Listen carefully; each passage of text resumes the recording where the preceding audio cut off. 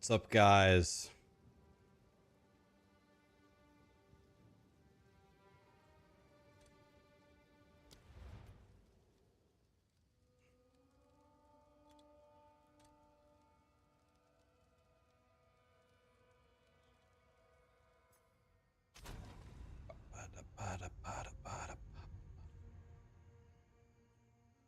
What's up, guys?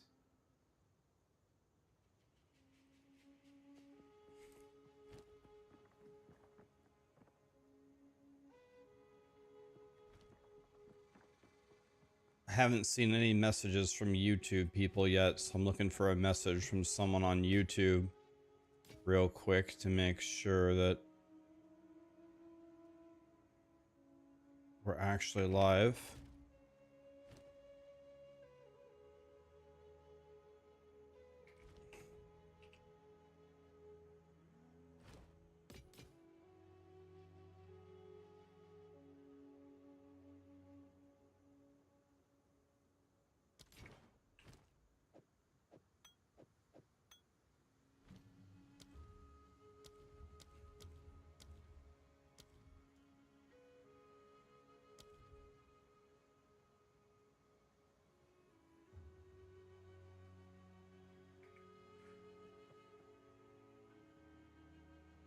Is the YouTube stream on? This makes me nervous.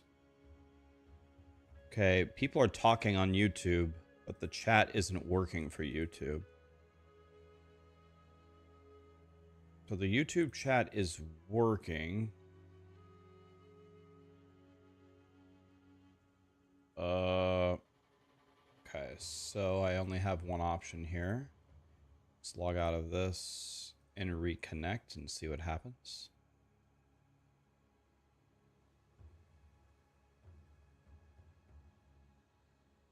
Let's see what's happening here.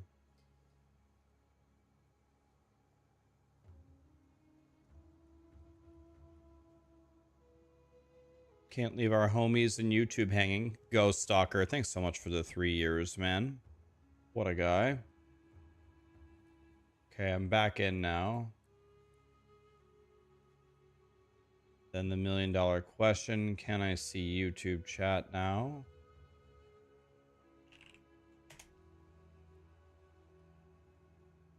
And the answer is, hi Breacher, how are you? Thanks again for all the gifted subs yesterday. I still can't see YouTube chat, still broken. Still broken. Okay. Let's log out of it again. Try something different this time.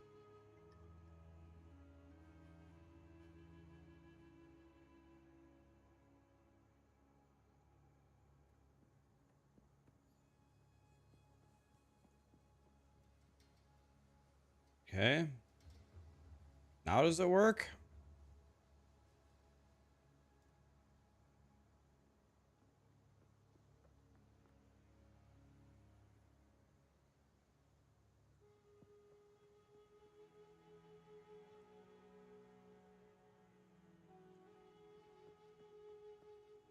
I'm gonna put this over here for a moment.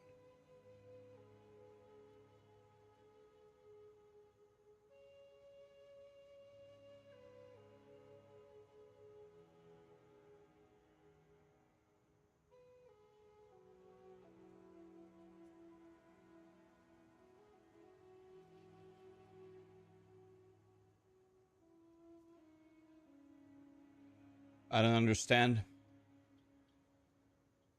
It won't connect.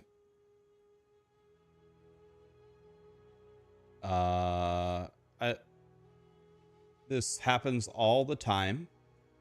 Exactly this. YouTube streaming breaks. It's not Twitch ever. It's always YouTube. Always. If YouTube ever wants to be considered, if YouTube ever wants to be considered the top streaming platform, they need some massive massive, massive work. They have so many issues. It's crazy. I don't have the slightest clue how to fix this. I don't know what to do here. There. I see someone from YouTube. Okay, does it work now? Let me see. Okay, now it works. I don't even know what happened. I didn't even do anything. Crazy.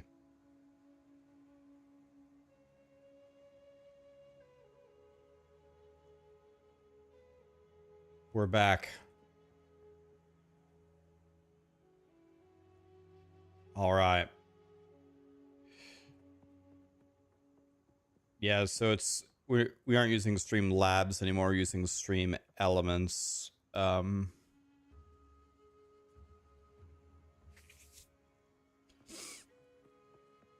yeah, I don't know. We're in there. I can see YouTube now. We're in there.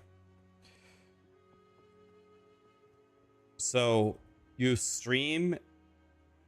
So it's very hard to explain. So when you stream, your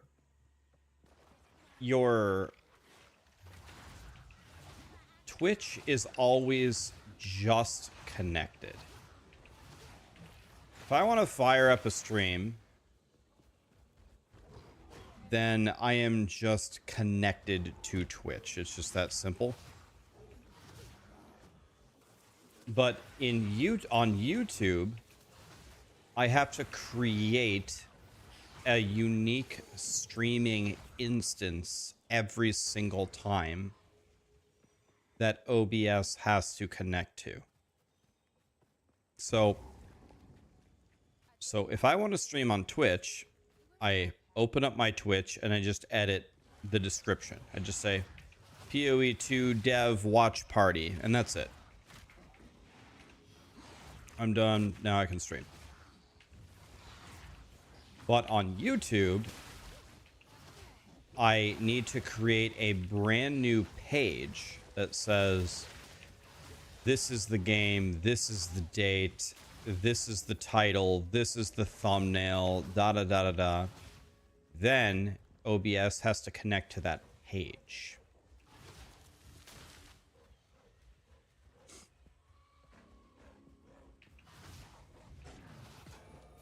What time is the interview? I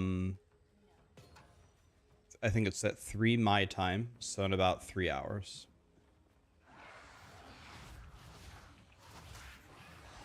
So anyway, I'm just ranting here, but then in order to multi-chat, then a separate program, Stream Elements, has to connect to both and merge the chats. So what ends up happening is, the phenomenon that happens is your OBS first has to correctly connect to this new YouTube page. And then if that goes well, then also your Stream Elements has to connect to that page. And if both of them connect to it, then you have a stream. And if they don't, you're screwed. The camera is super laggy. The camera is super laggy. On my screen, it looks perfect.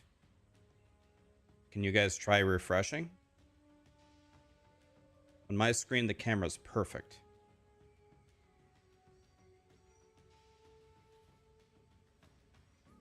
It looks fine, it looks fine, it looks fine. It's okay now, as you said. It fixed itself as I said it. Starforge has already sent me a new PC, guys. New PC is coming.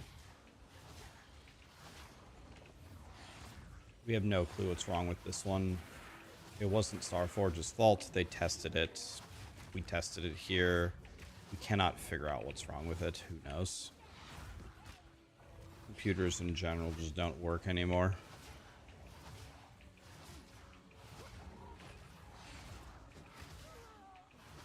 All right, we're gonna go to town here.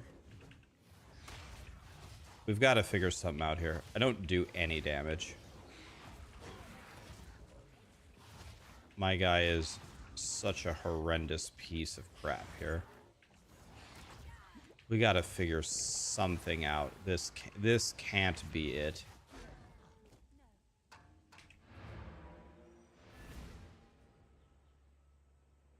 We gotta get way stronger here.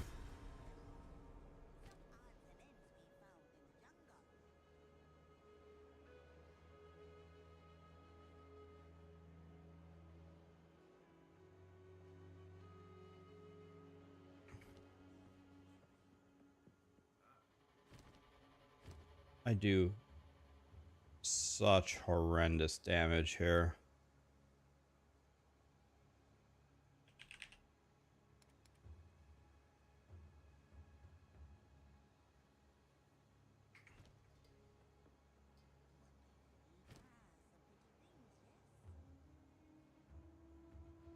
Let's try, that's not the one I wanted to buy. I wanted to buy this one.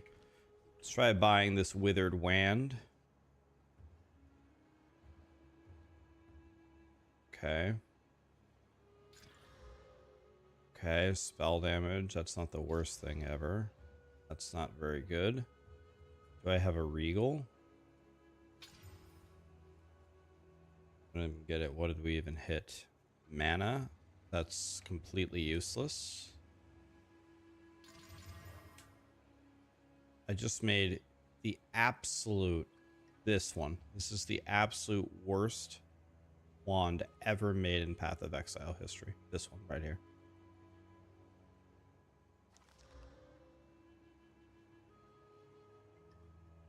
I don't know, like, what options do I have in this game at this point other than going to the auction house to actually make my guy better? Like, what options do I have?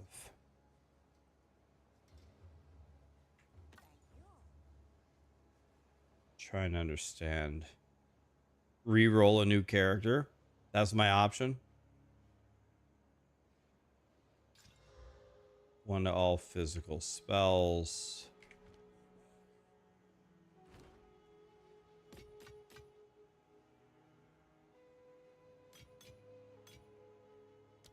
Gamble. That's probably the best, by far the best option. You're right. Gamble. How much gold do I have? 69k Keck W.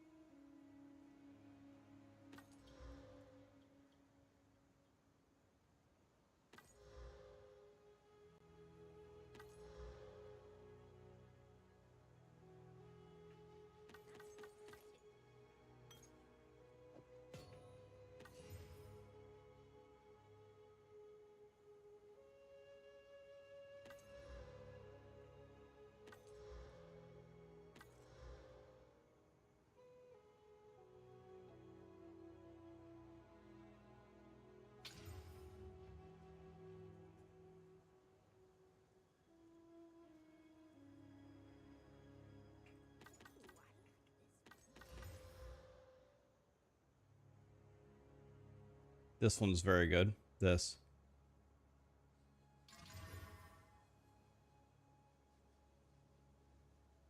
Very nice.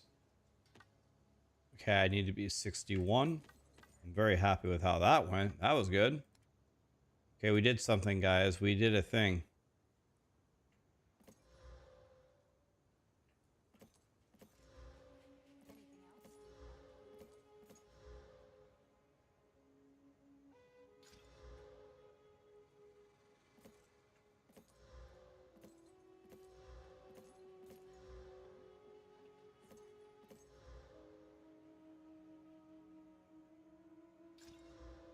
Oh my god, 1 to all spell skills and 54% spell damage. Lightning damage, that's a rip.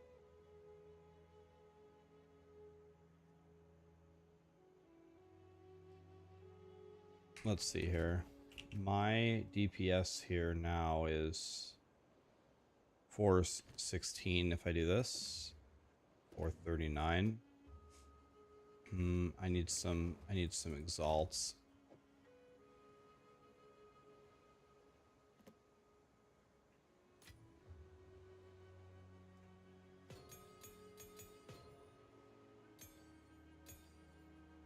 I don't understand. The affinity is not set.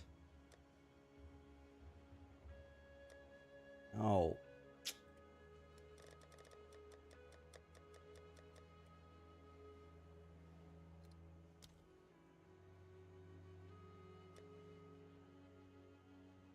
The affinities aren't set somehow.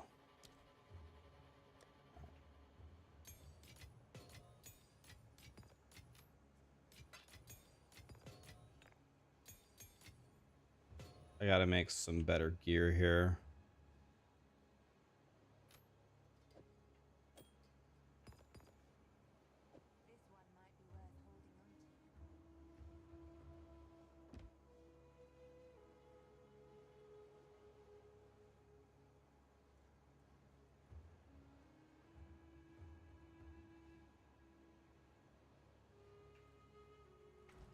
Okay.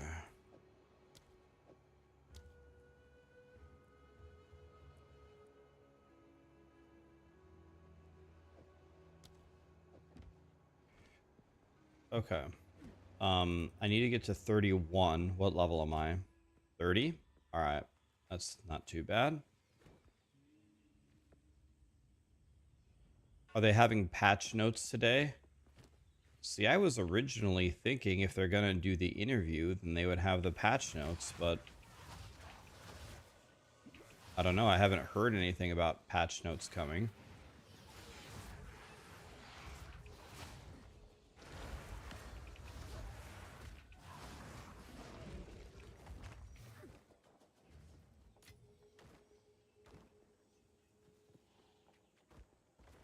What time is the interview? It's in 3 hours. I've got to find a way to deal with that question all day. Just don't quite know how I'm gonna do it yet. Hi, Prophetic. What's up, dude?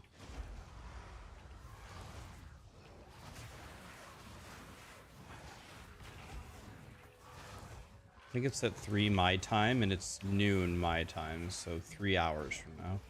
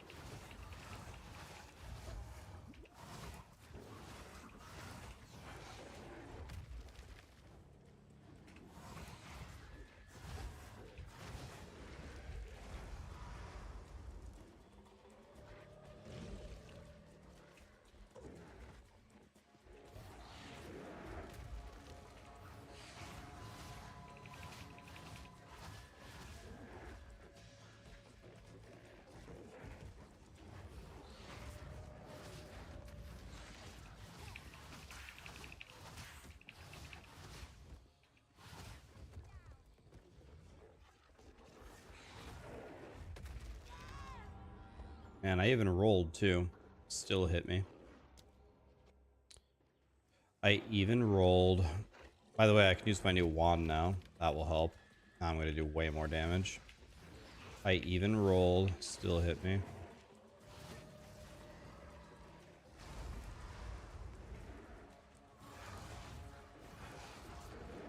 Can I just fight this guy straight up?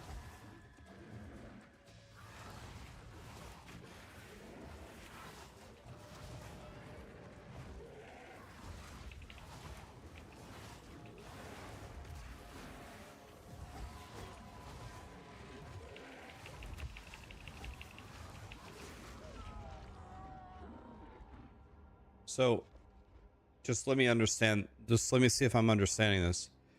The boss's movement ability, his movement ability, 100 owes me.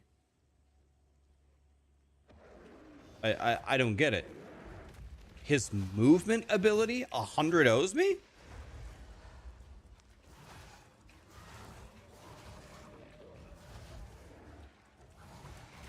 Grinding Gear Games made a movement ability 100 owe me. Is that what I just saw? I'm just trying to double check here.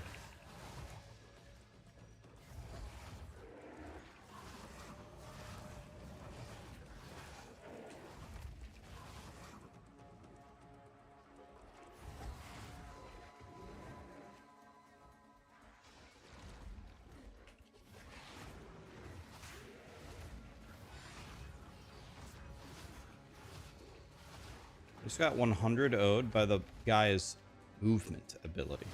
Was at full health, pretty sure.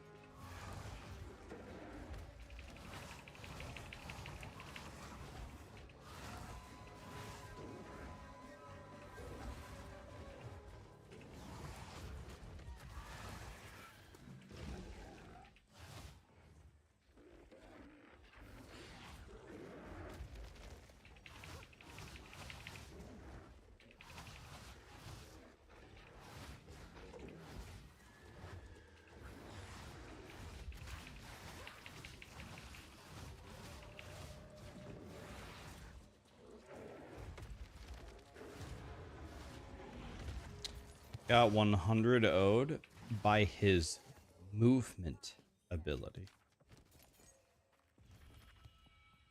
His movement ability, 100 owed.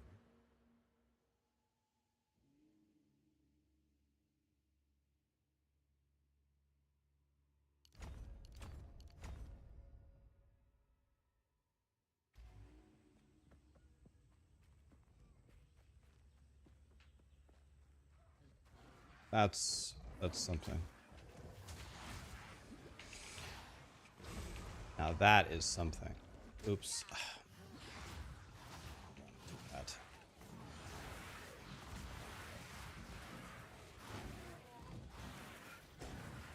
What am I planning for the first day of the patch? I'm going to play Huntress. For sure. I'm going to play Amazon. Your camera frame rate is bad when you're in POE.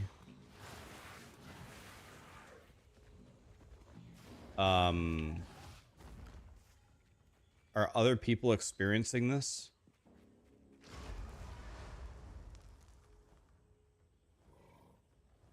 Yes, yes, yes, yes, yes, yes, yes.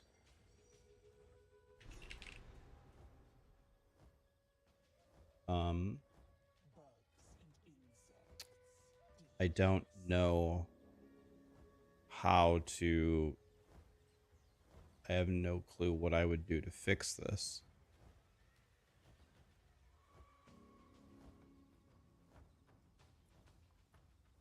Is that better?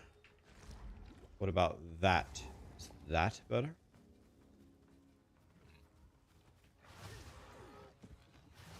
No, no, no, no, no, no, no. If I tab in, it lags.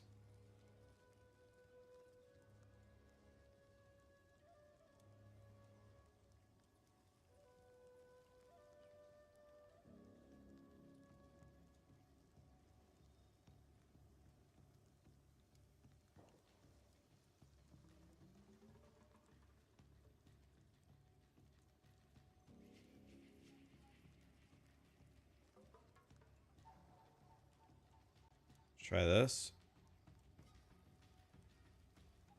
This one's fuzzy is the problem.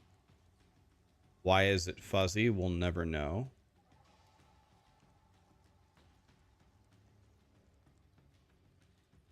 Okay.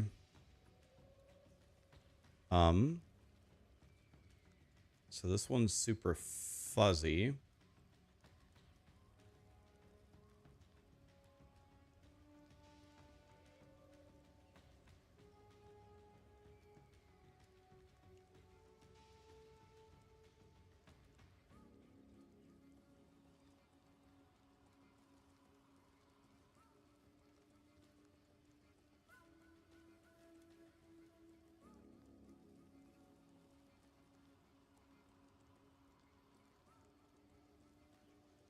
Okay.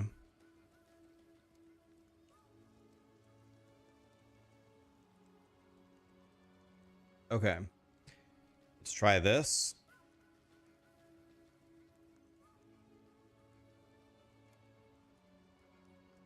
All right. What about this? Is that better?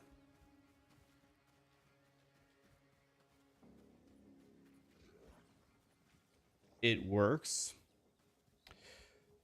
Of course, we've come across two questions so far that have plagued philosophers and scientists for millions and millions and millions of years. The first question is, how in the mother effing hell did my webcam stop working when I did literally nothing? And the second question is what satanic being at Grinding Gear Games made the monkey's movement ability deal damage? Haven't been able to figure this out for thousands and thousands of years. I'm really not sure we're ever going to get to the bottom of either of these questions.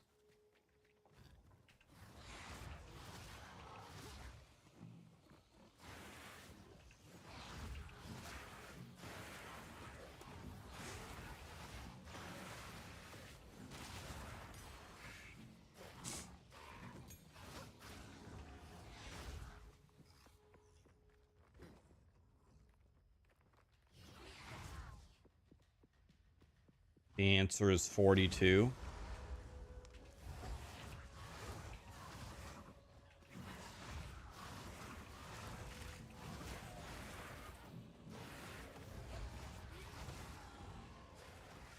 You might be right, buddy. The more I think about it, the more 42 is making sense.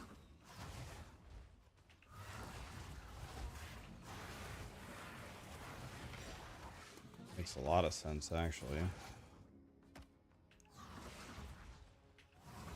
So did you guys say you can actually get this demon form at a certain point to just be active all the time, meaning you never have to turn it off? You turn it on one time, you just play, and you never turn it off?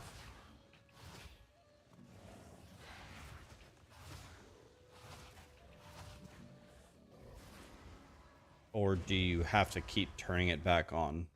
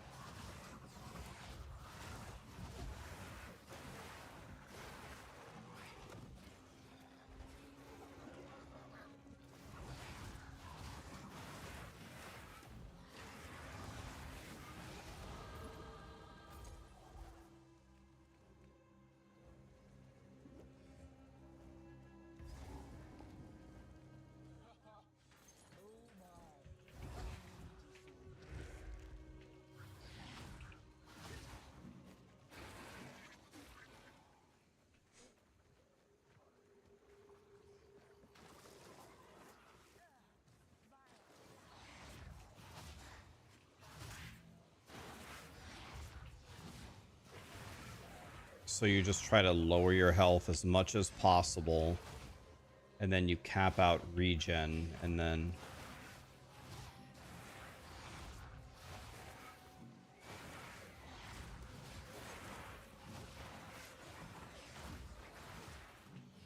Is there a cap on how much the life drain can be? Is there a percentage cap where it can't go higher?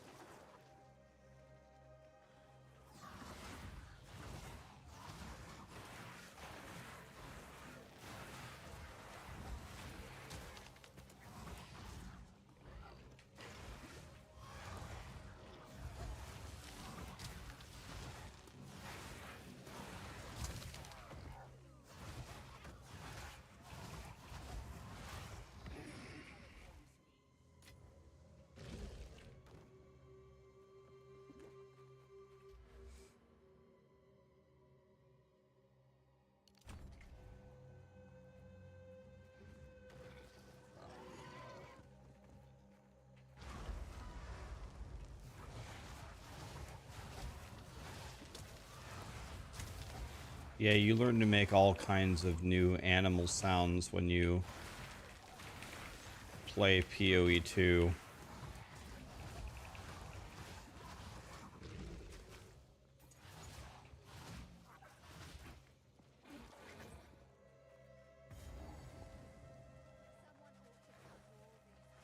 We're going back to Last Epoch soon.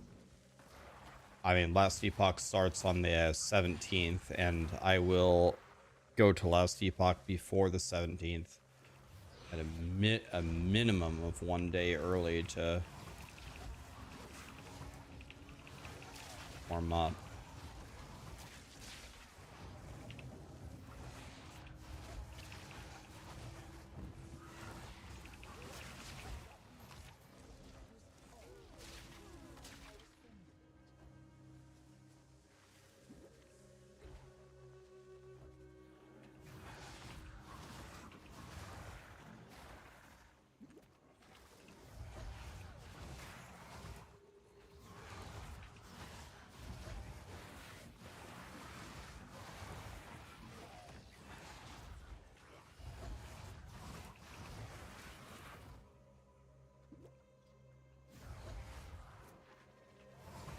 I think I have another,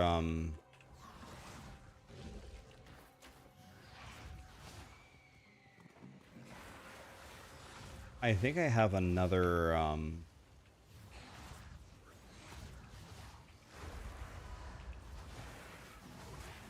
support gem I can put on one of my main skills. In fact, let's solve that right now. Wait, I'm about to get Hex Blast, aren't I? Is Hex Blast better than Essence Drain, guys?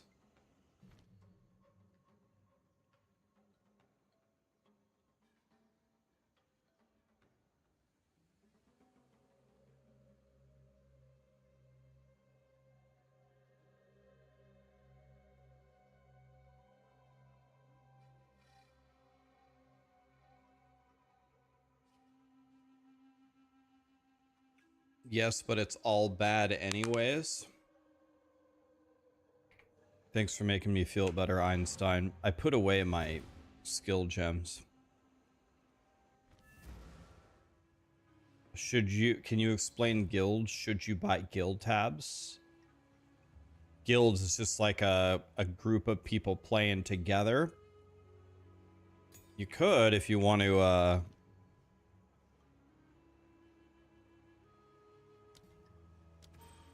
team up with people.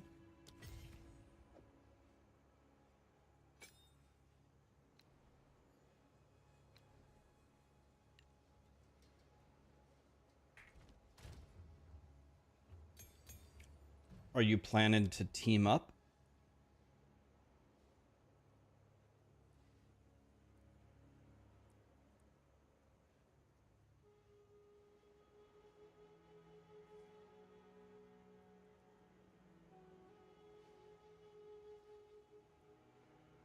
%60 of your int.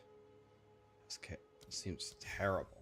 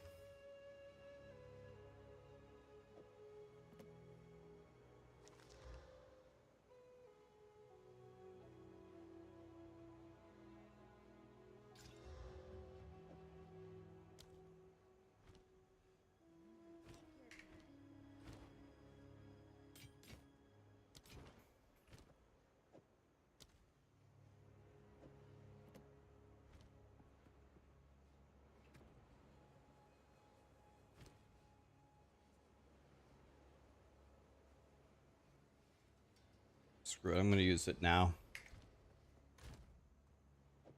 Okay, what can we add to Essence Drain to make it better?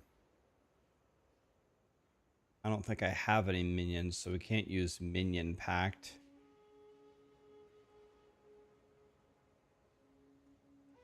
What does all the damage? Is it the damage over time? So...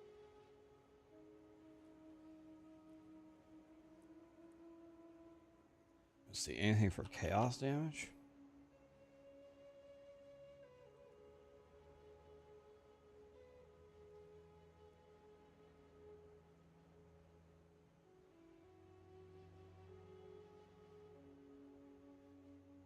Okay, none of those, so I'm guessing we do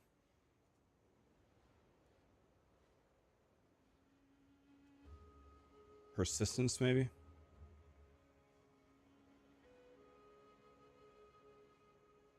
None of these seem that good.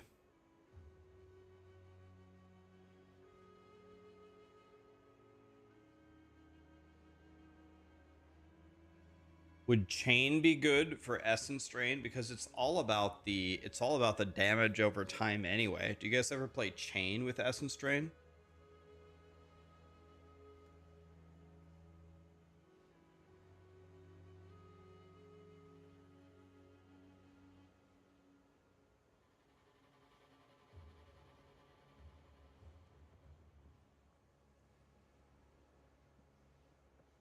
I mean, it's a projectile, right? Yeah. I'll try chain. Let's see if it's any good.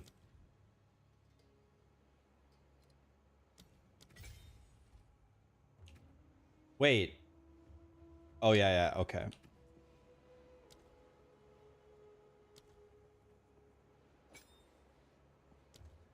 Okay, yeah, it doesn't affect the damage over time. Perfect.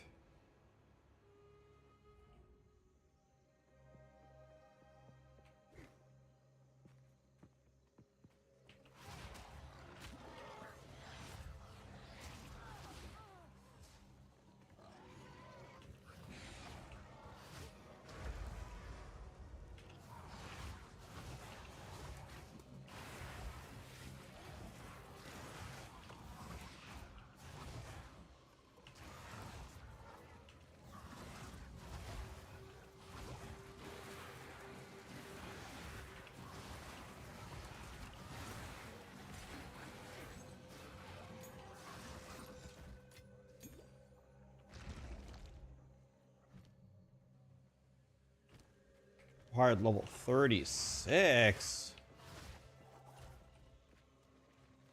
Oh my god.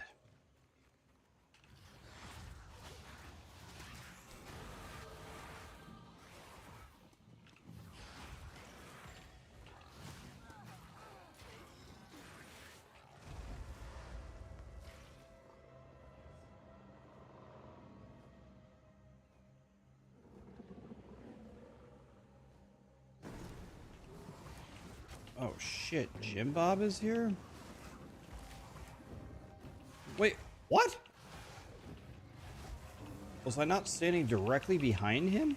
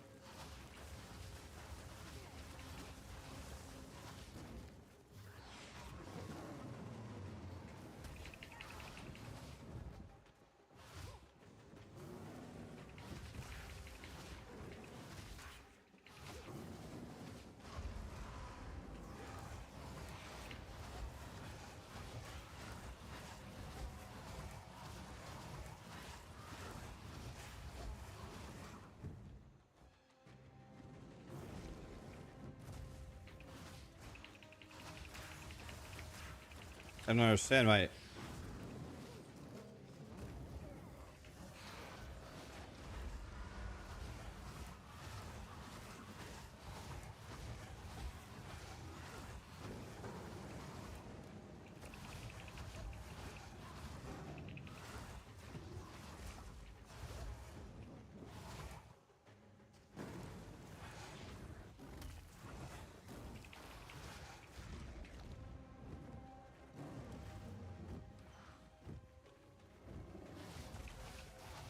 I think I'm not sure, but I think every time he jumps up, he I think every time he jumps up, he like resets my damages over time.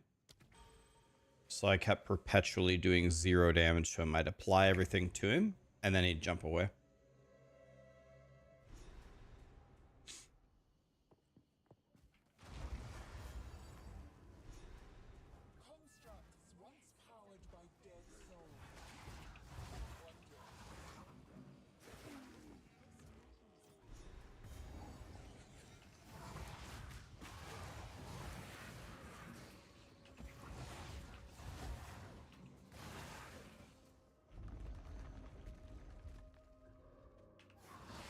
Last time I did this zone, it didn't spawn me the essence core to advance. I had to reset the game. Let's see if we get the essence core this time.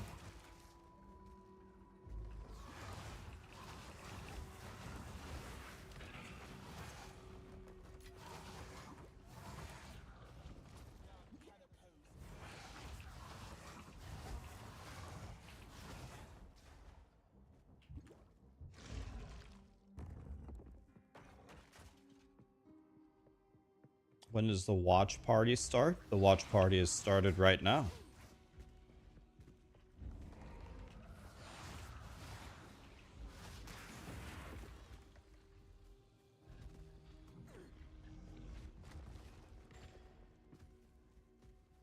Do I ever click the chests? They're in the chest sometimes.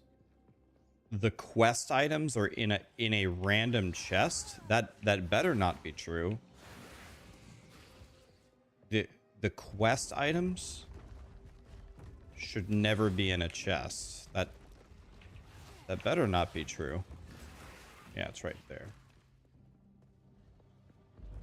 There's no way that's true.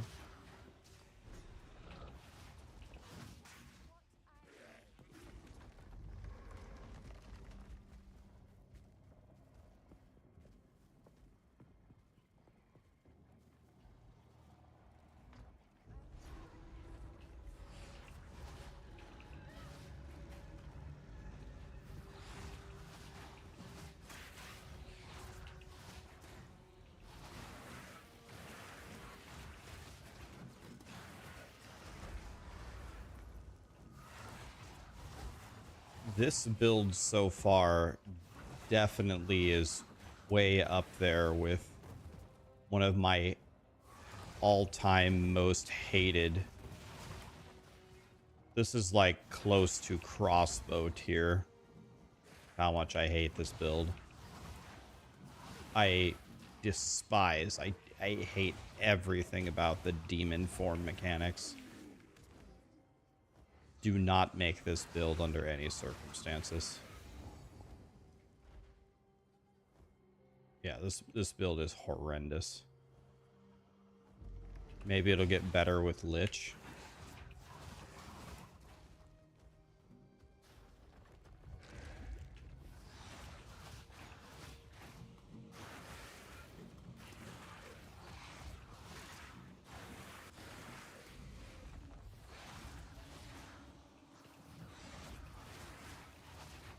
But this is crossbow tier for me. I would way rather play warrior than this build. Hex Blast at 90 plus is S tier. Maybe. I haven't played Hex Blast yet. I'm praying that Hex Blast is gonna save me. I'm praying.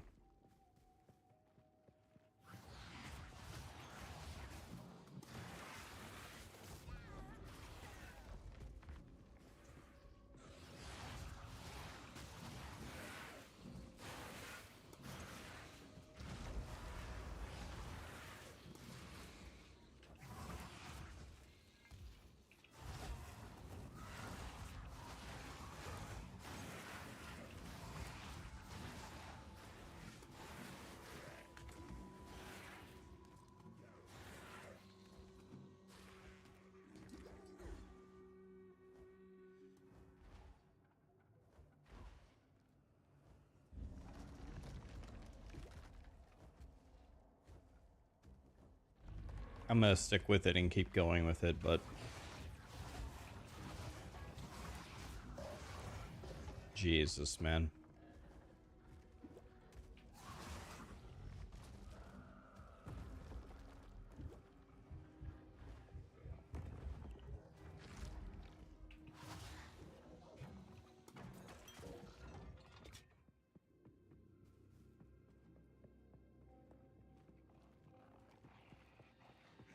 Yeah, Angormus.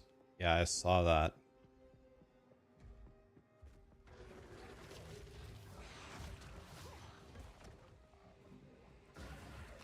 As grinding gear games, as the game approaches the release, I'm definitely going to be putting a lot of time into speed running the game. How quickly can I do all 6 acts and get to the end game? But there's going to be so many changes to the game and what skills are good. Like, for example, what enables that insane run that Angormus is doing is how good Perfect Strike is, right? Well, one nerf to Perfect Strike and we're already in huge trouble, right? So I need the skills to be somewhat locked down.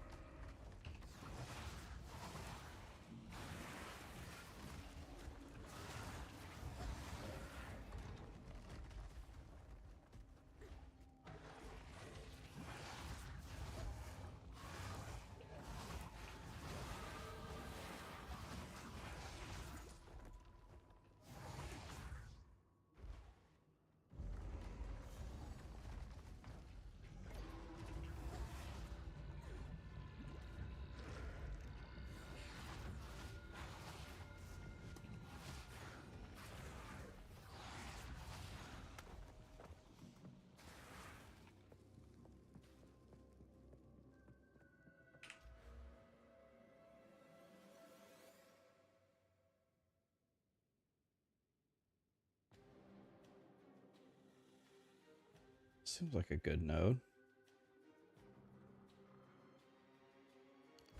Maybe I'll take that one too for fun.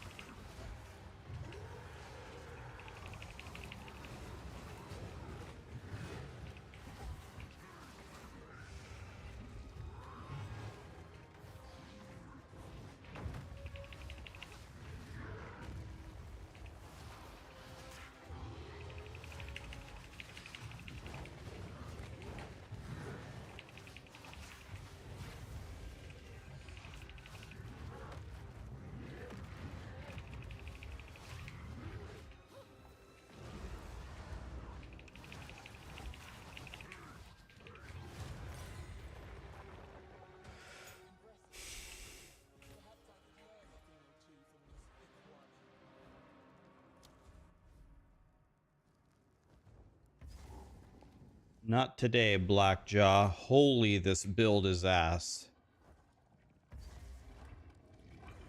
The way that you have described my build, I think, is significantly better than how bad my build actually is. You know, there's a lot of differing opinions on Donald Trump as our president. But Donald Trump announced something the other day that I think has shocked literally everybody. He's saying that the prisoners of war that we capture, they're going to lock them into a basement and have them play Contagion, Essence Drain, Witch until they talk. That obviously violates a lot of their human rights. Not sure if it's going to pass or not, but has a lot of people outraged.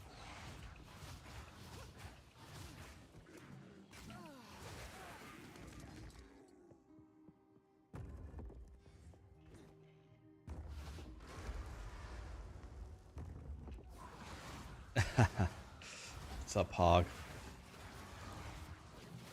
You thought I was gonna say D4? It's pretty much the same thing.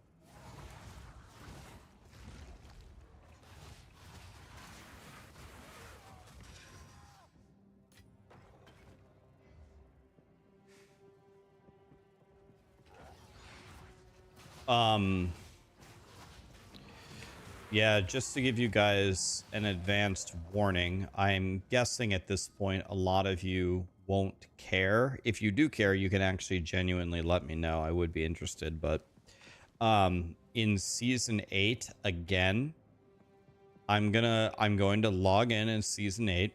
I'm going to play on the 29th, and then on the 30th, I'm just going to go No Rest for the Wicked. I'm glad that they're making the progression tougher, and I'm glad that, I don't know, did they change anything else? I guess that was it. They're making the bosses a little bit more interesting, but I can't play D4 until they, actually give us something to do. I just can't. So I'm this is gonna be the first season. I'm not even gonna bother making a tier list or anything like that. I'll be happy to play D4 if they actually like do something.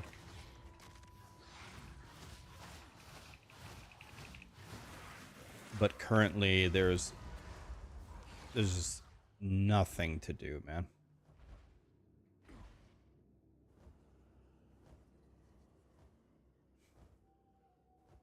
I need the game to be I need Diablo to go back to what it was. I need Diablo to go back to the dark, creepy hell that was challenging and difficult to actually achieve the best builds instead of earn everything in a day. I know that's like a very 2025 way of designing stuff just for the instant gratification, and it's a good way to make a lot of money. The people who don't have a lot of time to game, they can buy the battle pass, they can earn everything, and they love it. And maybe Diablo 4 just is the game for them, and that's the way that it's going to be. But there's no leaderboards, there's nothing competitive, there's nothing to achieve, there's nothing new. I actually just can't do it. I could log in and play, I could, but I would be miserable and you guys would notice, so it's not even worth it. I'll be happy to play one day. I'll get to, I don't know, Paragon 200 in one day and whatever. Cool. That's it.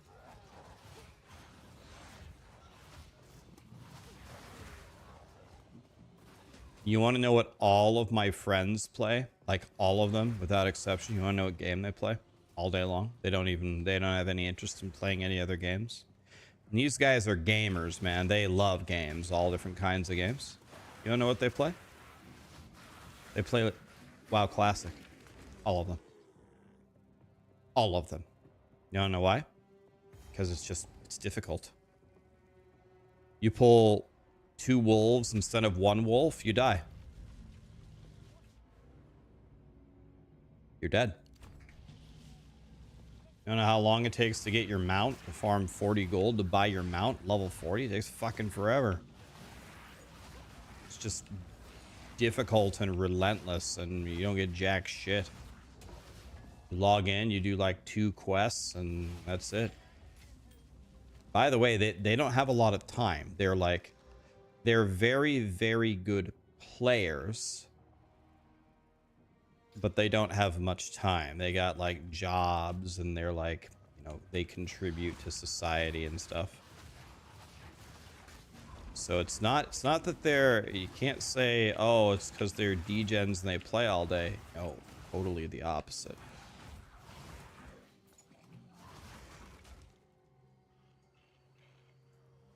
WoW is not difficult. All right, I'll make you a deal. You fire up a character on Classic WoW, and I'm going to fire up D4, and let's see who can reach max power first. You're going to be level 12 in the Barrens, looking for Mancrick's wife, and losing 300 brain cells an hour, talking to Barrens chat. And I'm going to have 300 mythic uniques. And be an absolute one-shotting AoE pentakill entire screen god in the same time frame.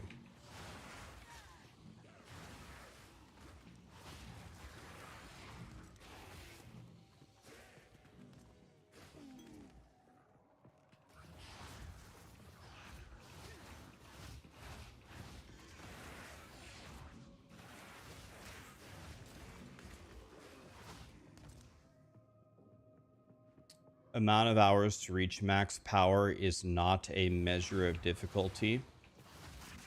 Well, okay, if you're talking about the actual gameplay, the fastest way to level up in Diablo 4 is to do the normal campaign. Because the quest rewards are what give you all of your XP, not the monster kills.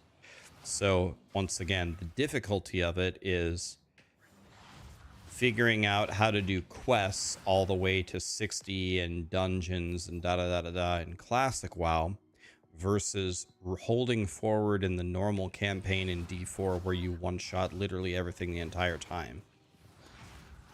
So by that measurement, the other measurement, it is 1,000 times harder in D4.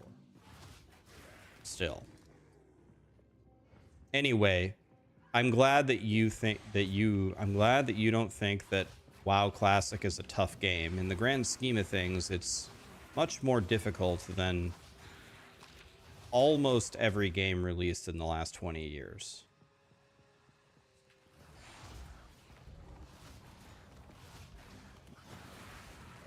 I have 23,000 hours in WoW. I'm very well aware of how difficult the game is.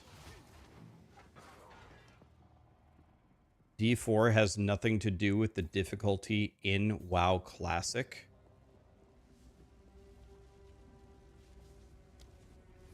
The entire point of this whole conversation was comparing difficulties of games. In order to compare the difficulties of games, you take two games and compare them.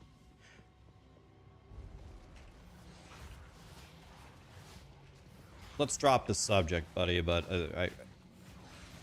I would have been happy to go against you in speech and debate in high school. WoW Classic is definitely a difficult game. By any metric you want to pull up, it's definitely a difficult game.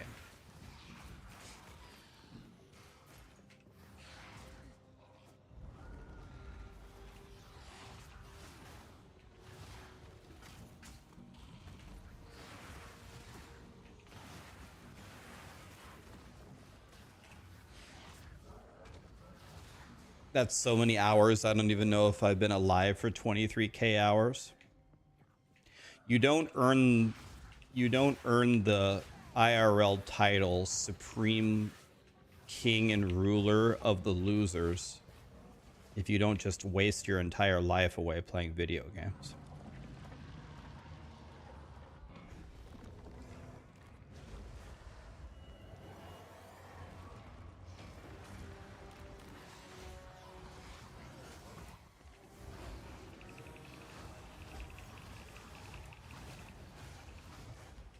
D4 isn't garbage, it's just super mid. There are some people, by the way, not like stupid people or anything, but there are absolutely some people who think that Diablo 4 is the most fun video game.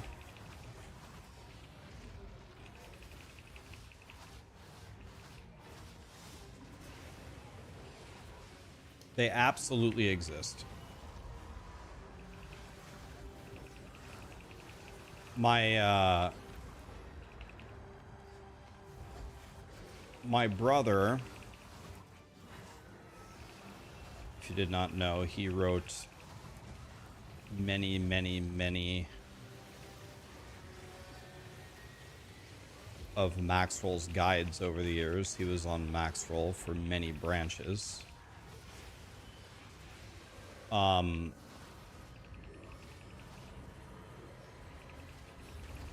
He has a lot of casual friends who play Diablo 4, and every time our friends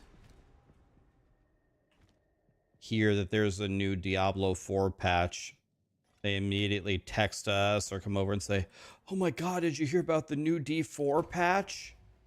They change some boss abilities.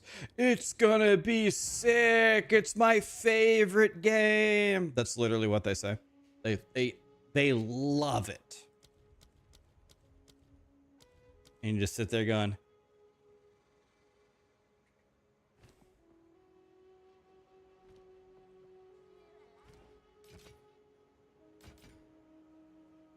there are people out there that absolutely love Diablo 4 and it's their favorite game.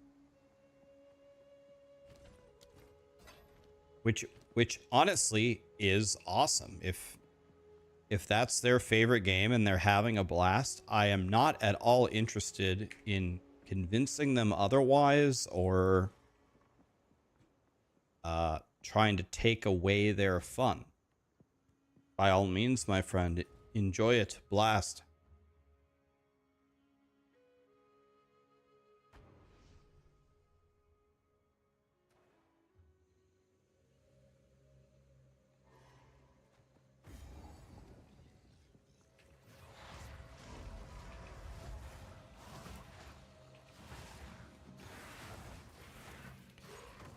He ignores YouTube chat for Twitch chat, huh? Guys, don't ever be a streamer. Trust me. If I can give you one piece of advice, don't ever become a streamer.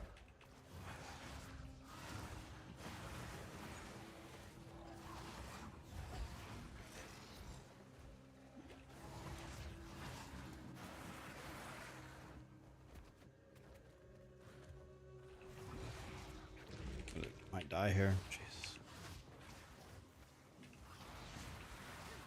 Don't ever become a streamer. Best advice I ever gave you. Just a question. Don't piss your pants about it, Rax. I know one way to not piss my pants. To very, very happily permaban you. Don't ever come back. I look forward to seeing you in my fellow streamers' chats later, where you complain about what a stuck-up bitch I am for banning you, as we laugh our asses off at you. Have a good life, buddy. Okay. Imagine him insulting me, me commenting on it, and then him insulting me again. Imagine.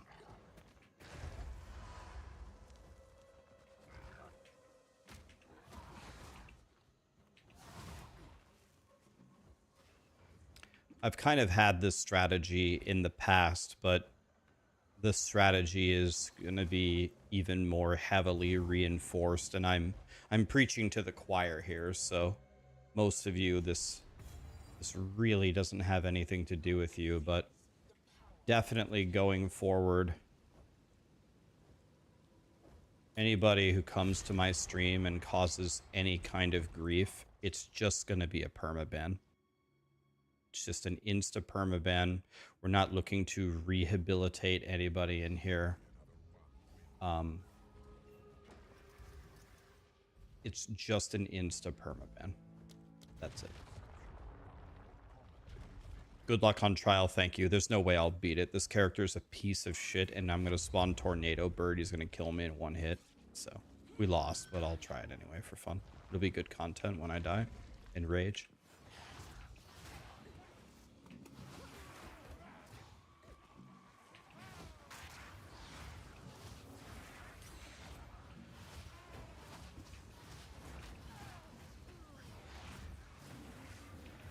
What's considered grief? I don't know, man. Just anything. Just, yeah, like anything common sense wise. If you come to my stream and talk shit to me, I'm gonna permaban you. If you message me saying it was a joke, you actually really love my stream, I appreciate the apology, but I don't care. It's over. Go watch somebody else. I don't care. Been doing this way too long to care anymore. Have I eaten today? I haven't, and I don't know. I'm actually my liver is failing, so I lost a bunch of weight. I've lost a little over 18 pounds so far this year since January 1st. But since I failed my liver thing last week again for the 5th time, now I think I'm doing it wrong. Like now I'm like very extremely not eating. And this is like day 4 or 5 of it, and I'm actually starting to feel pretty sick, if I'm being honest. I need to I said I was going to eat like a full meal yesterday for dinner, but I didn't. All I did was order a grilled chicken salad, and it wasn't very big, and that's all I ate. So I need to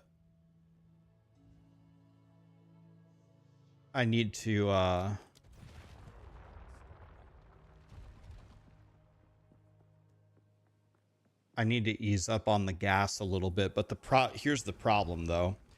Because I haven't been eating, I don't really feel well. So the solution is to eat, but I don't feel well. So if you don't feel well, then you don't want to eat. So I've actually gotten to the point where like my body is probably starving right now, but the idea of eating is kind of disgusting. Like I don't want anything. So I don't know. I just gotta eat something. I gotta figure something out. I'll eat something. I'll be fine. It's my own fault, but I've been taking this fasting stuff for the last 5 days way too seriously. I've been going way too ham. It's making me feel sick. But the results are absolutely there. I've lost quite a bit of weight in the last 5 days. I think I've lost almost 4 pounds in 5 days. Actually, talking about it is kind of making me feel sick. I'll eat, guys. I'll be fine. Don't worry. I just messed up. I took it a little bit too. I took it a little bit too seriously.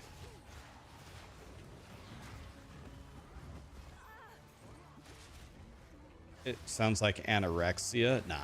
I don't have an eating disorder. I'm fine. I've just taken fasting this week too seriously.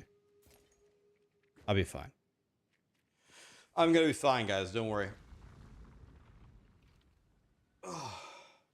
Am I hydrating? Yeah, I've been drinking water.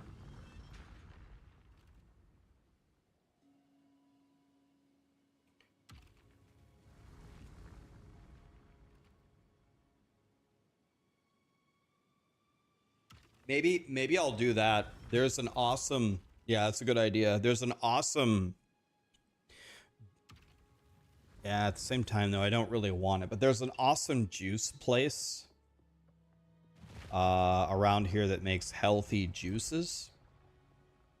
Maybe I'll order one of those. I don't have any Gatorade, but I could definitely drink Gatorade. Well, I don't want to do any of this. Let's do this one. When's the funeral? I'm not gonna die, guys. I'm gonna be fine. But it's probably gonna happen, I would guess, next week. Well, I guess this week just started. It's probably gonna happen this week, actually. This week I'm gonna hit the lowest weight I've ever been streaming in the last 6 years. And then, but I'm gonna go much lower than that though. I'm gonna try to go.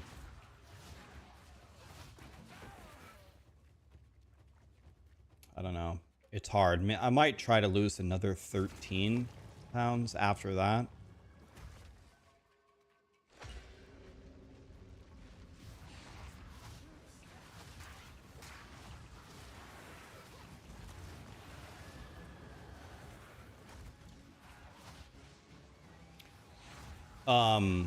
I did start exercising again, but I have been doing a bad job of it in the last couple of days because, again, I just haven't felt well because I haven't been eating anything.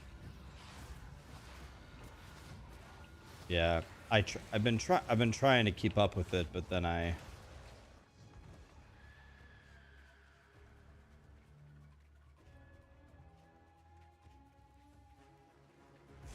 I'll be fine, guys. Don't worry about me. Don't worry. I'll be fine. Everything is good. Just need to eat some food and I'll be fine. Just gonna eat some food, that's all.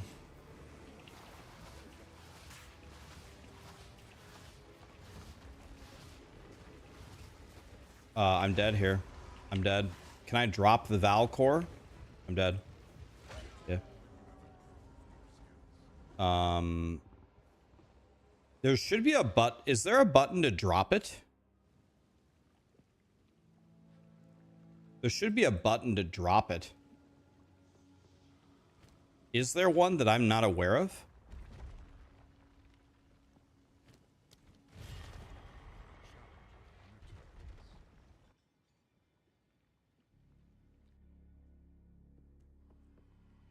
The button is the stone. Is there a way to drop the stone on the ground and stop taking the damage over time? Weapon swap? Okay, I'll try that next time.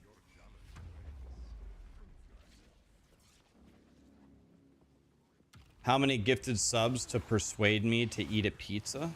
Oh, guys, thank you, but you're trying to help me. Thank you. Don't need to gift me any subs. I'll fix it for free. I don't want a pizza. That doesn't, like, I'll get like some chicken noodle soup or something. Something, I don't know, something. I gotta start with something light. I don't want a pizza.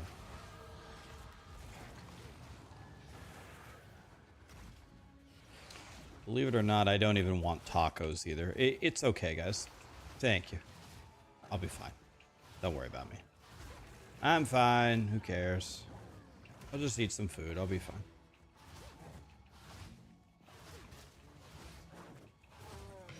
I'll be fine. Don't worry about me. Please, bud, avoid Gatorade. Why avoid Gatorade? What? Avoid Gatorade?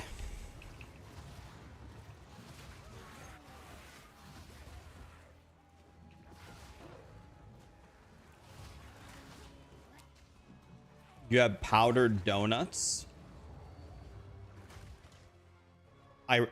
For some reason, I'm normally not really a sweets guy. A donut doesn't sound too bad.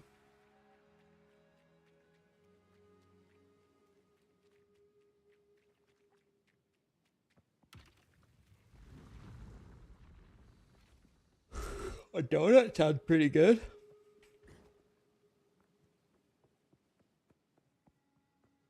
I'm usually not a sweets guy.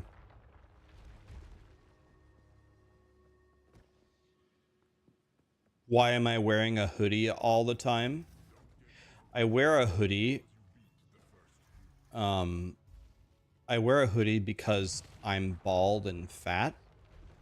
And I'm hoping that putting the hoodie on deceives the internet into thinking that I have hair and that I'm actually really skinny.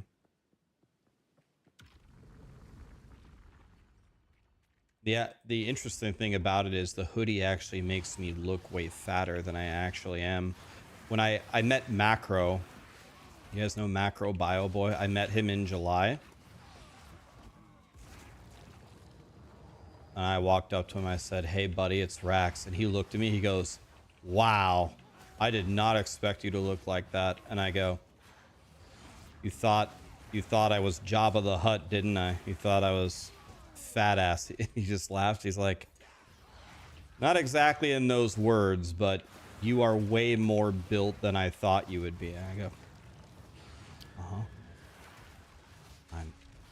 Everyone thinks I'm so fat.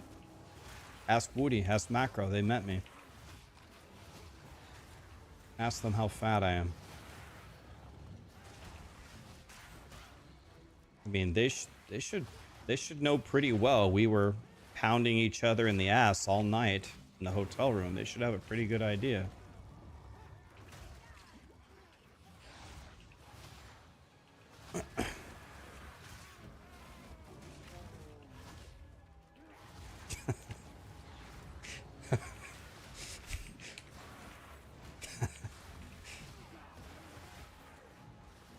Caught.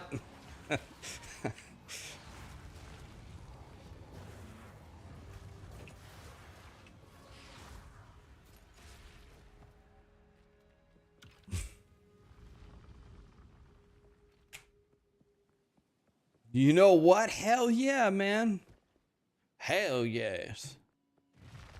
I gotta go ask Woody a question. Be right back. Go ahead.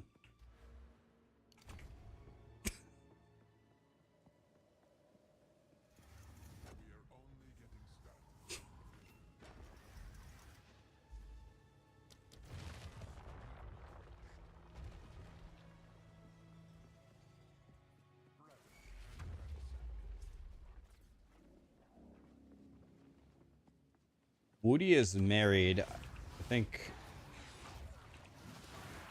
I have a girlfriend. Woody is married, and Macro, I think, is he? I think he's engaged. He's been with his girlfriend for a long time.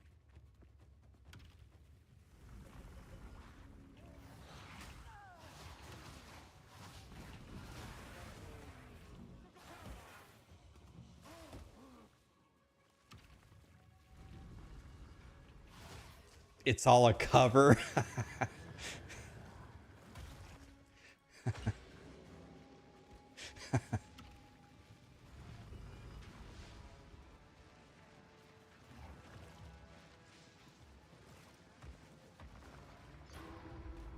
Trust me, Woody and Macro are not going to be surprised I said that. They've been on Maxroll with me for a long time. I have a history of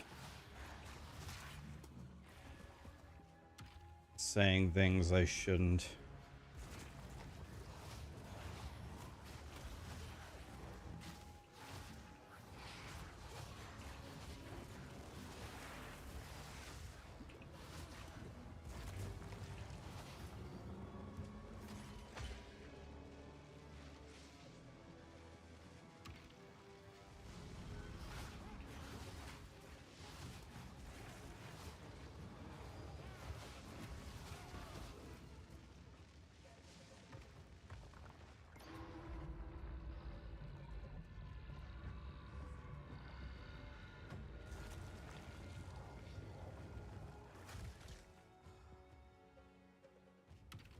I'm not doing WASD, I'm doing force move.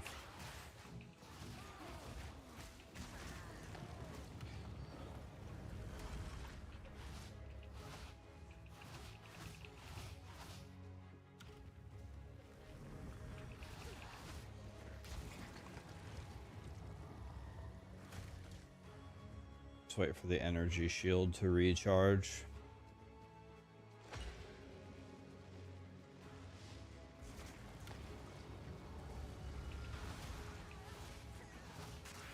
I'm dead again. I have to turn this in right now or I'm dead. Okay, let's get out of here. Whenever you're ready. The dev interview is today, it is.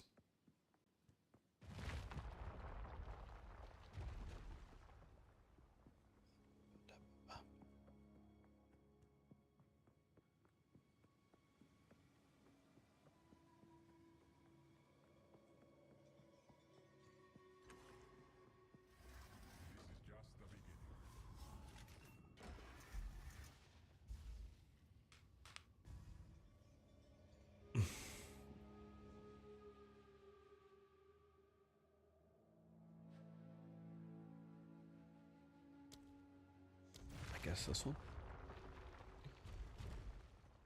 Oh, it's Tornado Bird. I'm dead.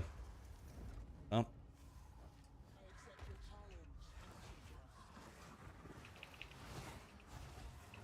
Fun fact, since I've come back, I have not gotten a boss that wasn't Tornado Bird. I have only fought Tornado Bird.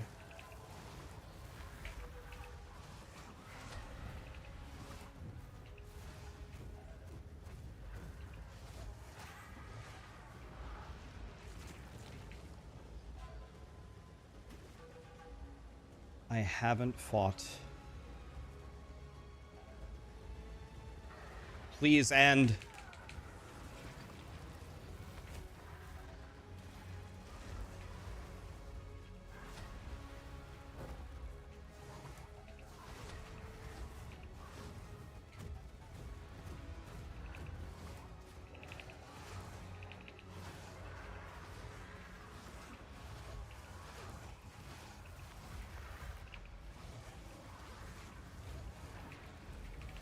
Roll.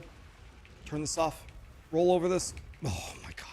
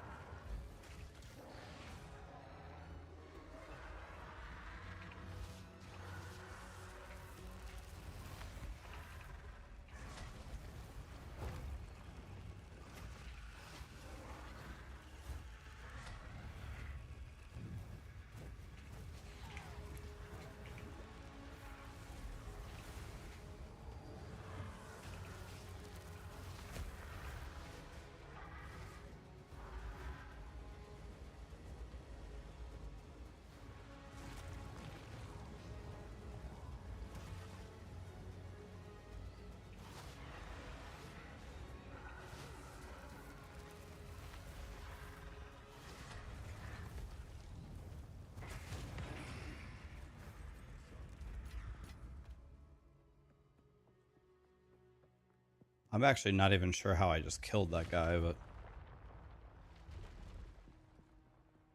killed him.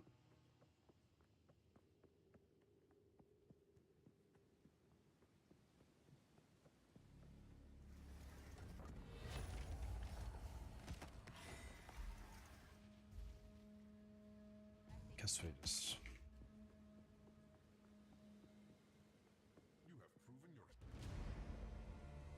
Alright, so I have this demon form stuff.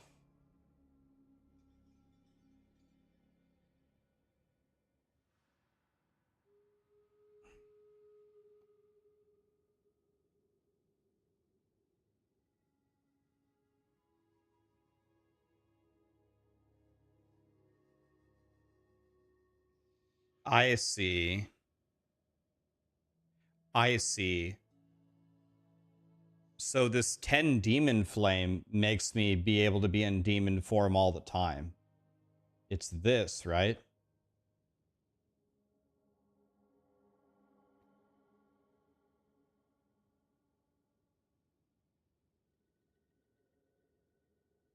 Okay.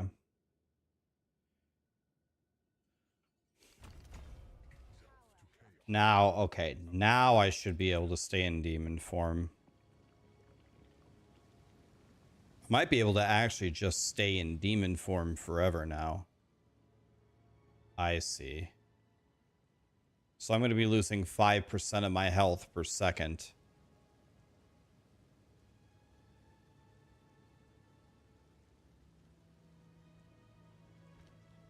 I lose 5% of my life per second. But I have...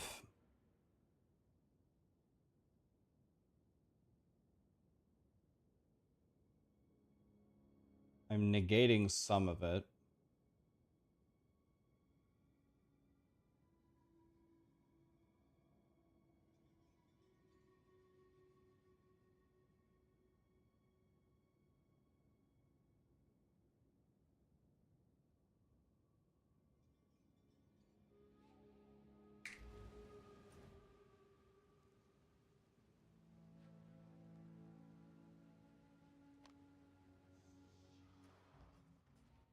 I need life regen, and I need my max life to be low.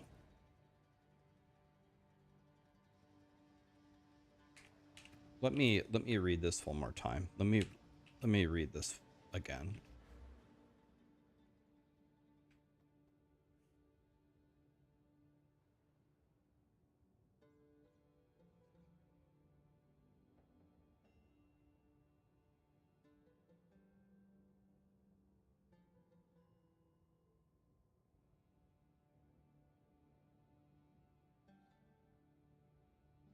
Okay.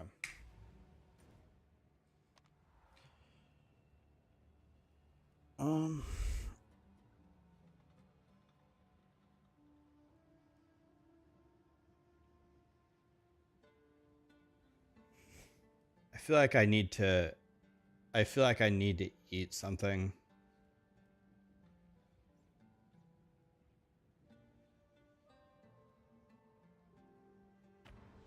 Not feeling so great.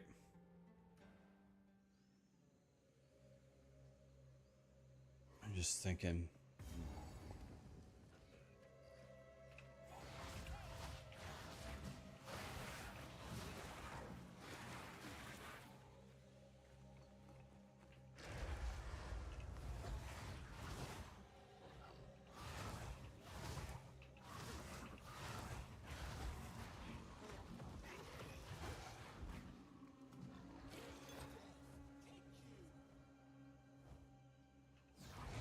Okay, my life is going down very, very slowly.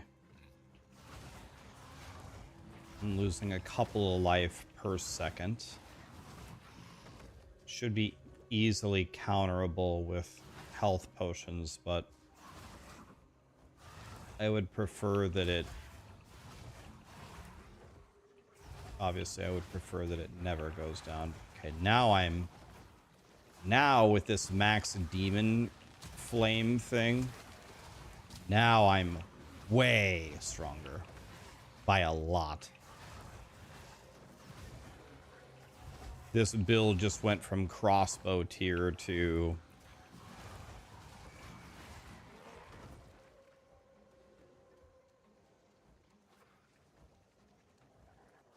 Can you go CI with demon form or no?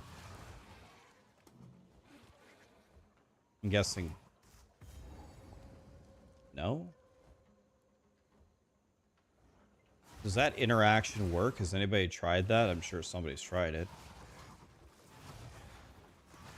Okay, I'm like, I'm crazy. I'm crazy strong now. Now I'm super strong.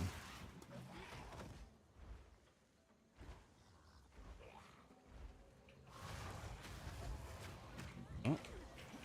Got hit 15 times in the same instance.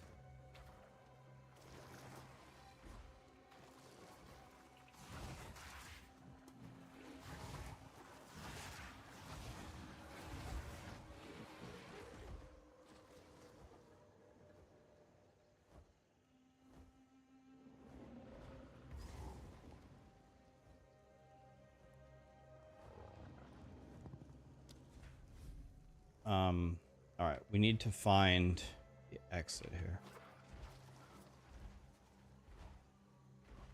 Go get some cookies.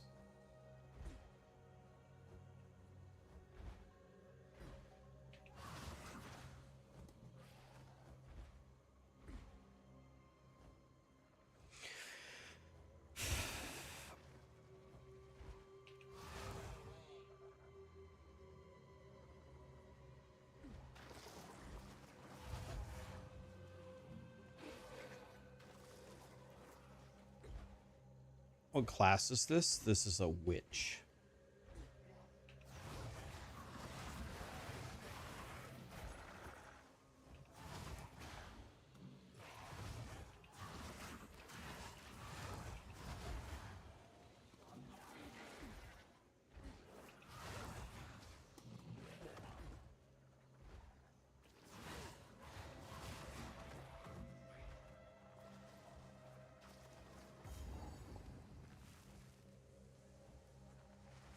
I've already done this toxic bloom thing.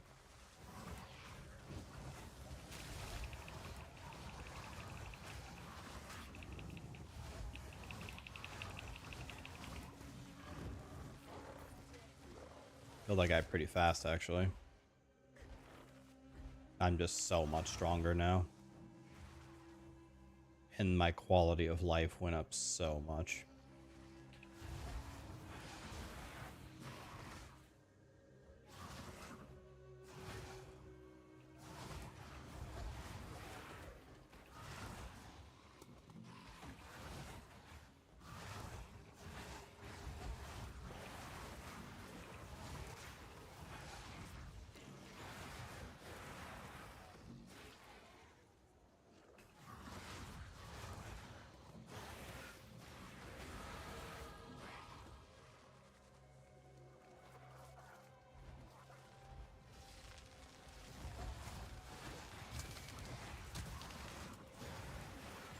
This should all be dead now.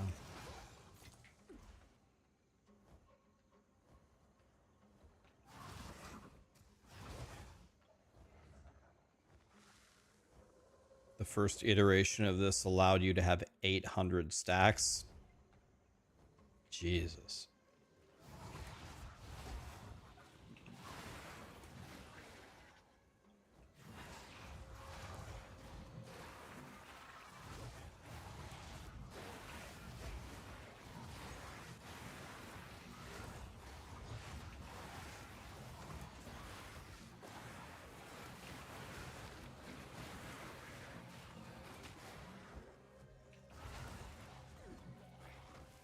Okay, my guy feels like a god now.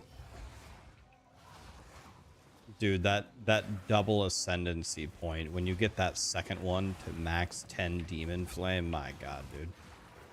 It's perfect.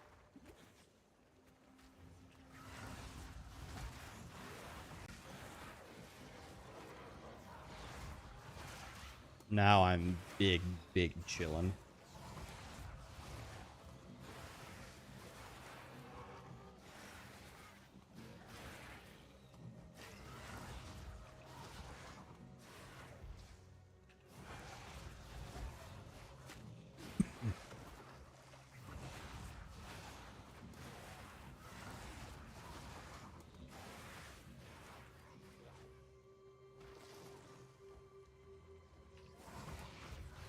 Okay, wait a minute. Wait a minute. I think the thing I was looking for the whole time was right where I started. Oh my god, I'm so stupid. God, I'm so dumb, man.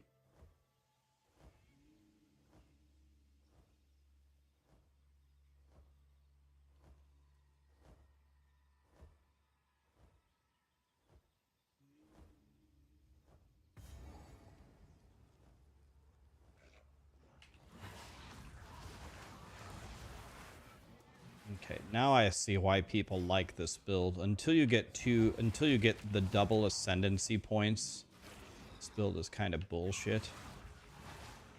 But now, this is completely different.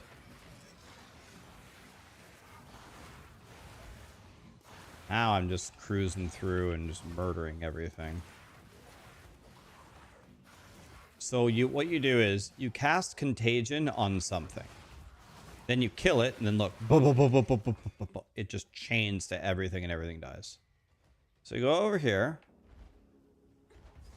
Cast Contagion. Then you throw one Essence Strain at the Contagion guy, and that's it. It's over.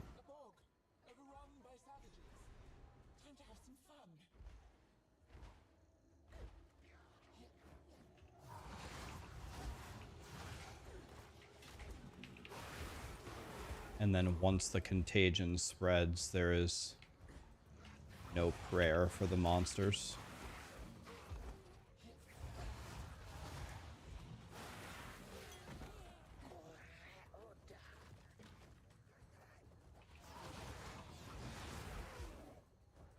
You lead with Essence Drain. Yeah, the evade is really sick. Like how fast you can move. Like Wouldn't surprise me if, when all is said and done, the world record speedrunner holder is going to be a witch because of how fast you move as in demon form.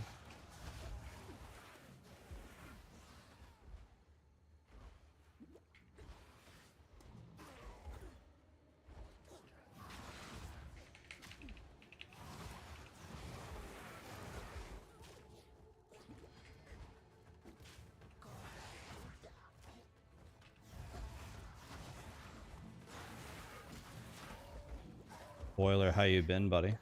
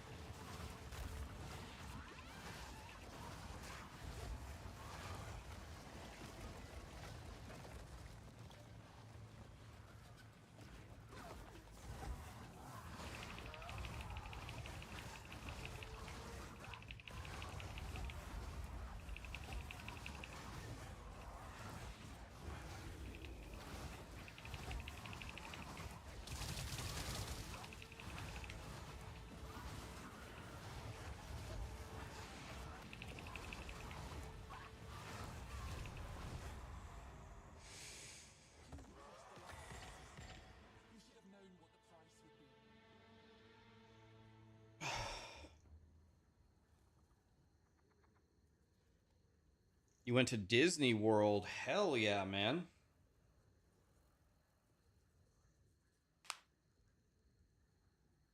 Are you still writing a lot of guides over there for Max Roll, Boiler?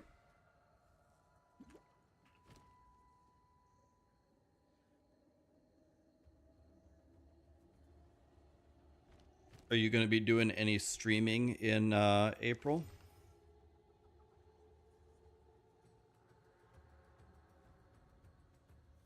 This item provides no stats while shapes shifted. Wait, what? I I lose my weapons?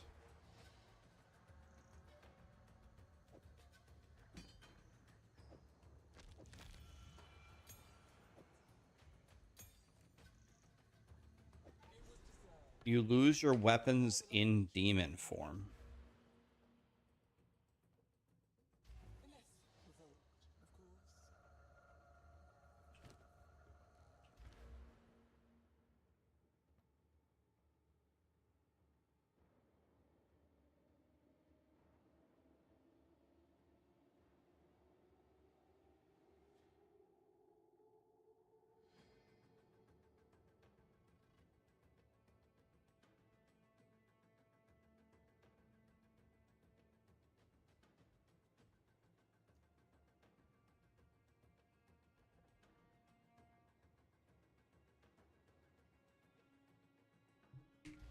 Hmm.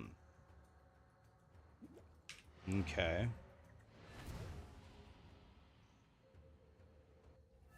I didn't know that. Do I still like streaming after 10 years?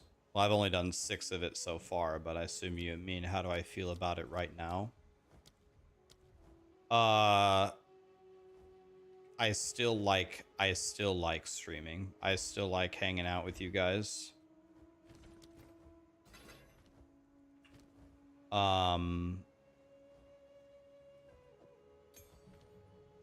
Still very happy to be here.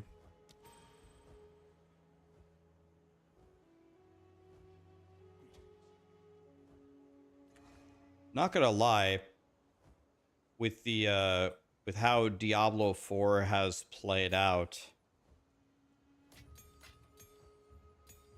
you could say that it almost ended my streaming career. I kind of put all of my eggs in one basket, so to speak.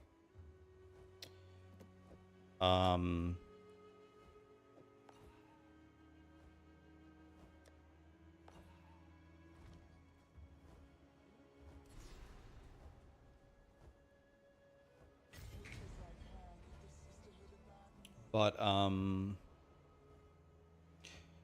it's usually very difficult to try to stream anything else than what you're known for. It's usually just the end of your streaming career. It's usually just the end when you try to do that.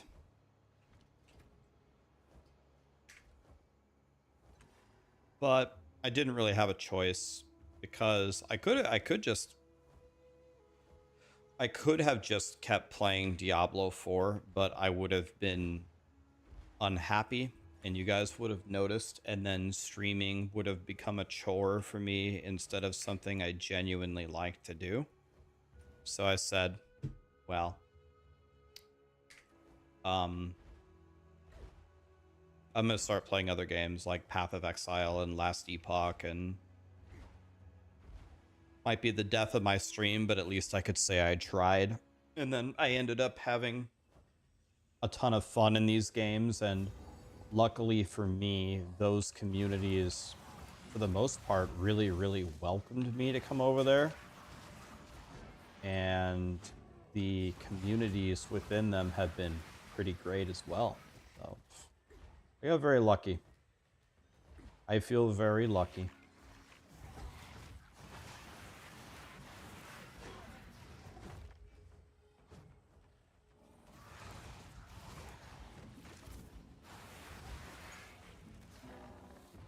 Am I planning a huge comeback to the Diablo Immortal community? You want to hear a Keck W about that? I have heard that Diablo Immortal did release like non-pay-to-win servers, and that the game got a lot better. That's what I've heard. I don't know that, but if that would have been that way, I'll be honest with you, if it would have been that way on launch, I probably would still be playing the game. In general, I kind of like mobile games. I don't like pay-to-win mobile games, but I like playing games on my phone. I probably would still be playing. I'd probably be rank 1 in the world right now if it was...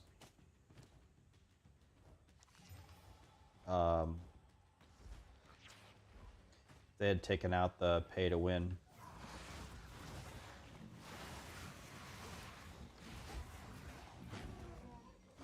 I begged them.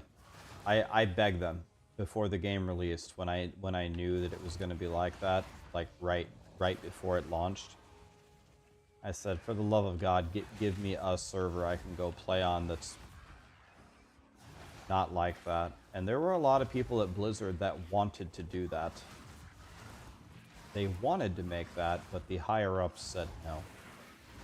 We want our money. And then they said, it's a very simple concept, guys. Think of it like an ocean.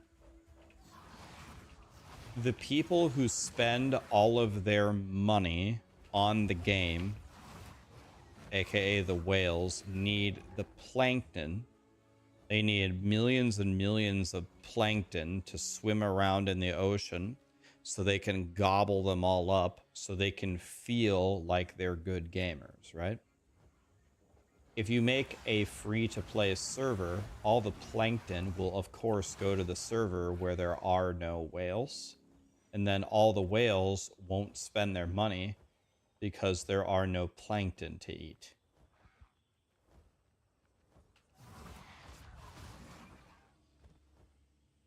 So when you play a pay-to-win mobile game,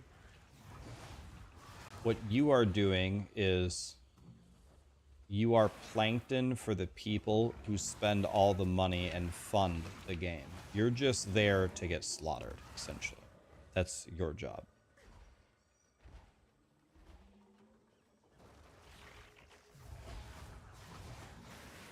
Because for mobile games, they make 90% of their revenue from, they usually make about 90% of their revenue from the top 10% of their players who spend. Assuming that the game has unlimited spend for power.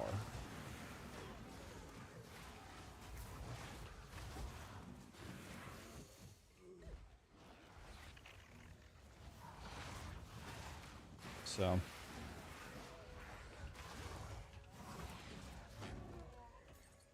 it's not a game you can play or support, unfortunately. Oh.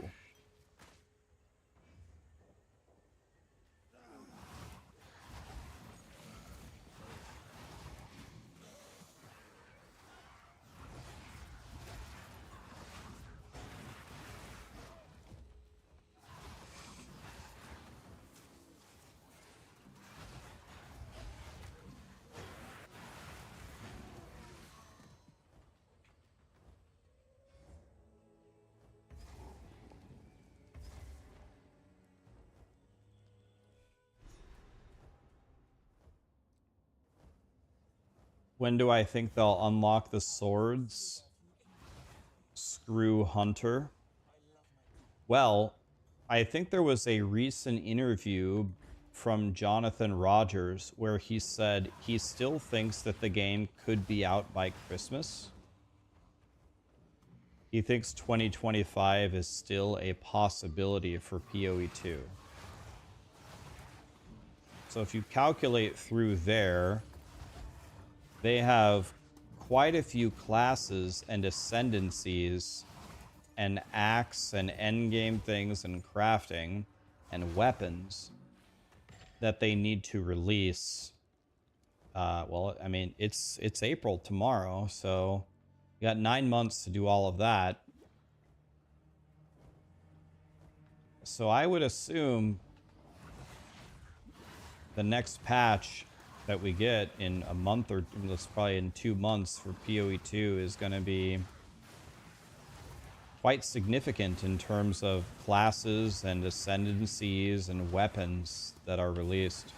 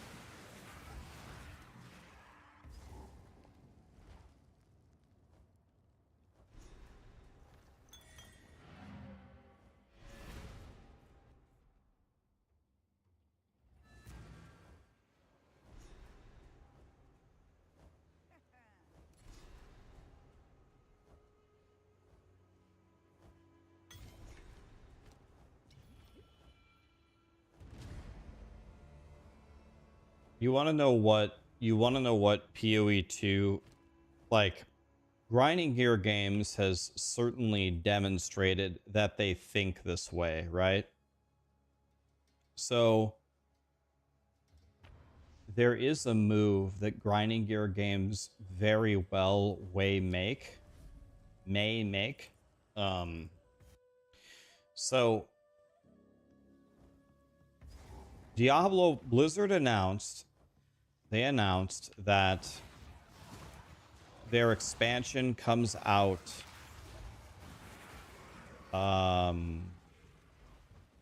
in 2026, right? They said it's not coming this year. I'm almost certain they announced that. You can correct me if I'm wrong, but they announced that.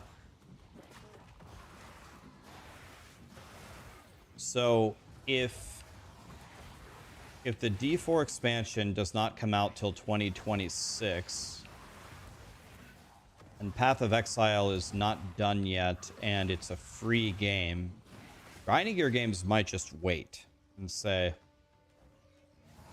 I've got an idea. And then they say, all right, we'll wait for Diablo 4 to announce their date.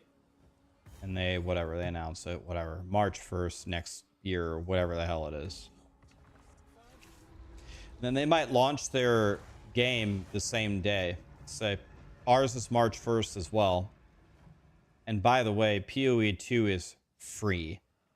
And the expansion for Diablo 4 is yet another $40. What game do you want to play? You want to play free Path of Exile 2? Or do you want to play Diablo 4?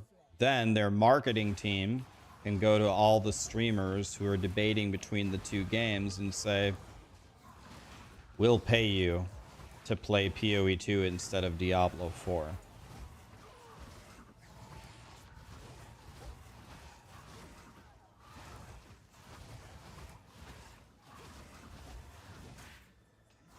If they really want to try to be king of the jungle, that might be a move.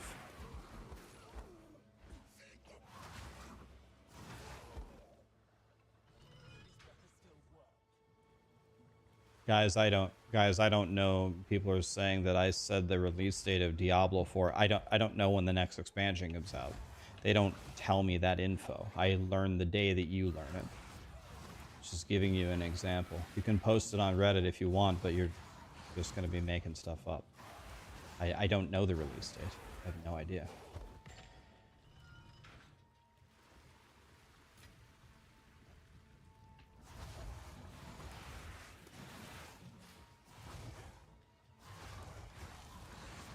You aren't planning to play D4, but if Grinding Gear Games does that, then you would play D4 just out of spite. You know, honestly, I think Grinding Gear Games, I'm certain that they have paid attention to what picking that release date did to their PR. And people did not appreciate that in general. I saw a lot of people side with Last Epoch instead, so they might be done doing exactly that. But they don't have to release it directly on top of D4. You could do it a week or two after. It's always good to go last. Always good to go last.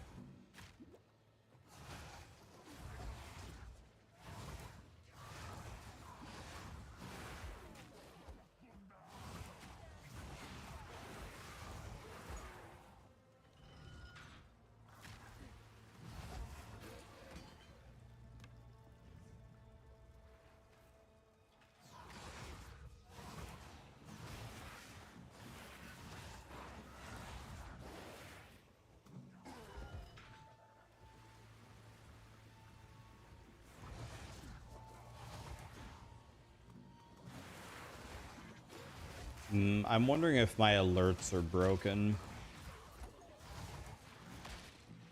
My alerts are broken. Oh. Uh-oh. Just noticed. Ah. If anybody has subbed or gifted subs, I haven't seen any of it.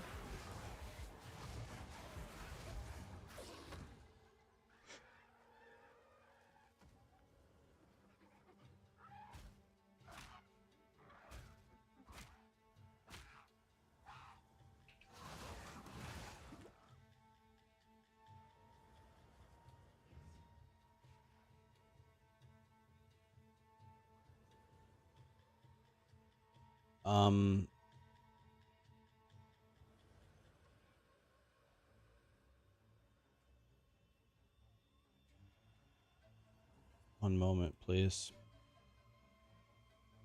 Yep. Now I see them all. Oh, they've been broken for hours. Oh.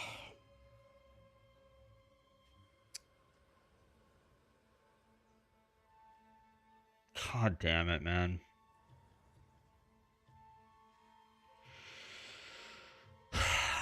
All right. Sorry, guys. Let me thank everybody. Robert, Carbon Mist, Ms. Seekers, MJK gifted 5 2 hours ago. Didn't see it. Unbelievable.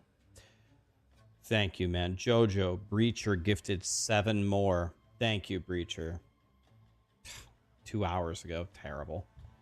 Max Life, Dova, Christopher, Fizzy, Baba, Bronco, Vorgaz, Pickles, Layer Taze. They ain't even close. CX Money, Tatsumi, Breacher gifted another sub. Lord, Mike, Matharel, Hypernut, Rogrich. I'm dying. Yeah, I think I should survive though. You get to 1 and then it cancels at 1 HP. Should be all right. Guys, thank you for the subs. I'm sorry. My alerts were broken. No, I didn't think it was a bad I didn't think it was a bad sub day, but I was like, no one has subbed in 2 hours, and that like never happens. Like, I don't think about it like, where's my money? I think about it as, is something broken here? And then I noticed something. I said, oh, wait a minute. My alert says that the guy that subbed to me at the start of my stream subbed 1 minute ago. So what that means is I turned on my stream, it successfully recorded a single sub, and then it broke.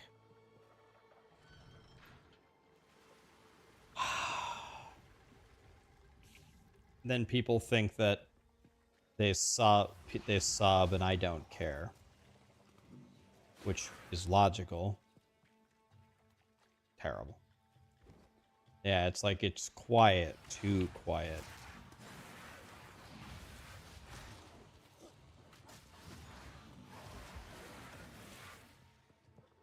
Terrible. Sorry, guys.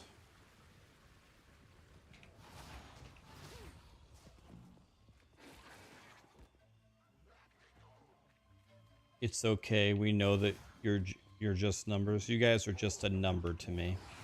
Press the prime button and move along, little minions.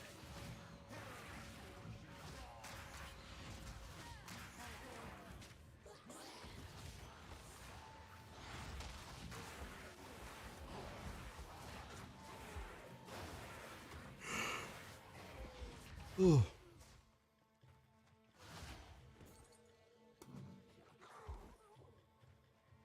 Am I getting enough sleep?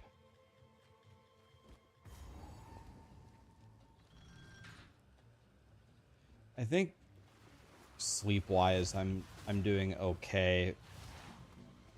I just need to fix what I've been eating.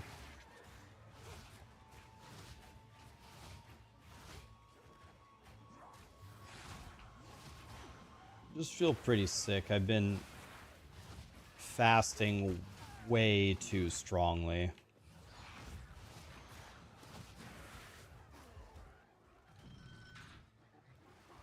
Making me feel sick.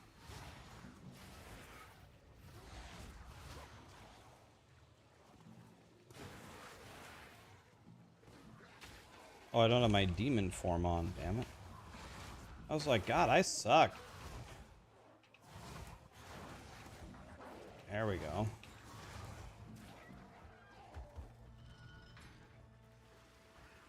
What's my goal for fasting? No goal in particular. Reach the lowest weight I possibly... reach the lowest weight I reasonably can. I just want one liver test to come back as a pass. That's all I want.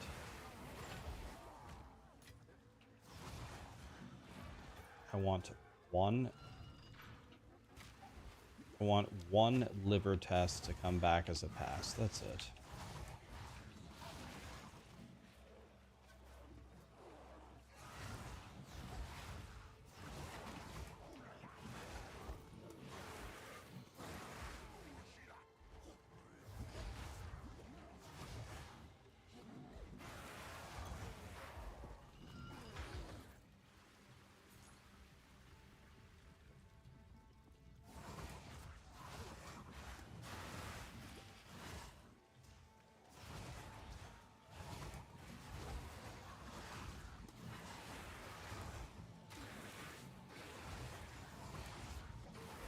How many liver tests have I done?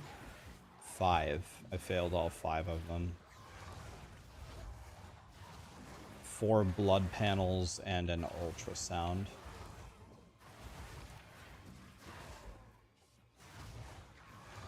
When was last one? Last week.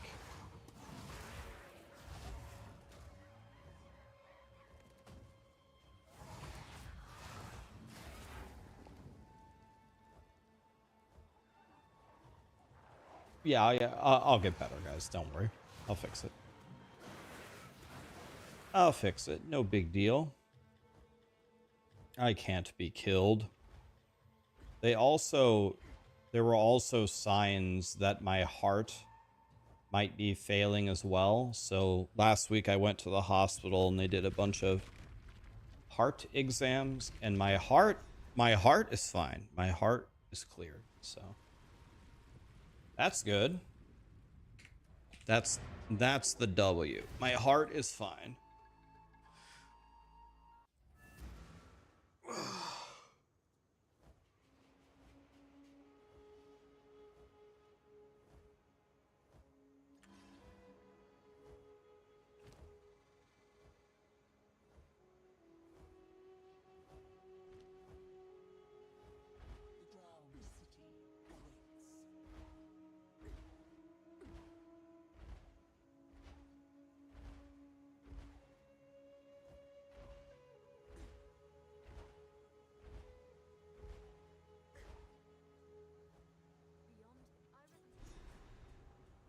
Yeah, I'll be fine, guys. Don't worry. There's people...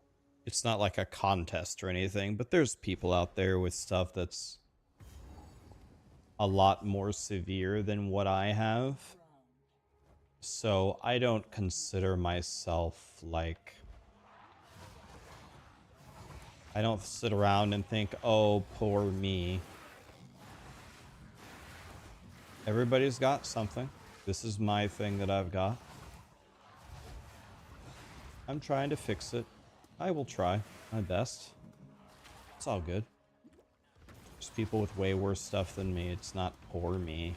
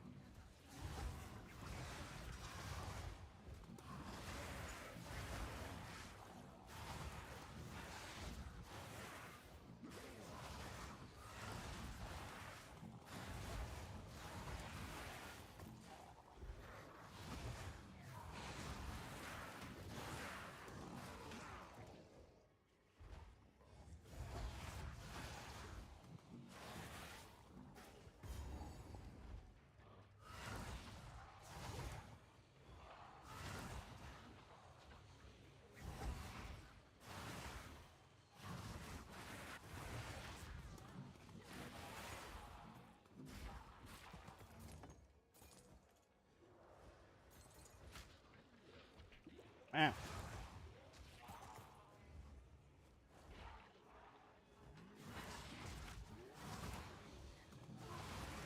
Every day he's on a new character. What the fuck?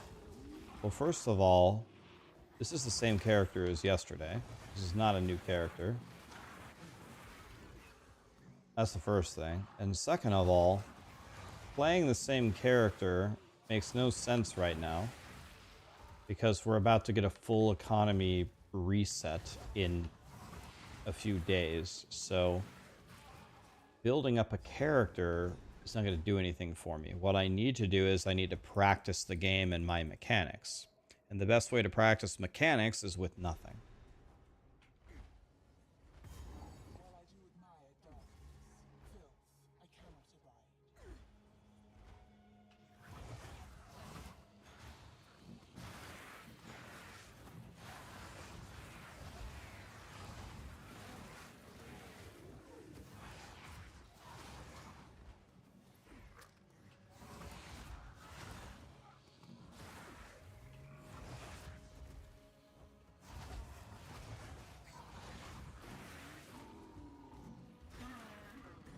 Fair enough, my bad, I'm sorry. It's okay, Hayden, don't worry about it. But all I'm saying in a nice way is I don't ever get on and quote unquote randomly play. I always have some kind of goal or idea in mind. And I'm doing two birds with one stone playing exactly this build.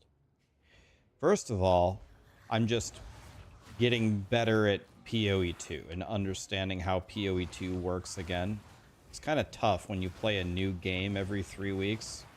They don't all play the same. That's the first thing that I'm getting out of this. The second thing I'm getting out of this is there's a brand new ascendancy called a Lich. And the Lich might be really good with a build like this, and I've never played this build before. So that's why I'm playing it right now, to warm up for the Lich that's coming out soon, the end of the week.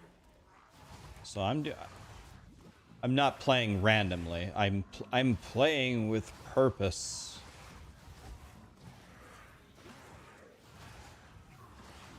There are not many people out there who have made more POE2 characters than me. Not many. I have, I don't know, a lot. A lot of character. I've played a lot. And I do that very, very specifically. If I was to sit down with Grinding Gear Games and they wanted to talk to me about different classes and builds, I can tell them I've made Minion Witch, I've made a Chaos Witch, I've played Ember Noob Salad Fire, played Fireball Sorcerer, I played Ember Noob Salad, I've played Frost Wall, I've played Comet, I've played Spark 150 times. I've played the Stat Stacker, Hand of Wisdom in Action, Pillar of the Cage Gods, Monk. I played Ice Strike, played Flicker Strike for a moment. I've played Lightning Arrow. I've played Lightning Rod with the Orb of Storms. I played Gas Arrow. I played Gas Grenade. Played Perfect Strike. I played, what's that, Chargey, a Stampede? Is that what it's called? Played that Warrior. I played Totem Warrior. I mean, I actually played the builds. I played them. Full campaign. In a lot of cases, I leveled them all the way to T15 maps. And this is going to help me. When the patch notes hit, I can read the patch notes and understand the chain reaction implications to these builds better than if I had not played it at all. You know what I mean? It helps to be a student of the game. Crossbow is going to get buffed only for me. mean, if they say that, if they say crossbow is buffed only for Rax, you guys are welcome. I was talking, or Lily rated me one day, and she's like, we were talking about builds. She's like, you know, what's your opinion on different builds? And I said, I like every build that isn't a crossbow build. And she said, are you crazy? Crossbow builds are so powerful. And I go, oh, Lily, you could be absolutely exactly right on that. Yeah, they might be powerful. I just hate them. They feel so clunky and dog shit.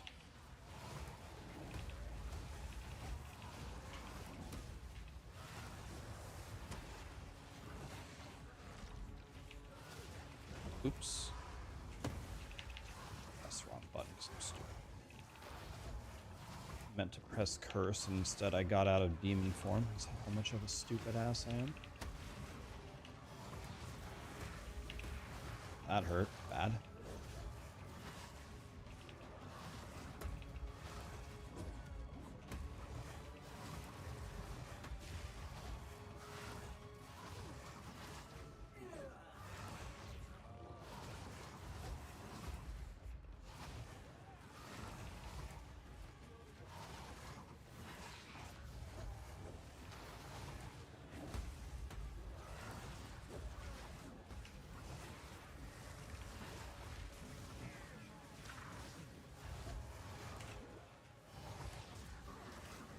No!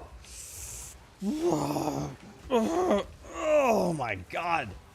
My evade got body blocked by the stupid ass ads. Almost killed me.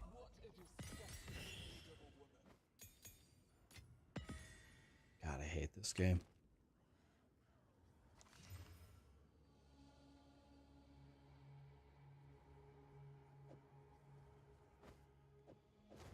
So much better base, higher energy shield.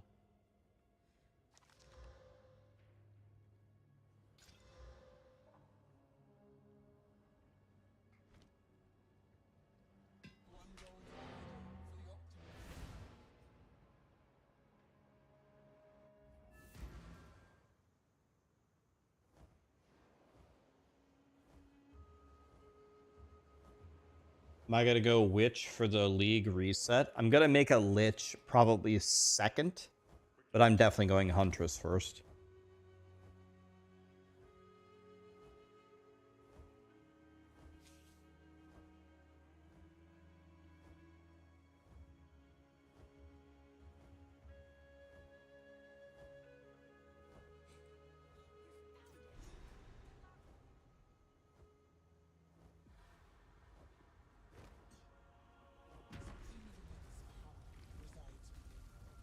I'm going Amazon.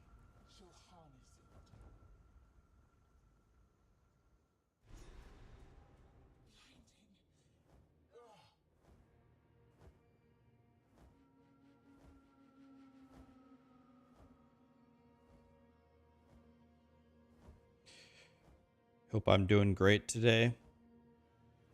I'm doing great today, man. Thanks for asking.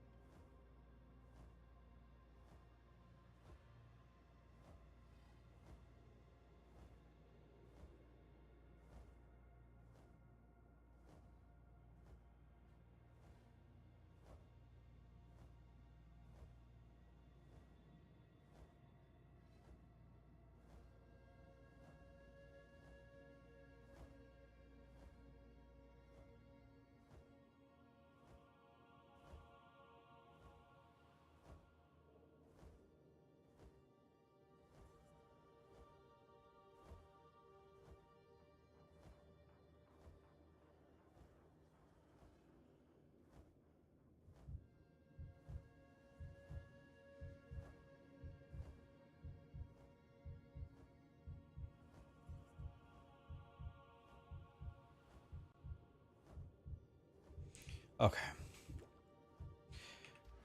So I'm tempted to go over here for like spaghettification and the The problem is look how far I have to walk.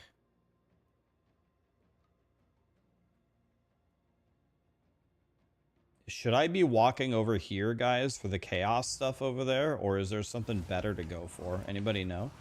Is Boiler still here? What does Boiler do? Boiler's a smart guy.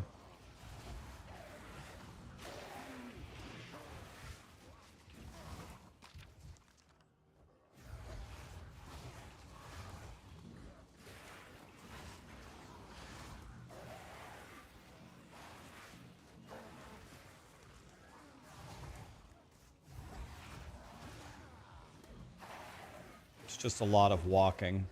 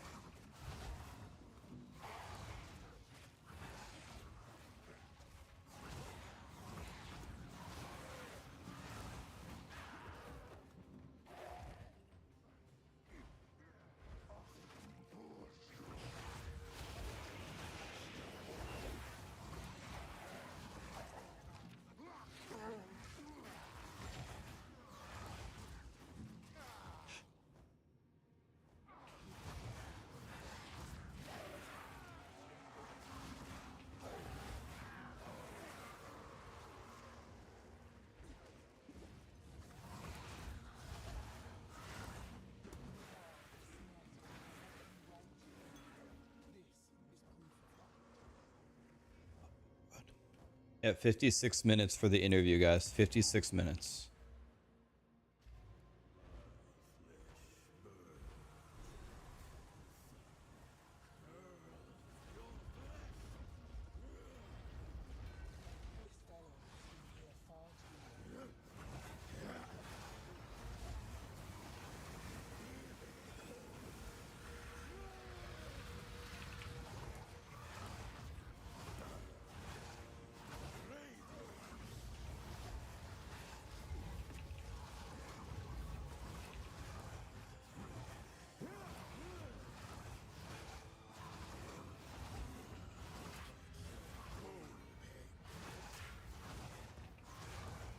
Man, my boss damage is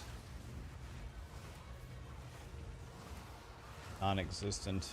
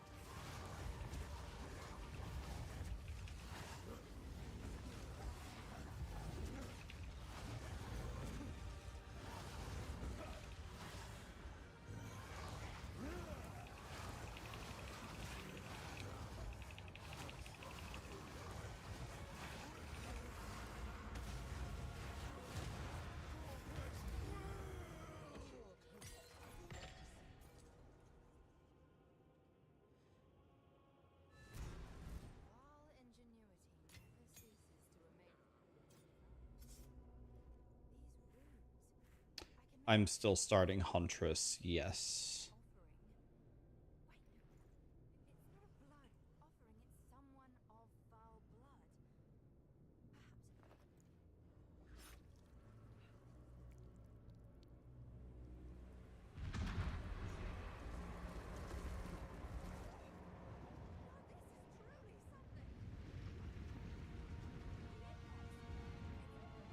Is it worth making a Spark Sorcerer after the update? We're going to have to read the patch notes.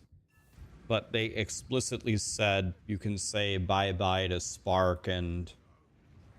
They said you can say bye-bye to Spark and stat stacking and... I feel like they said something else.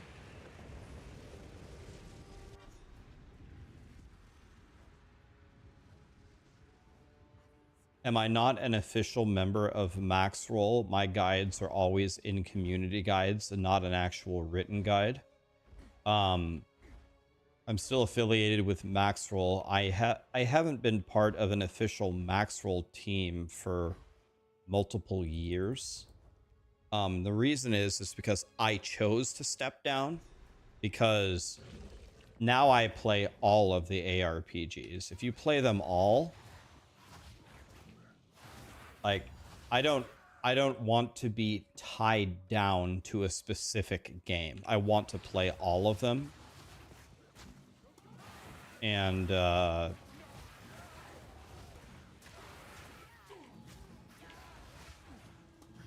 that's why I'm not an official member of any team. But strangely enough, maybe this isn't strange, my guides, like the planners that I make, are some of the most viewed planners, even relative, I think, to the actual guides themselves. And so I told Alex or the team, if they ever want to take my planner and turn it into a written guide, like, I'm fine with it. I told them, go ahead, if they want to.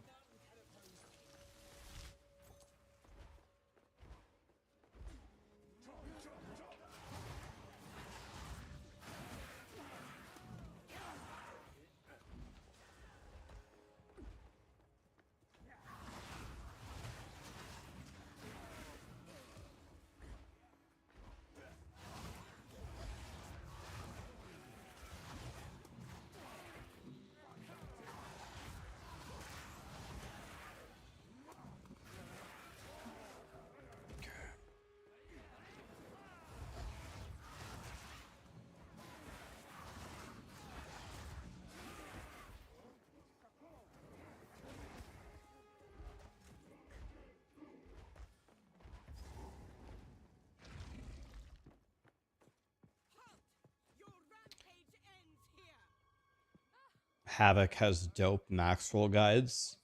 I mean, every single guide that we have for all branches should be written by an excellent player, and the guide should be excellent. We don't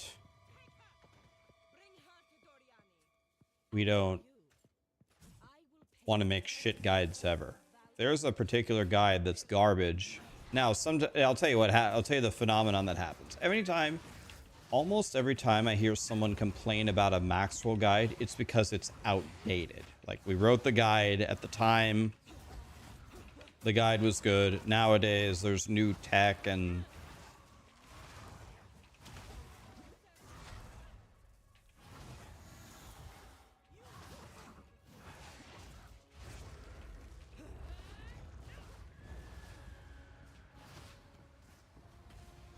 second here, fighting kind of a tough boss here.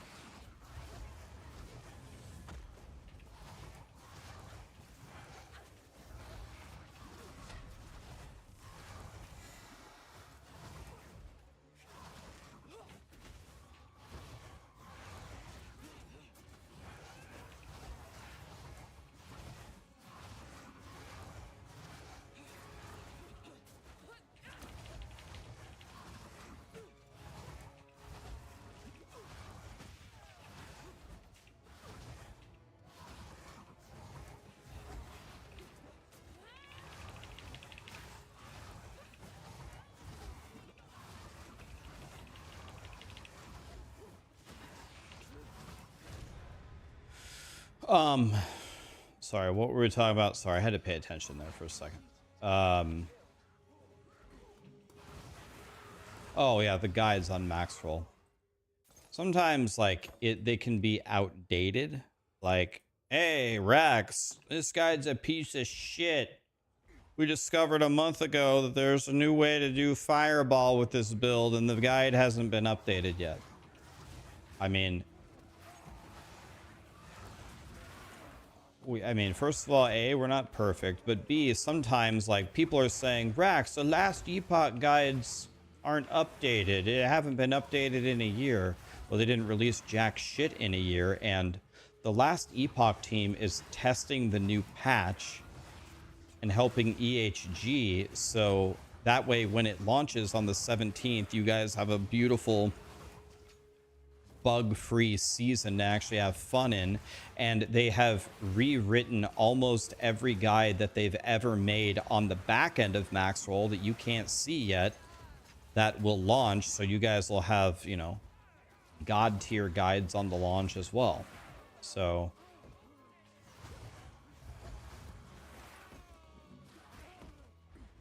it's coming. It's there.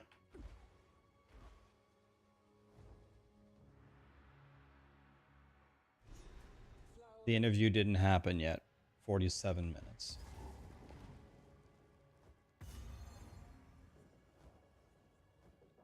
Are there going to be guides on Maxroll that recently sold to IGN? Here's the thing, guys. The fact that we got sold to IGN is not exactly accurate. Ziff Davis bought Maxroll, and Ziff Davis owns IGN, but IGN did not buy us. We got bought by the parent company that also owns IGN. The Maxroll operations, at least for the foreseeable future, are not changing. They don't... The company that bought us, they don't want our operations to change. They don't know how to write guides better than we do. It was much more of a, how can we help you do what you do, rather than let's buy Maxroll and take it over. They don't want to take it over. They want the opposite. They want us to do it. They want to help us do what we do. So Ziff Davis bought Maxroll, and it should actually only help us because we just gained resources, and the people that are writing the guides and the management and everything is the same. They retain the employees.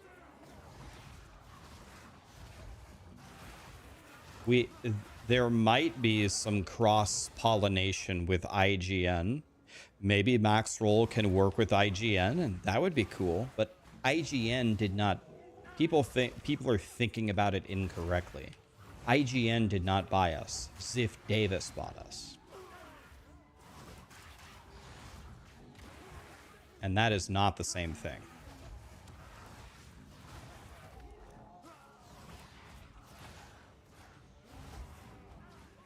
Then the follow-up question that everyone keeps asking me is, how much did I make off of the sale? $0. I'm not an owner of Maxroll.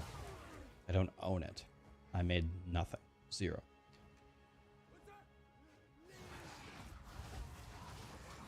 I didn't make a penny. Nothing.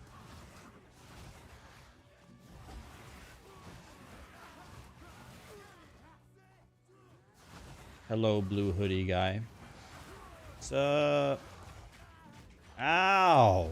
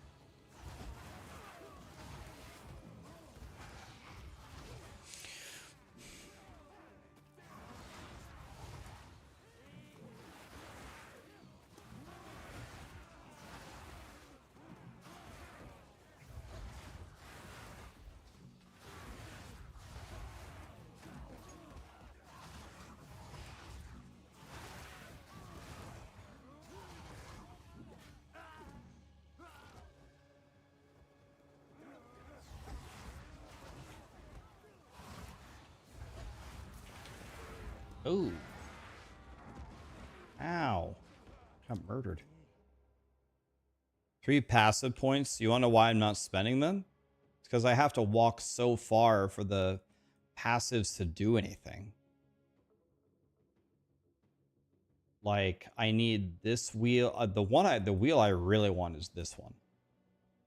I really want this one, but I'm nowhere near it. So it's like, how do I get over there?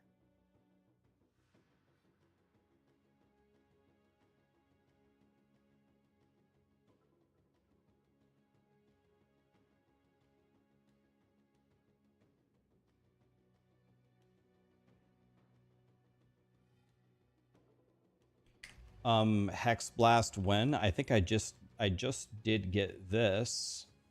Okay, I have this. Detonates a curse on an enemy. Okay. So do I have to cast Despair first, or what's the idea here?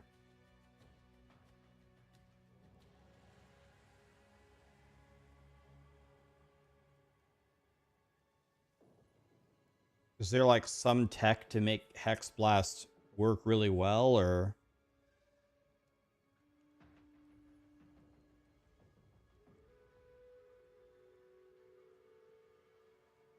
Use Blasphemy. Okay.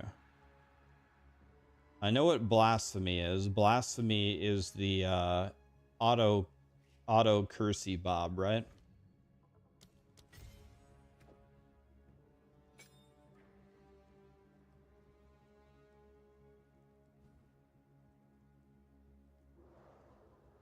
So I'm guessing you put Despair on.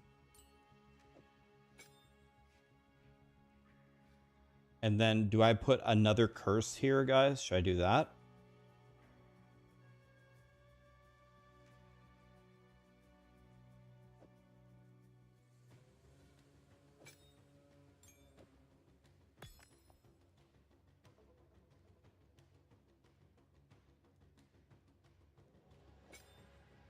Do the range.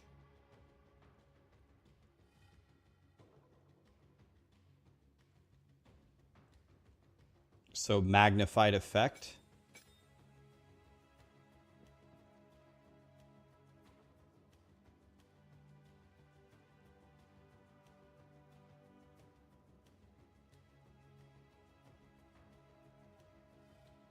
Okay.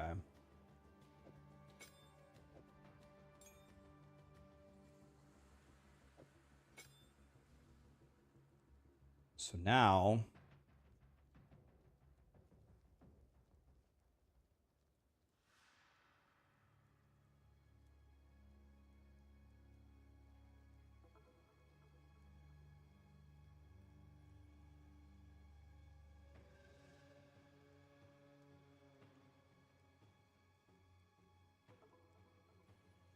is range different than area of effect? Is there an actual... It's just, you mean magnified effect, right? Not something different. So then, dang it. So now Hex Blast, it's just straight up damage, right? So if it's straight damage, what do? You go Arcane Tempo. What do you usually put on Hex Blast?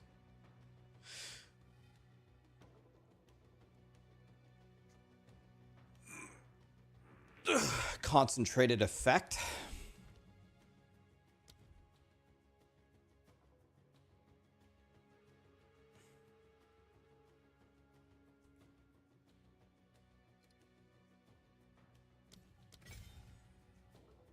Okay.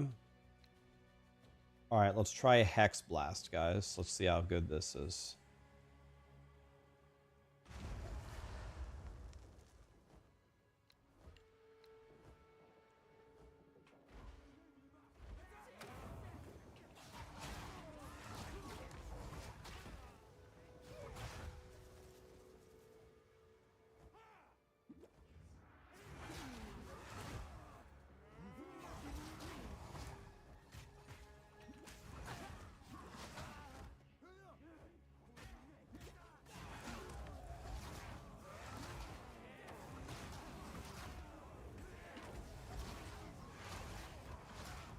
So I have severe mana problems now.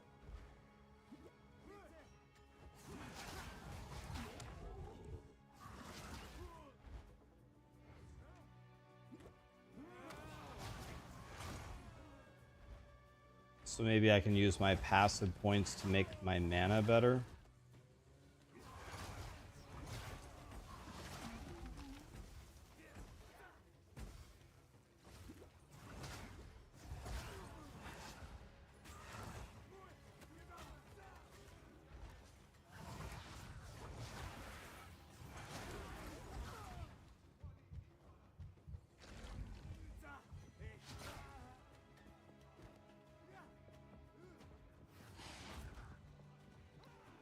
Keep pressing the wrong button.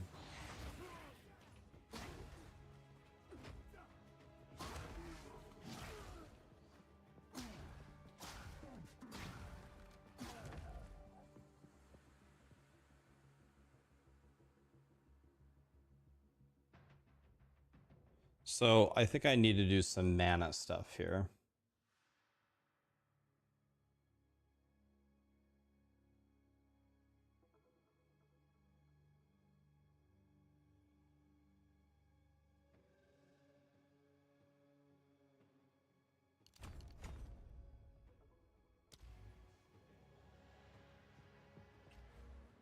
Okay. Maybe do some mana stuff here.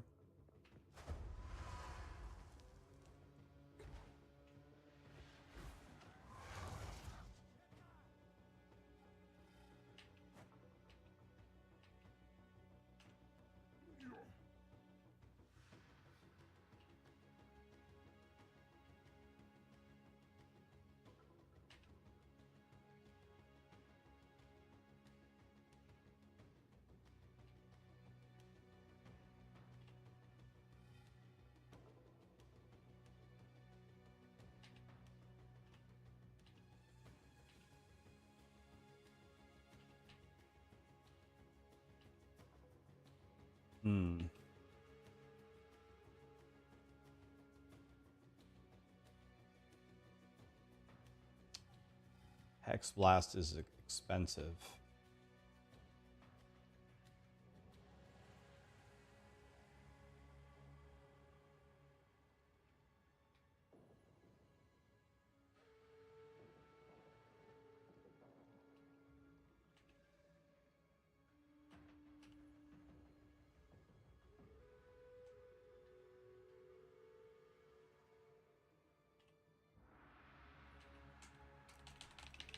Well, I pressed roll 100 times, but I was just chain stunned. I rolled.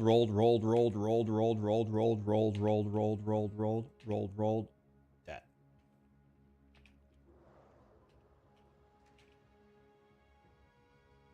I promised you I pressed it 100 times.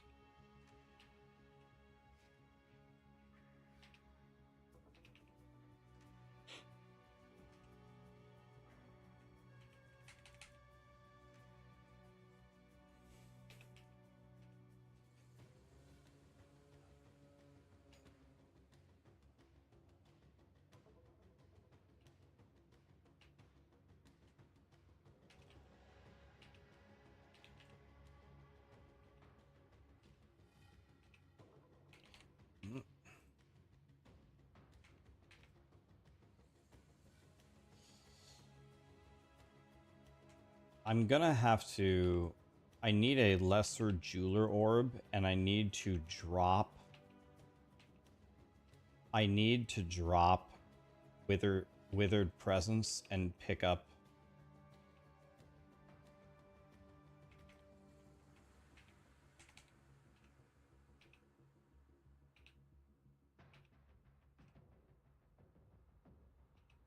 I need to drop withered presence and pick up the life regen thing. Hex Blast feels super insanely horrible when you first put it on. Costs way too much mana, and it feels just significantly worse than Essence Drain. Essence Drain costs 21 mana, and Hex Blast costs 53 mana. It's 2.5 times as expensive.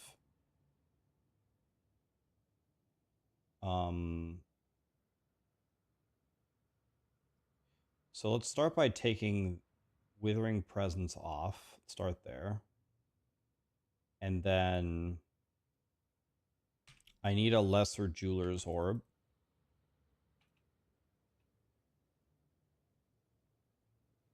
Yeah, I need like Inspiration or Arcane Tempo.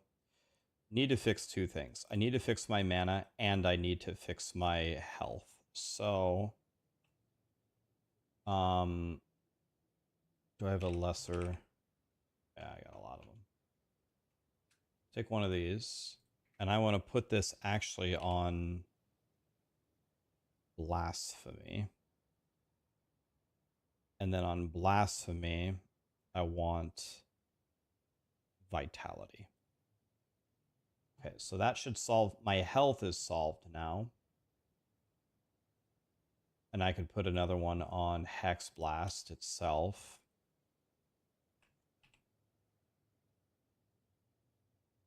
And let's just make it way cheaper. Okay. And then I need to level up Contagion. And then I need to level up Despair. Okay. This should be better.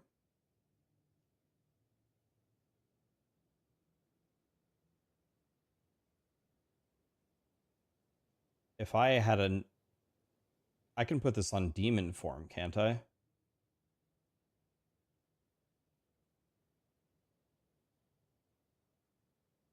Okay. There we go. I should have solved both now.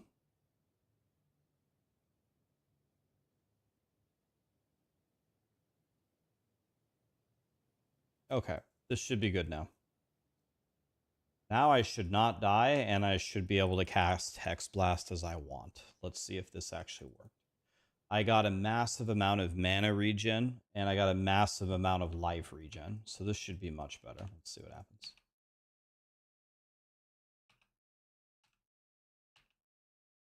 Okay.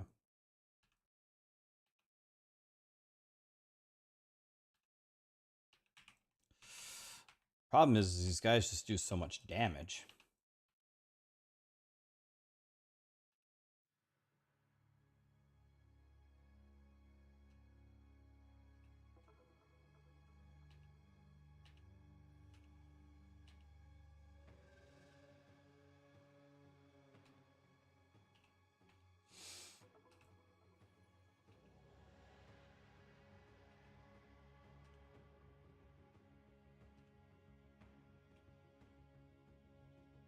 Okay.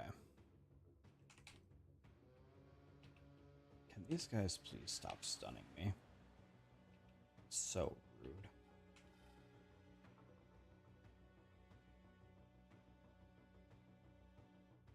Okay, we need to find this sacrificial heart, right?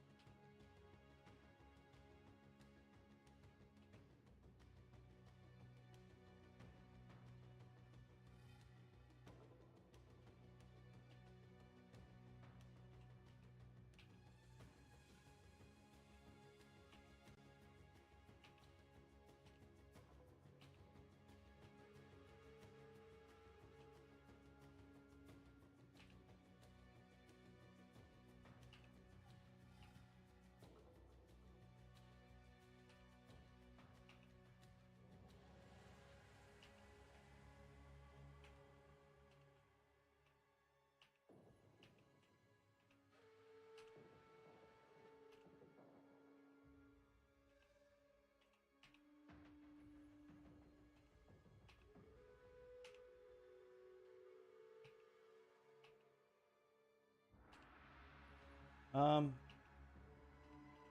I don't know.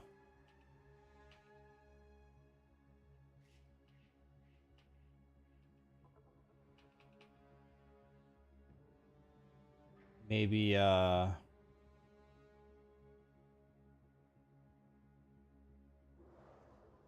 maybe Hex Blast gets there.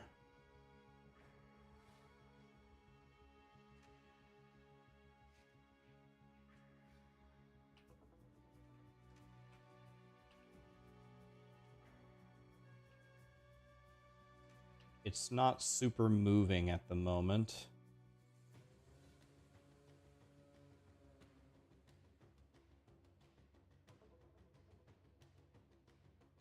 $77 mana. It's not super amazing when you first get it. But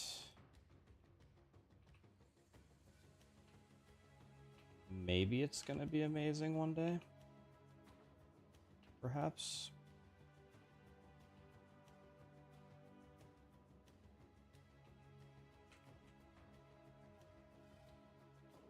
Might be dead here again.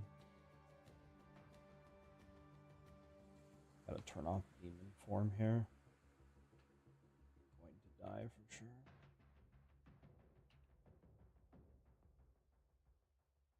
Just need the health to go up.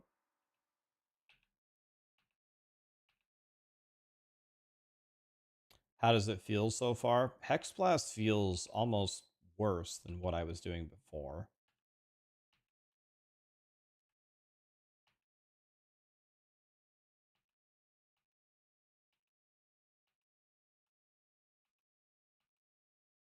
But maybe I'm just doing something wrong. But this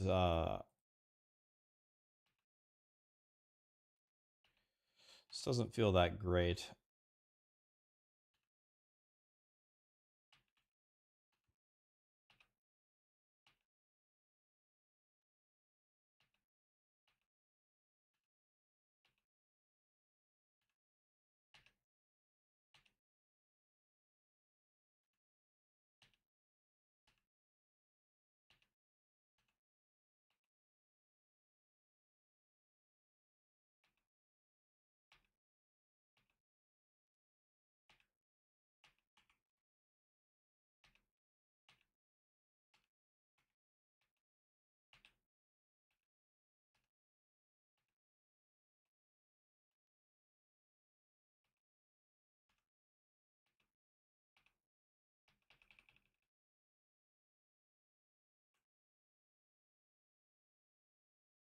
Yeah, maybe Hex Blast gets there.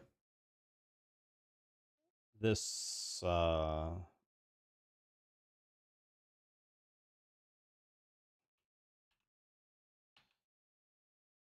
currently Hex Blast is not invited to my birthday party.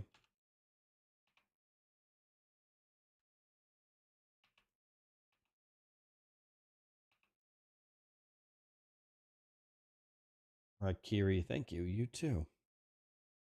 Any advice for a new gaming streamer? Top two pieces of advice I can give you. Well, first of all, it depends on your goals. When someone asks me any advice for a streamer, what I think that they mean is they want to like take it seriously, right? Like they want to have it as their occupation or a very, very like important hobby. Because if you don't want to take it seriously, then just fire it up and have fun. Don't worry about it. But if you want to take it seriously, first thing is, the most important thing is you have to have a schedule and stick to it. If your viewers don't know when you're going to be on, you're screwed. So I just stream every day. So I don't have, like, sometimes the times are weird, but I just stream every day. So I'll be on in sometime. And I can get away with doing that more than a newer streamer. Oh. Okay.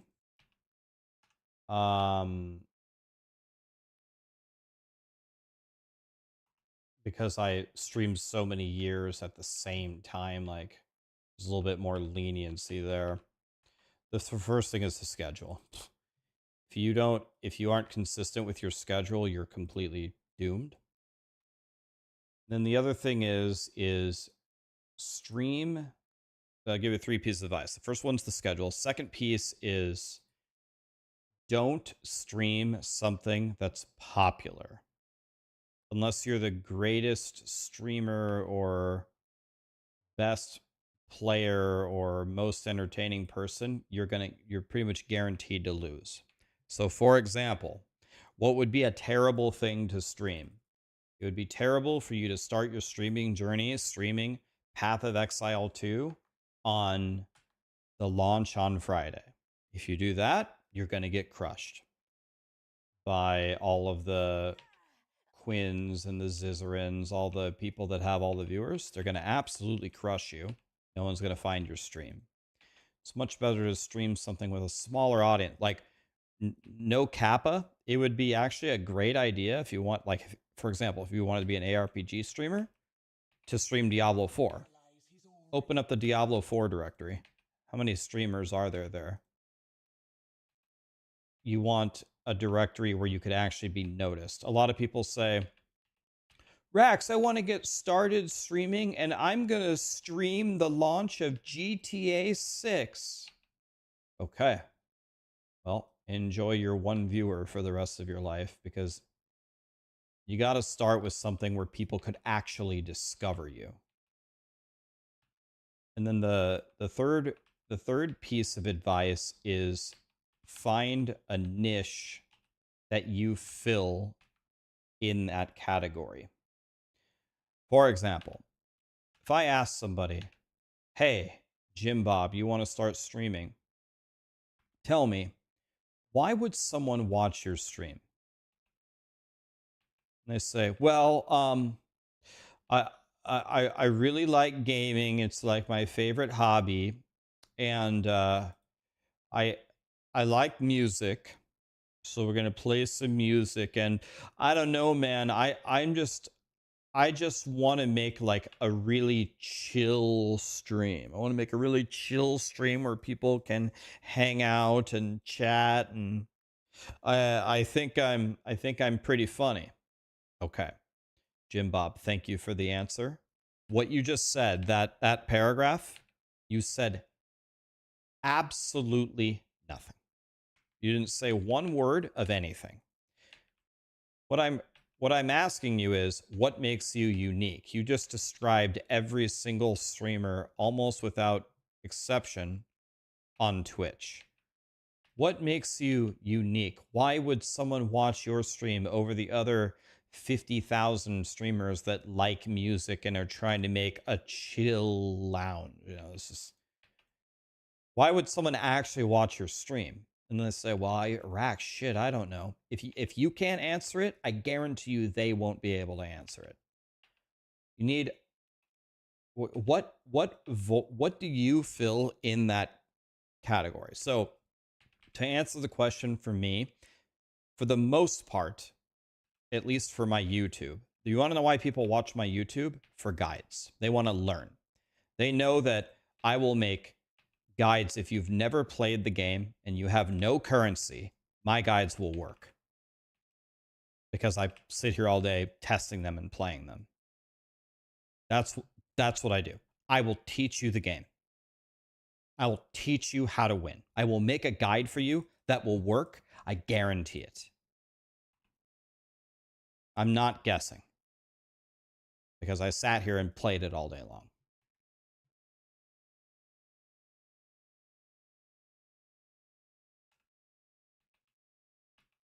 Another like kind of unique thing about me with streaming, which is quite different from most people, when like what you're supposed to do is, when someone comes into your stream, unless they're being insanely disruptive and toxic, I'll tell you a hint. What you're supposed to do is just leave them, because they're giving you more viewer. They're giving you another viewer. They're giving you more chatters. You're supposed to let the hate watchers stay. And then another thing if you don't want them to stay, you're just supposed to ban them and stay quiet about it. You're not supposed to like let them get to you. And that's not, I don't do either of those things. What I do is I verbally assault them and then I humiliate them and then I ban them. Some people love watching that. I've gotten 30 different messages about how funny they think it is. Other streamers are afraid to do that. It is something unique about me. I do want to try to stop doing it because it's not very nice, but when Jim Bob the fry cook tries to come in here and tell me how it is, I'm very happy to correct the order of things and send him to emotional purgatory. I have a lot of practice doing it in WoW Battlegrounds when I was a young kid, so I'm a 10th degree black belt at it.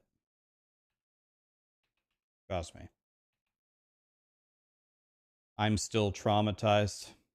If you're still here, believe me, the pain has only just begun. Because when it's actually on the way out, we give him a tombstone pile driver. I will just tell you how I'll tell you how I really feel and how it really is. Even though I'm a streamer, Twitch might ban me. I couldn't care less. Like, just tell you how it is. Some people really appreciate that, and some people hate me down to their core because of it. You get a little of both.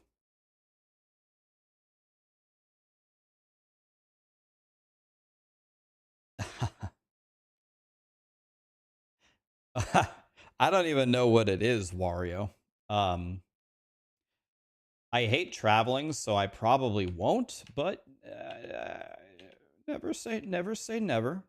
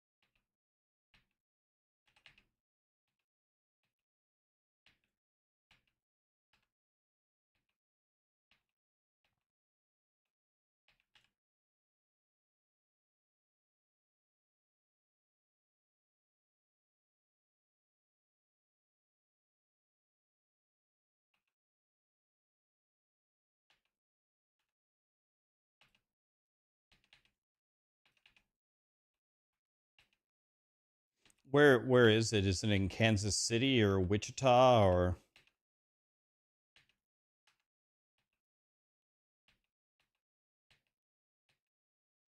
Oh boy, this character is so slow. Excuse me, sir. I don't think you understand raw power when you see it. This is the strongest character ever made.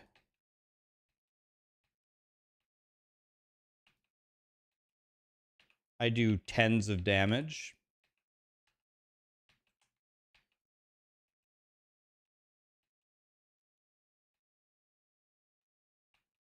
So this is the, I guess I'm asking this honestly. I'm not even kidding. Is this what people were saying is the super S tier Hex Blast? Is this really it? This is what people were raving about?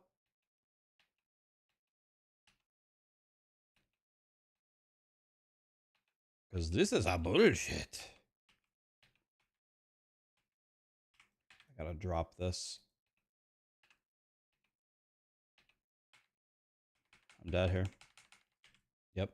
I rolled as fast as I possibly could, still died. So this is the Hex Blast. That is so good. Super S tier, right? Ugh. Yeah, I ran as fast as I could, but Yeah, this is Diablo 4 Druid Gaming. We're going to keep playing here, but the interview is about to start. Perfect timing.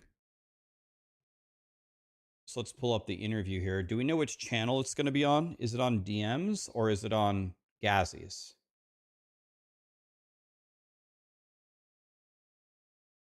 Does anybody know which channel it's on?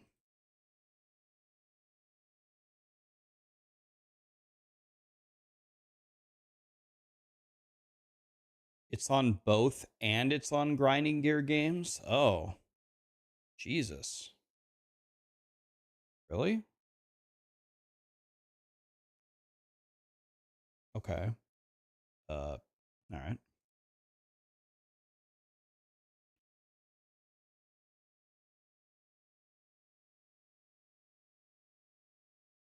Okay. Well, oop.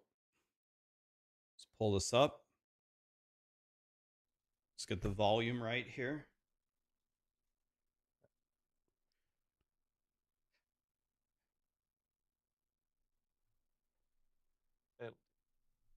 Let's see, my camera's greenish. Am I greenish?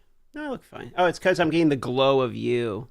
It's your, I'm getting the glow of your green screen camera blasted at me is what it is.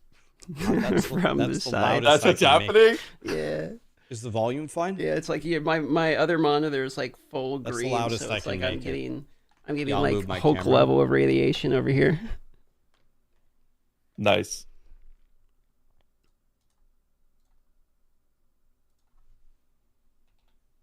All right. T-minus 10 minutes. 10 minutes. That's loud. I can't even make it louder, so hopefully that's 10 good enough. minutes. 10 minutes. Be right back. All righty.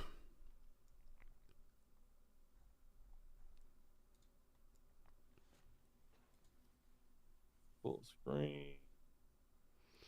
Are you going to go for a while after the interview, by the way? I mean, if we get patch notes, I'm up all night. If we don't True. get patch notes, probably a little bit, yeah. Yeah, true. What about yourself? I wasn't going to go too much longer after. That's why I was asking. I'd Alright. send them over to you. All right. I guess we'll see Yeah, when I'll we go get for patch an notes. hour or two. Yeah, I mean, if we get patch notes, we're fucked, basically. Sleep's out the window. Yeah. I don't know. I got a feeling they're going to drop them today. I mean, it's in, what, we got Yeah. 4 days. Maybe tomorrow. Tomorrow's Tuesday, right? Yeah. I mean, if we're lucky, I think it's... If we don't get them today after the podcast, I think it's more likely that we'll see them late tomorrow or the day after. I don't think any time later than Wednesday.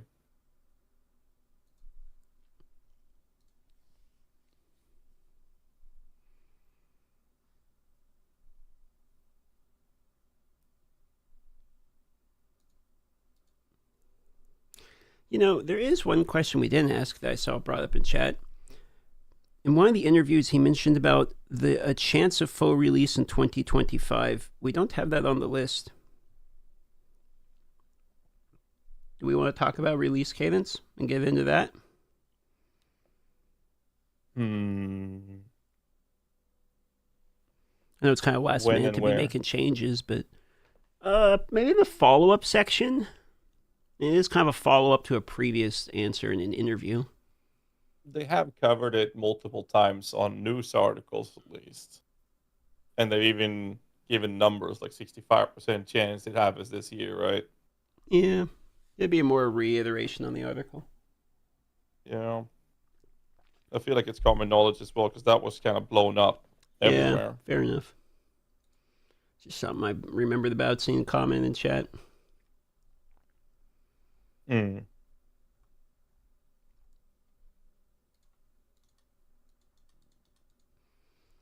I guess the only follow-up to that would be like talking about how they've said that they were okay with launching the game without all the classes, if it comes to it. Yeah, that was in the same interview, right? I believe so, yeah.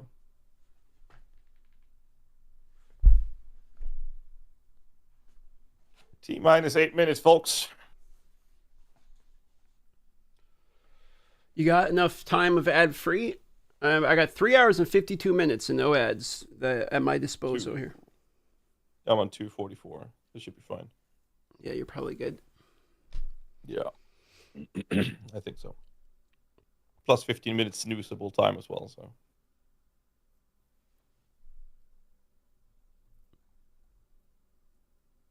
Unless we blow another set of ads just for the sake of it. No, I'm good. I got 352. I'm clear. Jesus. Yeah, 3 hours, 52 minutes. I'm not going to have no ads for a while. Yeah, no, I'm gonna run one extra then. No. At least on Twitch, I won't have ads. I think YouTube still runs the ads anyway. I don't know if there's a way around that. Not that I've seen. No, there's not enough control over it.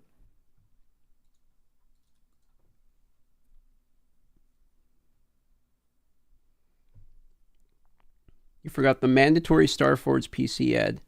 There we go. We need to get Starforge to sponsor the Tavern Talk. They should. Yeah, But you've already been promised 25090s. I know, and I got 0 of them. So how do you think I feel? Yeah. Yeah, that's fair. I mean, I could use 2. I got 2 computers. Though I did get a whole bunch of their old school RuneScape art, which, to be honest, was actually pretty good. Nice. You just did the ad for free. Get wrecked, loser. God damn it. Thanks for the raids, Condis, Sugarcane. Good to see you, boys.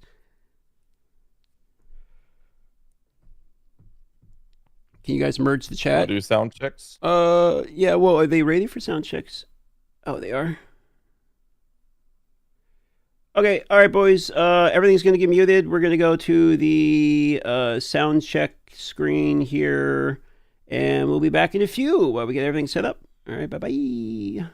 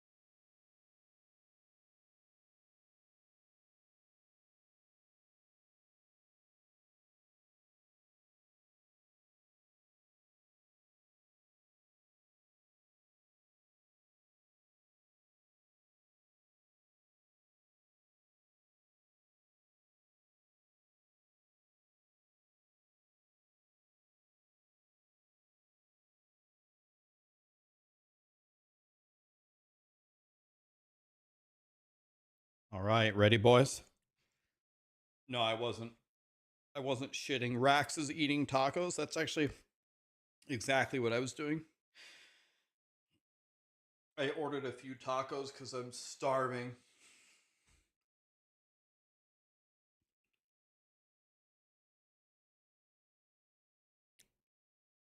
I feel much better now.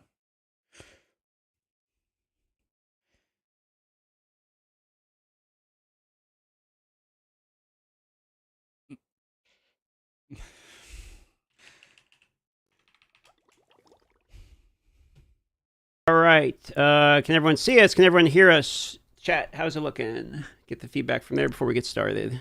I have it at max volume, guys. Is this fine? Looking like audio is all good. Yeah, everyone's good. We'll just do the standard audio test on this side of things. Guys, you go ahead and say something. Mic check, mic check. 1, 2, 3, 1, 2, 3. Jonathan, go for it. Hello. Nice to see all you guys here today. Mark, go for it. Hello, chat. This is your mic check from Mark. Test, test, hello. There we go. Well, without further ado, welcome to the Dawn of the Hunt version of the Tavern Talk podcast, chat, whatever you want to call this thing here that we do. I'm not. And the very first question that we have, sort of the icebreaker here, the one that you've probably been spammed about in every single way you can, is patch notes when, my friends? Well, I guess the thing Mark said earlier today is we'll post the patch notes when we're done making changes. There's still some last minute changes coming in. At this point we're kind of like, yeah, we just want to get a few more of them final before we post the patch notes. There's certainly a lot of balance changes coming in hot on this one for sure. But I mean, look, it'll be like towards the end of the week, like maybe Thursday, sort of ish time, I suspect. We still have some things to do. That's New Zealand Thursday. That's New Zealand Thursday, so Wednesday. Okay. Yeah. Wednesday for you. Yeah. Fair enough. So we structured this little interview with some headers. So we're going to move on to starting this interview with some follow-up questions from previous interviews you've done on news articles and also our Tavern Talk podcast, Destin, Siggy, and so forth. One of our first questions was actually about Perry. The topic of buffing the block mechanic was brought up, and the desire to shoehorn this in for upcoming patch was stated. So the question is whether or not this made it in or not. It hasn't made it in yet, but we're still working on it. I just have to see whether it feels good. In order to make it actually right, we had to do some animation stuff, which makes it take a little bit longer because there's some, but effectively, we want to have something that makes block a bit more special than it currently is now. If unfortunately I don't think I can talk about it until like I'm a bit more sure it's going in because I don't want to excite people and being like, oh, then it just didn't work. And I believe it's going to work. Like I've tested with it with bad animation and I can kind of see like, yeah, I'm pretty sure there's something here. But we'll see once the animation is actually in whether or not it works well. But it needs it does need something to improve with it, and I'm pretty sure it will still get in for 0-2. Okay. Just a quick follow-up to that. Like, is the desire for block is to make people actually use the race shield mechanic? That's the part of the block that you guys want to focus on, or is there more to it? So I mean, in my opinion, I can tell you what's wrong with that block, I think. So one of the issues that we have in PoE is that you're only going to actually bother using a mechanic like that if you can then follow up with something that's reasonable to do. And like there was a theory before we tried parry that you're just never going to use a mechanic like that except in a boss fight because you've got a bunch of monsters hitting you. If you're going to follow up to one of them, well, like you might, sure, you block an incoming hit, but then there's another one coming another 500 milliseconds right behind it from a different monster. So effectively what that would mean is that, you need something to be able to do that actually allows you to respond in a way that isn't going to get you killed, right? So in a boss fight context, you can use block effectively, but the problem there is just that changing your build just for a boss fight is kind of not something most players are really willing to do in that regard. So it kind of ends up just being not used in both cases, because block can actually be quite useful in a boss fight if you know to use it and if you're actually used to using it. But as I said, most people don't bother because they could just be doing something else and they've been doing something else during clearing. So we need to make block good enough to use in clearing to be able to make it something that people will use in boss fights. And in order to do that, it needs something extra, as I was saying. So you need some way to deal with the fact that you've got other monsters hitting you. So there just needs to be more mechanics around that. So as I said, we're in the middle of testing something, like it'll have like, there'll be something there that'll sort of ideally make it so that you can follow up more easily to attacks and that kind of stuff. So that's kind of the goal with that mechanic. So in one of the previous interviews, you said a very interesting line that kind of with you a follow-up question. I believe it was the Destin interview that you did. And you were talking about how you were balancing around, or you have multiple axes of randomness is how you're sort of getting your difficulty layers effectively. And so my question for you is, how do you manage to balance around having multiple interacting levels of randomness while also putting a limit on player power at the same time? Right. Well, I guess what I would say with that is that usually the axes of randomness get boosted by your Atlas tree and like how many mods you're putting on maps and all these other things. So effectively, and that the player will tend to adapt based on their ability to be able to do things. So while the overlapping axes of randoms can result in obviously much harder fights that can be very difficult, generally speaking, the degree to which that will occur is sort of controlled by the economic element of like setting up your mods correctly on your maps and your Atlas, and other stuff like that. So effectively, like we are a game that allows you to set your own difficulty using these mechanics. And I would expect that you won't get too many outliers with regard to difficulty, even when you're getting these overlapping mechanics like that, because obviously the less they're overlapping, the less chances there are for the really crazy ramps. Now we do still have to be careful about life pools of monsters getting out of control and stuff. Like there was the issue in POE1 a long time for like completely unkillable rares and that kind of stuff. Like we still have to be careful about that. And so like we're a little bit more strategic these days with how we kind of approach like adding life to monsters and stuff like that. Like we're doing that in a better way than we previously were doing. Which isn't to say it doesn't still happen occasionally. Like I ran into a rare myself, even just like in a playthrough, even just in Act 3, which had life regen, and I was just having a real tough time with it. So it does happen sometimes. But I mean, like on some level, you want there to be challenges like that. You just don't want them to be so unkillable, and you don't want to run into them so frequently that you get issues. So we have learned a few lessons from POE1 actually in that regard, which is because we ended up having all of the bosses and stuff have effectively life overflows to the point where they couldn't go anywhere. We've swapped to using this in POE1 as well, where we use, instead of scaling the life of the monsters, we now give them this toughness stat, which effectively has diminishing returns. So when you get too many sources, they don't get multiplicatively more difficult. Right. And that also, we do that with the same thing with like the rarity and the rewards as well. It has a thing where it's not. There was a point where, yes, everything would just multiply, and then literally the entire drop pool of a monster would be saturated to entirely unique items, which still can happen in POE1. In POE2, and in a lot of cases in POE1, we're using like buckets of rarity that are additive with each other, and there's this kind of league rarity we use, and then that's got diminishing returns as well, in the sense that it will never get so high that it will just multiply endlessly into some, ridiculousness going on. So we are approaching the like difficulty from many sources better, and we are certainly approaching the rewards from many sources better to not turn once again into this thing that we have to end up all of a sudden re-engineering a bunch of stuff to solve. So right.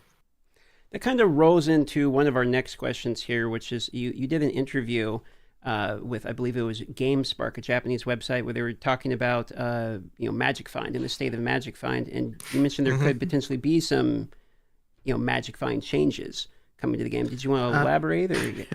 I'm trying to remember exactly where we landed on it, but Magic Find, it is nerfed.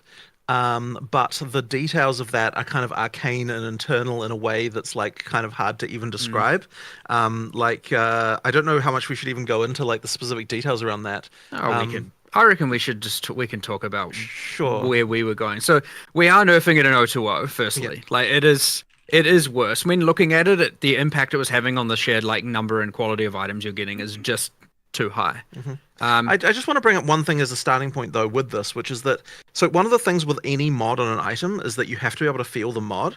And so the concern that I had going in was that you should still be able to feel Magic Find when you get that as a mod for the first time at early levels, which is why it's kind of balanced the way it is right now. And clearly that balance is bad at endgame with the way that is. So there has to be on some level a thing where as you go through the game, the effect of that mod goes down. Because right now, the increase that you get at endgame is like, I mean, I can't remember what you were saying that it was like that you worked out. It was like the increase for having a Magic Find versus not was like something kind of crazy, right? I mean, it's hard to. I mean, you were pretty easily getting 50% more rare currency, the currency you care about, just by running not even that many Magic Find pieces, to be honest. Like, I would say an actual inconsequential loss in character power to gain effectively what would be 40% more quantity of the currency you care about. And this is bad. Like, this is just too much for like the amount of power you're losing to the amount of gain it's an obvious trade. I completely agree. Now there were obviously on live there are some issues with like, the however you pronounce it, Val Shield that has the effect of Soul Cores. And then the Soul Cores, and it's like, oh sweet, well there's 240 rarity for just everyone running that one item, and there are issues like that 100% that we're mitigating, like getting rid of those extreme cases. But ultimately it's just like, I think it was, as you guys pointed out last time, rarity is effectively now acting as what quantity did in POE1 for the sake of currency and thus waste, don't sustain, etc. So we've had like a ridiculous number of conversations about this. Well, the first thing we even discussed that we wanted to do was just to remove currency from from being given by rarity, but it turned out that was actually like a complete and utter disaster as far as complexity goes, just for various reasons, to do with the way the drop system works. Like, it wasn't as easy as that sounded. Then we also then came to a realization that we weren't even happy with that anyway for various reasons, and so then I think we just came down to, okay, we just have to nerf it some other way. Well, yeah, I mean, we had too many conversations, and engineering issues were coming up and complexity ones with the drop system, and then it was like, okay, well, we can't just leave it because we're unable to solve that. So we decided, at least for now, we're going to nerf it, especially on the diminishing returns axis, and then remove a lot of the outlier items that are just giving an insane amount of it for effectively, I don't want to say free, but not a huge trade. So yeah, I would expect, you should be expecting a lot less power, certainly by at least the influence, and thus less necessity to use it, like in O2O 100%. That being said, I would say we have not come to our resolution on this one, honestly. Right. We need to find out, we need to either figure out how we're going to implement it the way we want, like it affecting, I guess, the last thing was not just not affecting currency, we were talking about it only affecting things that can be either normal, magic, rare, and unique was another option, so things that have a rarity.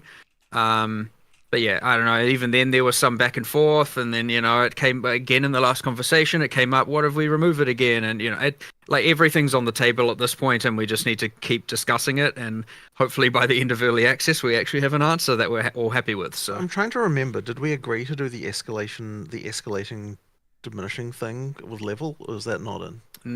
No, that was another thing. I thought, for some reason I thought we landed on that one, but no, maybe we didn't. No. Okay, it was a different one. Okay, sure. Well, anyway, it's getting nerfed basically, and so hopefully the problem is not a big problem in 020. But as Mark just said, potentially more changes need to come. It's honestly surprisingly hard now, with the way the drop system fundamentally works, to be able to make it so that a single drop pool, as they're known internally, is affected by certain by the stat like that. And like the solutions that we were trying to get around that were becoming increasingly more hacky and horrible. In order to be able to do that, like there started to be discussions of like, oh, do we generate the currency anyway and then delete some of it, and like random shit like that. And it was just kind of like, you know what? There's a dark path down here. We just don't want to, like, let's not do it. Let's not do all of that. Yeah. I got a little follow-up question to more specific on the whole diminishing return part. Like the shield specifically, you talk about the Vol shield could apply such ridiculous amounts of magic fine. Would it be safe to assume, or if you could share the details on this diminishing return implication, does that go in a ramping scaling? Like the more you have, the higher the diminishing return, or is it just a certain amount of diminishing return that kicks in after certain thresholds? It's not thresholds. There's no threshold in the equation. It just narrows to a certain value, The right? equation is effectively has an asymptote at a certain number, and then the more you add, the closer you get to the asymptote. You know, it's a curve like that. It's a logarithmic So function. there is a point at which adding more is horizontal not doing much for you, asymptote. but everything you add always adds a bit more. It's just that you know, like but you never actually reach a certain value. So that's it's always been that way, by the way. Magic Fund. There are no, I don't actually know if these are the right numbers, but like the difference between like 400 and 800 rarity is probably a difference of like 3% or something. Like it's actually, there's a point in where it is ultra inconsequential, getting even more of it. So you have these Diablo guys who 2 are was. even in POE1 where they're running like 1,000 rarity. It's like there's probably 60% of that is absolutely just a waste. Okay, that's fair. That's how Diablo I want to 2 move on was. to another question that we had, which is a follow-up to our previous Tavern Talk, and that is a question that's been spammed, and it's about tier of modifiers. In PoE1, tier 1, or actually tier 0 is the Yes. highest. It's flipped in PoE2. We discussed some venues in our last Tavern Talk, whether or not you're going to flip it back and or maybe make it show like it's a tier 6 out of 12 tiers, so people could determine which one, if they have the highest tier or not. Where have you guys landed for point 2 for this Well, one? we haven't had, honestly, this has not been a thing that we've been thinking about probably since the last time we talked about it. Like, it's one of those things that we should look into. I just honestly have not had time. So yeah, no changes there. The state is exactly the same as it was previously. Yep. We're going to move over to another generic question we have, and that is whether or not you guys are happy with the current state of the trials, or if there's any changes you'd like to see coming. Well, one change that happened, which I think we mentioned somewhere else, was that we found that accidentally the end bosses had double the amount of life they were supposed to have, which was a bit of an issue. So that wasn't great. What actually caused that bug? Because you told me that it happened, but I wasn't actually sure. No. I would not use the word bug. Okay, that's kind of the way you phrased it to me. I would use the term human error. Okay, sure. Okay. A mistake. There was a point in where towards the end, a lot of the pinnacle bosses got their life changed, like just before release, and those two got missed somehow, and their life was way too high. Right.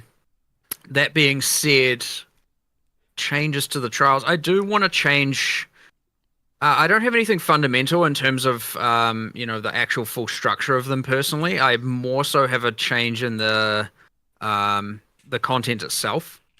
Like it is worth, like, okay, for example, in Ultimatum, you have the 3 random bosses, not excluding the Trial Master, the 3 random bosses. One of those is actually a placeholder, like it's not actually meant to be used there. You wouldn't know because, well, maybe you would know. But for those who went to, like, Exile Con and played in a certain act, you might have recognized that boss from one of those acts. And it's just that we reused that temporarily since we didn't get the other one finished in time. Don't tell me an act boss is Tornado Bird. And then a lot of the monsters in Sanctum and like encounters and the different, I guess the amount of randomness I would say is not high enough. Like it gets a little bit repetitive after a while, and we need to extrapolate on all that. And honestly, I would say that we didn't get the monsters to the quality I wanted. Especially probably just a number of the skills and the balance and a lot of what they're doing. I would say personally, structurally, overarching, I don't have a fundamental issue with them. I definitely have problems with the boss of Sanctum. Like that whole hourglass mechanic is just absolute garbage and just needs to be redesigned. Like there's nothing. Honestly, having had a bit more time beforehand would have changed that already, and I have every intention of fully just changing that whole mechanic because, like, it is just like, oh, now there's these things on the ground that if you don't pick up, you're gonna die, and how do you know that? And it's just obviously bad, right? So they're changing that 100%. And then the way people got around that in 010 is effectively kill the boss before it can do anything, and then you're good. So yeah, there's certainly changes to the actual monsters and individual bosses that I have in mind, but I haven't really thought too much about changing everything across actually how the mechanics work necessarily. Fair enough. I remember me dying first time on that fight going in blind. It was because of that mechanic. Mm-hmm. And the speed it's of just which terrible. scales with players as well. Like if you have a party, it's just actually bad. Like there's no excuse there or anything.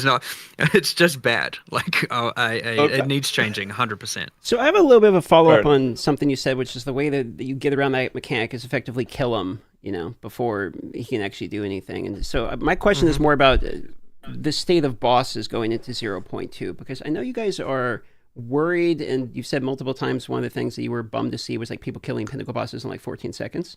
So it's going into 0.2. Do you believe this is going to be different with the rebalancing that you currently have? What's your expectations? Because I know you also said you lowered the tier 0 of these bosses by, did I hear it correctly, half HP? Correct. So my hope is that it will be fixed because we fixed all the things we knew to fix. My worry is that more things will be discovered that mean that it is not fixed. But it's honestly incredibly difficult to actually find every single thing like that. What I would hope that happens is that people don't find anything too outrageous before the point when people get into the pinnacle bosses, so that it can actually be a reasonable challenge for the first people who get there.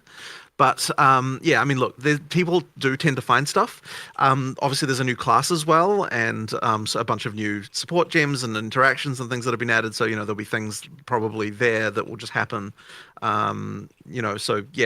don't know that I can expect that. I'm certainly not going to sit here and say, oh yeah, everything that's not going to happen again, because it probably will happen again. So we're just making every attempt to make sure that it doesn't. And yes, this was an exact thing that Mark said when he said, okay, we're lowering the life of these bosses. This might make this problem even worse.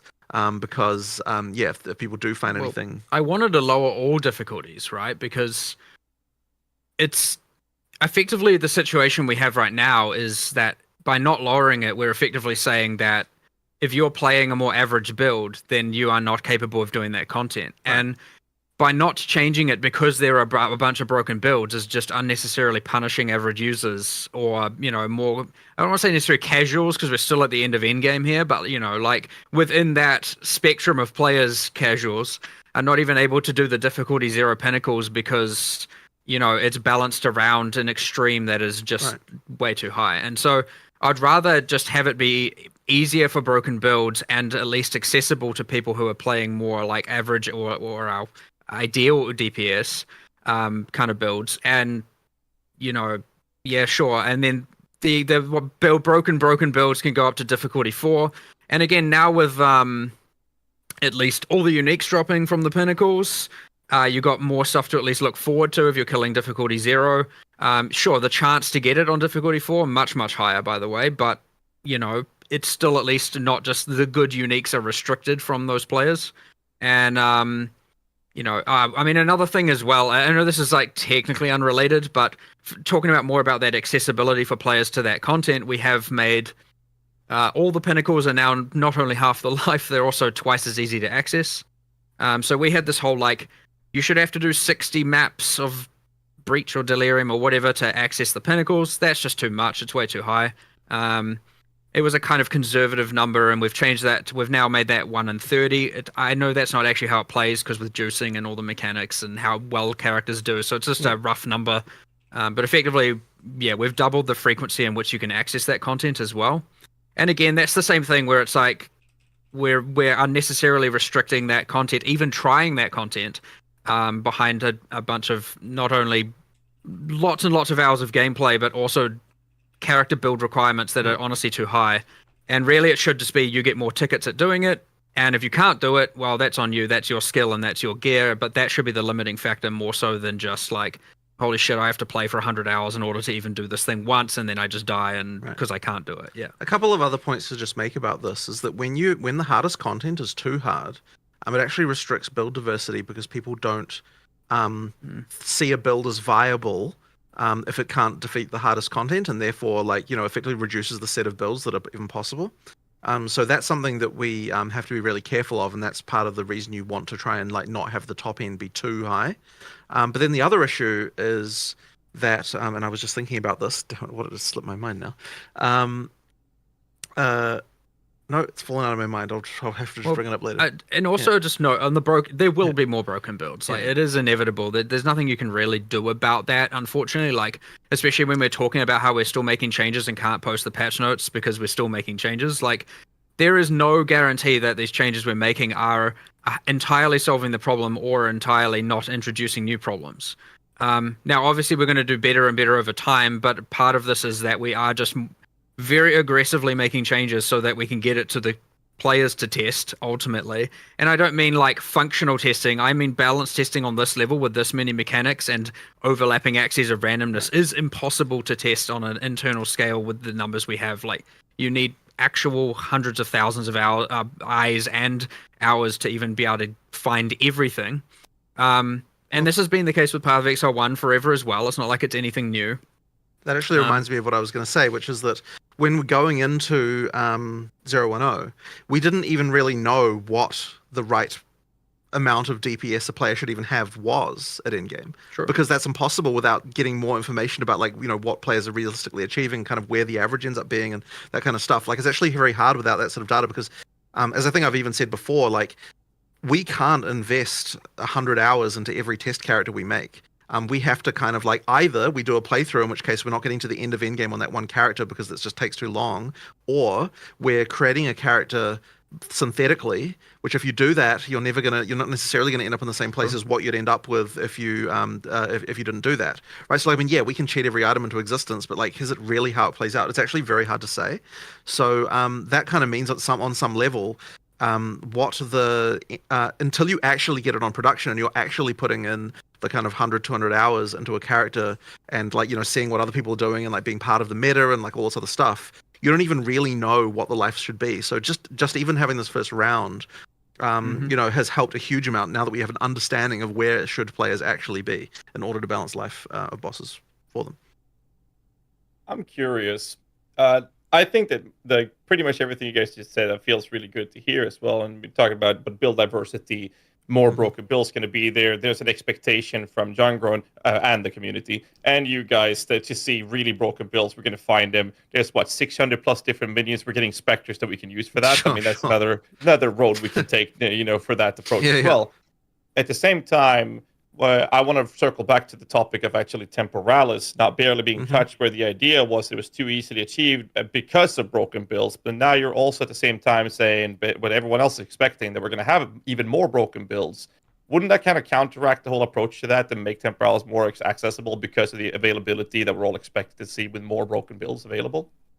Well, okay, so when I say more, what I'm saying is, you know, and I think Mark even might have used this example, is let's say there were, like, you know, 200 broken builds in the last version. Well, hopefully this version we have 100 broken builds, and then the next version we have 50, and then it'll halve each time, and then, you know, like, we'll sort of get somewhere okay, like, over time. So it's not to say that there'll be more in the sense that there'll be more than there were before. It's that there will be more in addition to, like, all those ones got nerfed, and now people find some additional ones.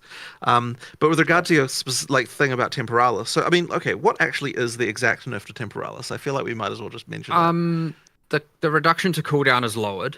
So it's not giving as much of a reduction to cooldown. I can't remember the exact values, but I'm pretty sure it doesn't, for example, fully erase Blink's cooldown now, as an example. Right. Okay. But it's still very good. Like, it's still incredibly good. But the thing that really changed is that we lowered the amount of the relic that's going to drop, so there'll be less of them. We also, given that we had solved at least a good chunk of those problems for the early when temporalis was spilling out into the economy.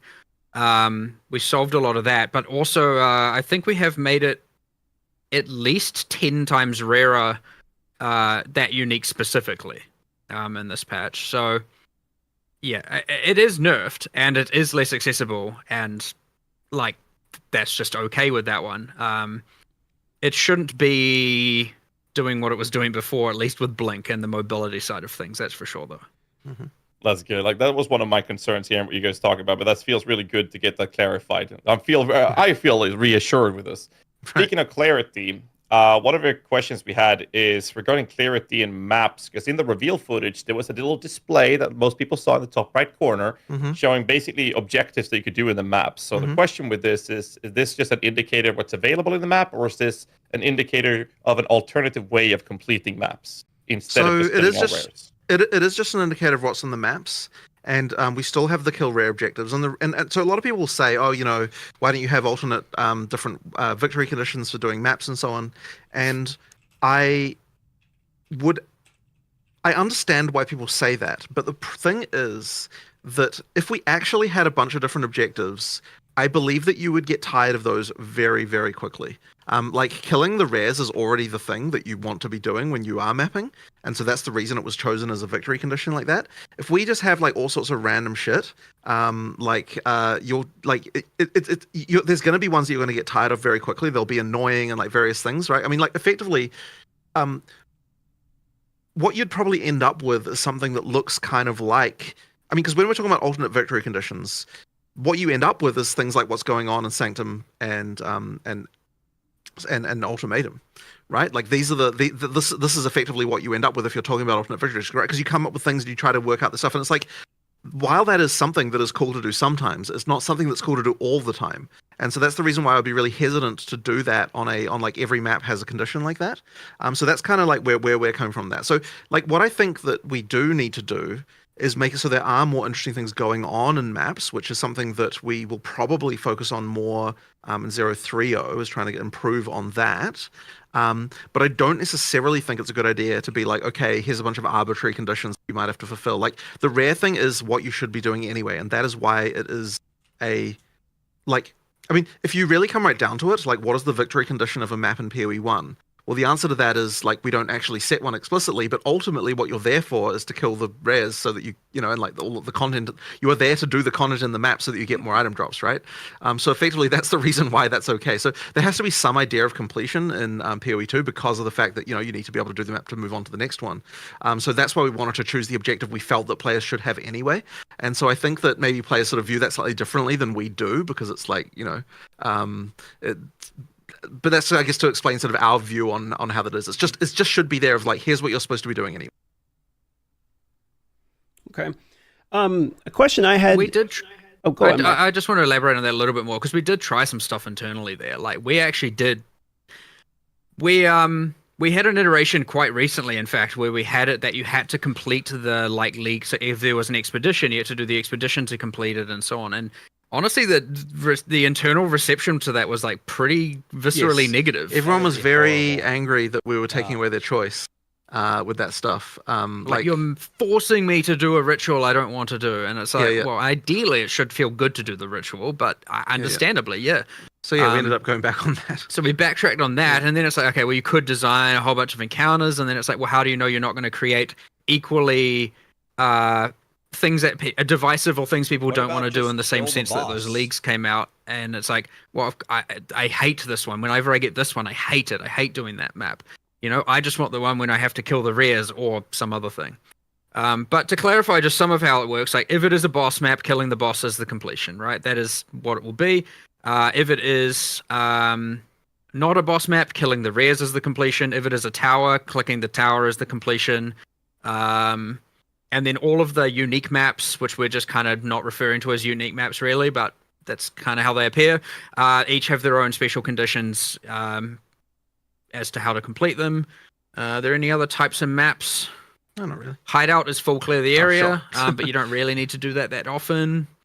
That's pretty much it, right? Pretty much that's it, yeah. And then all the extra content, though, it is displayed on the map. It lists it under extra content. So, like, because often what could happen is you go into the map and you're like, I don't remember what was in here. Like, was there a breach in here? I don't remember. So at least now that is all displayed, and you do know what you have to at least keep an eye out for, and it will display on the top right. Once you've done it, it'll get ticked. And so you at least know what's remaining, where you're like, was there an expedition in here? I can't remember. And then you're like, oh yeah, there is. I have to go and do that one. So did I hear that right? That if it's a standard map with like a boss on it, you have like an overseer tablet or something you put in there, and you kill the boss, that's a completion, and you can leave the other rares on the map if you would like. Correct. Okay, so we got a new addition. That's nice. The rare monsters in that context will appear as extra content that you don't have to do. But it's worth mentioning that you're going to want to kill the rares because there is the map drop mechanic. So in a boss map, there are two that happens twice. Once on the boss for the upgrade, and once when you kill the rares for the sustain. So just to be clear here, like the killing all the rares, like at the point you kill the last rare, there's what we call a sustain drop, which is the one that's giving you a at tier 1, it's 100% chance to drop a map of the same tier, and then that goes down over time, but then gets countered by the Waystone drop chance. So effectively what that means is that if you're playing with mods, you're always going to get a map from that last rare that sustains your drops. And so in a map boss map, that's the same, like the rares will still give you that, but then you're also going to get a map from the from the map boss too, but that'll be +1.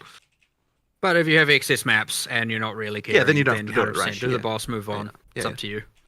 So speaking of like waystones and sustain, is there any chance I could get a teaser out of you for another unique tablet? Because we know one of them, which is you can teleport anywhere on the Atlas.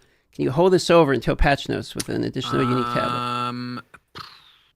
Well, the patch notes won't even include them, right? Yeah, we don't spoil you. We don't spoil you. Think. All right, well, I tried. There is one. I hope it's there, as opposed to coming shortly afterwards. But I'm pretty sure it is. It irradiates the maps, and then you can complete the map. Completing the map will remove the irradiation, but not complete the map, and then you can run it again. So effectively, you can use that to be able to run all the maps in Radius twice with all of them effects and modifiers on them. With the juicing from the towers. Well, with the, I mean, yeah, because yes, if they're with the other 2 tablets or any other towers that are in Radius, yes, correct. Wow, okay, that's quite a teaser. Hey, glad that's probably the chasest one, I think, to be honest. So, okay, so speaking of maps, here's a balance related question for you. So what I heard in the Ziggy D interview is the Rogue Exiles can appear in any map, correct? Yep, they can. Mm-hmm. Okay, so are they scaled from tier 1 to 15? Like, you probably get where I'm going at. When you log in, brand new character, your first map, are people going to RNG get blasted with the same Rogue Exile that can appear in the tier 1 or tier 15, or do they get stronger? They do scale their life and damage and stuff like that. Much like any monster. Yeah, much like any monster. They will. So yeah, they like it'll be it's a hard fight, but it's like, you know, if you run into one on T1, it's just a T1. It's a T1 boss. They appear from part 2 onwards. Yeah. The reason we did it that late is because they have like the full set of player skills, and I didn't want them to be using skills that you didn't have access to at the same level. Now we could have done a thing where we disabled those skills, but then you just end up with a thing where they're like not too interesting, but also it just like exponentially amplifies the amount of work to make now every version of them using different skills good, and that was maybe something that would have been cool and fun, but honestly probably too much work relative to what you get out of it. Right. But yeah, you'll see them in campaign as well, in the second half. And then they're in maps. It's 1 in 12 maps base-ish, but like, you know, we're still kind of iterating on the amount of content that is appearing in maps, so like we might even change this in the next few days. And then the Atlas tree to spec into the rest. Now they do scale in other ways, which is just, I mean, if you think about the uniques they have equipped, like if there is a like level 70 drop level unique item, obviously they're not going to have that before that level. So they'll unlock the uniques they'll have equipped, and this is for all uniques added for all time. They'll only be able to have ones up to the level that they're at, and then the uniques they'll be able to have. You know, if there's a level 80 unique, they won't be able to have that until they're level 80. And since they use the uniques actually do contribute to the difficulty of the fight. Or sometimes the ease, because they don't necessarily know if that unique is gimping their build. Curiosity from my end here regarding the uniques and the Rogue Exiles. Since the Rogue Exiles, it is possible that a Rogue Exile could have killed an in-game boss. Can they wear those type of uniques as well? Or that's a no-go? No, we've kept that off because, again, it's simply because you are right, they could use it, but we're not going to drop them because we don't want boss uniques to come from non-boss sources. Yeah. Like that's fair. And we're much more strict about that now in POE2. Okay, that's fair. Next question we have is on death effects. Are you currently satisfied with the current state, and do you believe that on death effects are something that is needed? Well, what on death effects are you referring to? Yeah, what's even left that's egregious? I mean, that is my first question. Is like, you tell me what's not good enough so I can go get it fixed. I mean, we could take a prime example being like the bloaty guys that explode. I mean, if you have an army of minions, even more so now with Spectres being introduced with bigger but that's minions, different. That's already hard to see. When you're talking about a specific monster, though, I feel very differently than how I feel about it on like rare mods, for example. Because rare mods you can run into any time and you're not necessarily expecting them. But if you're talking about the bloaters, I mean, you know, like those, you can see those bloaters coming a mile away. Like, you know about that particular one. Well, to some degree. I mean, it depends on the build you're playing, but I mean, there are multiple on-death effects and ground effects that it's exploding and like after death. Like The issue that is being brought up is how the players are getting punished from going up to loot, maybe not seeing because there's loot windows popping up covering wherever the explosion is, and you have minions or X-Factor, you're still fighting something, and you can't see it because there's too many effects going on the screen, and then you move to what you think is a safe spot, but you die. Yeah, I mean, I 100% don't disagree with the problem. I guess the thing is, I can probably improve like 90% of it. I just need to know exactly them all, and I mean, it should seem obvious, I understand, but there's a lot going on. I don't know. Give me a list. I'll go through and either remove, change, or make them less punitive, I guess, in almost every case. Or at least, sorry, I don't want to say punitive. Like, they should just be fair. And I agree with you, the loot label situation, like, is a problem. Where all of a sudden now, you know, if it was a rare and it happened to drop 8 items, well, you don't even see the monster anymore. Well, in the case of the bloater, for example, you could make the drops happen at the end of the explosion. You could, of which all the clear speed junkies will be like, no, Right. I want it But now. that's the thing you could do. Because they want to pick it up and then run away before it blows up. So Right, yeah, right. I agree though. That would be the thing I would have done.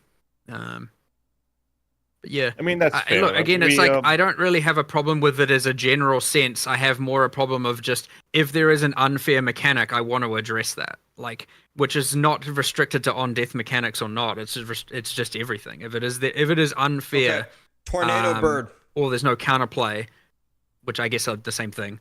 Tornado Then I bird. would like to address it and do something about it, similar to how I Tornado talked bird. about that hourglass mechanic just being garbage. Like, I'm going to be the first to admit that there's a bunch of just unfair bad stuff out there, which is the consequence of designing so many bosses and so many monsters, like hundreds of monsters. You're going to get some bad out there for sure. So we'll get them all in due time, though, for sure.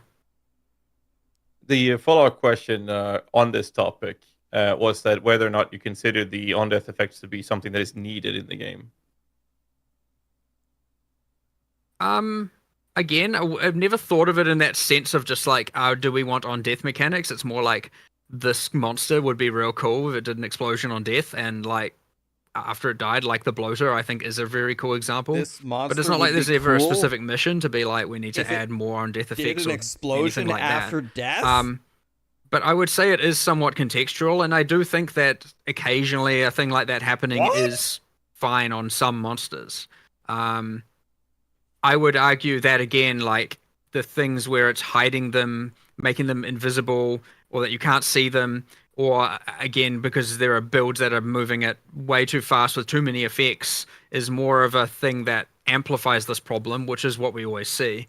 Like these things are less problematic when you first encounter them in Act 3, and then they're far more problematic in Endgame when there's like a hell of a lot more going on. It's way faster. You can't really process what's going on as much, especially with probably summoner builds. So yeah, I mean, it really shouldn't be the case that you can't see a bloater explosion coming. yes. Like, they're incredibly huge monsters. There's incredibly well We're way telegraphed. too stuck It on takes the a very long bloater time thing. to build up. Like, that one really should A be. monster should never one that you can see die coming. and then leave I mean, a I don't pool personally have of an issue with poison the on bloater the ground. specifically. Like, we got some of these questions from the community and some of the Sure. questions brought up from Yeah. other content But creators. that's what I'm saying. But which it was the one of first those one that came to your questions, mind. So I wonder if there's another one out there. That... What I'd like to do is at least do a pass to make it that there is never loot and a death spot contesting.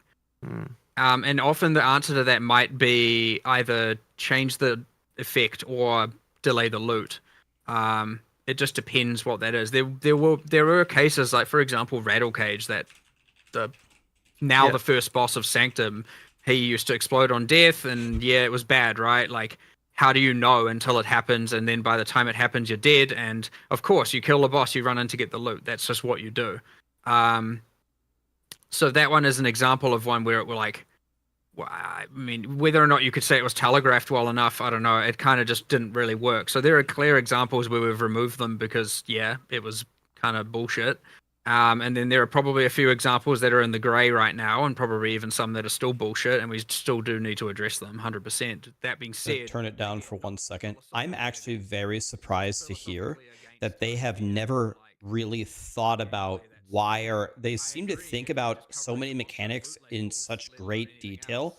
I'm shocked to hear them say that they've never considered really why on-death effects are even in the game to begin Sorry, I with. think we. So yeah, I guess it's just more That's a matter of crazy. like make sure that you continue to make us aware of the things that feel terrible to play against, and we'll do what we can to fix them. And if we can't get a good solution, then it probably will be removed. That is often what happens eventually. Fair enough. I have a kind of a different topic here. So there was a specific question related to ascendancy skills. So some ascendancy skills, I believe, have like quality effects, but you can't quality them. And ascendancy skills also can't be put into weapon slots. So like you can't use weapon switching with ascendancy at the moment. I can't put like elemental storm or something. If for some reason you want to use that. It's like by only using my second weapon, for instance. So we're wondering if in 0.2 we can see quality coming to ascendancy and weapon swapping. Actually being able to be queuable onto ascendancy skills. Well, you can't put quality on them because they're not items, but the reason why they still have quality is because there are things that give quality to all skills. Oh, it's good. Okay, that makes sense. Yeah. So I believe that's why it's like that. So yeah, we're not going to change the fact that you can add quality to them because they're just not items, so it just works that way. So you can. As for the weapon swap thing, can you not open up the advanced skill thing and turn them usable by weapon set 1 and 2 for ascendancy skills? I thought you would be able to do but that. you have to manually press Is that X to really not weapon possible? swap it. No, I checked it yesterday. Remember. And you can't do that? No, not that I've seen. No. Man, You- let someone correct me in the chat I have if I'm a wrong. feeling now. So that actually surprises me. But now, upon thinking about it, I suspect I know why, and it will be a stupid technical limitation due to the way that information is stored, where there's no place in your character to store it. So I can actually probably get that fixed now that you've brought that to my attention. It just wasn't something that I was really aware of. God, I've been screaming about this for months. I can actually get that fixed. Probably not for 0.20, but yeah, that's a relatively easy fix. And I've said it 1,000 as I said, it's times. because currently the place where that's stored is in damn the it. gem, and because there's no gem there, there was no place to store it. So probably it just ended up getting disabled by whoever implemented that. Yeah, that I can get them to fix it. Great. All right. We'll move over to some critical strike question. Grinding About your critical games strike does not bonus watch on my weapons, stream. which is currently multiplicative with other sources of crit bonus, leading to higher crit multi than we've ever had, even in POE1. So the question is if there's any changes or plans of changes to that, or is crit supposed to be that strong in the endgame? I wouldn't say that crit has been first on our mind with regard to the changes we've been making on balance. Like, that isn't to say that there isn't something wrong with it, but it hasn't exactly been jumping out at us as like, oh, they've got this big problem with crit. The big problems have been other things. So yeah, like I wouldn't say that we certainly haven't made any changes there.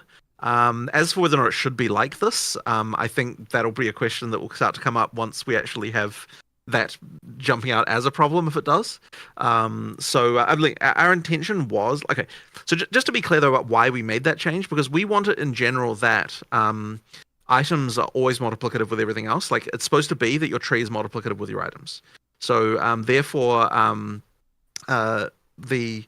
whenever that's not the case, that's kind of a defeat. Like, we want it, yeah, that's just our general philosophy. So ideally we have it that way for as long as we can. If we then run into an issue, maybe we'd change it, but we haven't noticed any particular issues yet with that. So we'll just leave it that way for the time being. The concern would be, of course, is if every weapon build is playing crit characters, which, I mean, like, I don't know if it's the case right now. It possibly is the case, but I don't know if you've got any other feeling about that. Every, I mean, a lot. Right. I mean, this is ironically just like the eternal battle we had in POE1 of crit versus non-crit. Right. And we did like a million changes over time, and we're effectively just starting that battle again. The good thing is, because we've done that, we know exactly what we would have to do, which is there is almost certainly just an imbalance in the ease of getting chance relative to the amount of crit damage you can get. There's no way that is just like right on the get-go. So, but however, it's not on the certainly the current. I wouldn't say it's not on the radar. It's more that it's not the most imminent thing for us to be fixing, given how much we have to be addressing right now, and which we're actively doing as we speak. So, well, other people are actively doing as we speak. So yes, I would expect changes, but I don't know if that will necessarily change for O2O. That being said, everything's changing at like a base level, or a lot is changing at a base level, such that this will obviously. It's not like these builds are going to be identical in power after this, right? Because at the end of the day, it is a multiplier. What it does allow you to do is get so much burst glass cannony that again you're just evaporating the bosses in such an insanely small amount of time that you can turn that battle into not a battle, and that is a problem that might still remain. And if so, we'll fix it. If the base things that are pre-crit multiplier are also addressed to enough of a degree, at least the boss fight will last long enough that all of a sudden your glass cannon nature might reveal itself as a weakness. We'll have to kind of just see how that plays out, but I would say there's a 99% chance that we're going to have to change something, but I don't know if we can do it in O2O. At least specifically to do with the like disproportionate amount of crit damage you're getting. And we might still, question. By the way, I won't say that we're not. I'm just going to say that there is still technically 2 or 3 days left. So, and patch notes for Thursday in New Zealand time, so a little bit time left. Another question we have is actually again about scaling, and it's about de-leveling of skill gems. If this is something you'll reconsider allowing us to have that tool accessible. An example of this, I believe this was Fubgun's question. A lot of current builds will currently use a low-level spirit gem because the attribute requirements level 20 can be too high. An example provided was Deadeye using a low-level cast on Shock as an example. Well, a couple of things about this. One of them is that in general, we don't want people to want to use lower-level gems. Now, the requirements in terms of mana is a valid reason for that to be that they want to do it lower, or mana or spirit cost or whatever it is, or whatever it is. So that's, I suppose that's reasonable, but like, I guess the way we initially thought that was solved, the reason why we were okay to remove down leveling is because you could just get a new, like, level 19 gem at any time. It's just that it's the quality that doesn't move over, so I guess that's the reason for the request. It's more that people want, like, level 8, and they don't want to have to go back to some random... You don't have a level 8 gem just lying around? Not always. I assumed it was the quality. Certain levels that are just like, you want that exact thing, and then they're ultra annoying to get. But the intention was that every gem is worth... you should want to level up every gem no matter what, and the fact that some aren't, like the fact that you're getting so much power out of using lower level ones is an error, and one that I would address rather by saying that having such a low level version of it at in-game should make the gem way worse. Like, it shouldn't be good. It's just that a lot of these things don't have scaling over the levels. Like, there's a lot of problems that have... I mean, you even see this in things like curses, where it's like, well, the mana cost skyrockets and the attributes, but, like, the power, it doesn't go up too much. And so you end up with a bunch of low-level stuff everywhere. And I would say all of those are failures in that regard, and we should be making the level of them way more significant. You shouldn't want a low-level gem, but in the case... I do have some sympathy in the case where you're like, I leveled this to 20 and I actually wanted it at 19, right? Like, I totally understand that, that desire. I like this answer, like they just want gems to be valuable to level up, but it's a huge commitment for them to say they're just going to solve it in all cases where you want to level up every gem for all builds. That's a massive commitment. Combination of fixing as to whether or not we need to revisit, I guess, whether or not we want to allow people to de-level uncuts or something like that. I don't know. But I mean, neither do I. But it is definitely a design consideration for every skill we design of making sure that the levels matter enough. And like, there was quite a lot of work in this direction because that was a big problem in POE1 that you had with quite a lot of things. So yeah, we do try and make the levels matter more. I think one of the the primary concerns, and you touched on it a bit there, it was a topic for later, but I suppose it's a good segue into it, is mana cost on abilities. Like, for instance, 1 mana left at 22,000 mana, Spark costs 700, but then you had Hammer of the Gods, and it costs 1,180. So I suppose some of the questions would be like, how do you guys feel about mana costs of certain abilities and how it deprioritizes the suffix of like bonus levels specifically on classes like Warrior that already have reduced max mana on the tree for some reason? So what are your guys' feelings on the current state of like mana costs in relation to that? Well, the few rules or things that we had before discussing what some stuff we've changed is that it was intended that obviously the cast time of this, the lower the cast time, the faster the cast time, the lower the cost is for one. Hence why something like Spark is relatively low. And then there was like a how frequently should you be using this, which is understandably somewhat subjective by us, but it is our design goal of how frequent.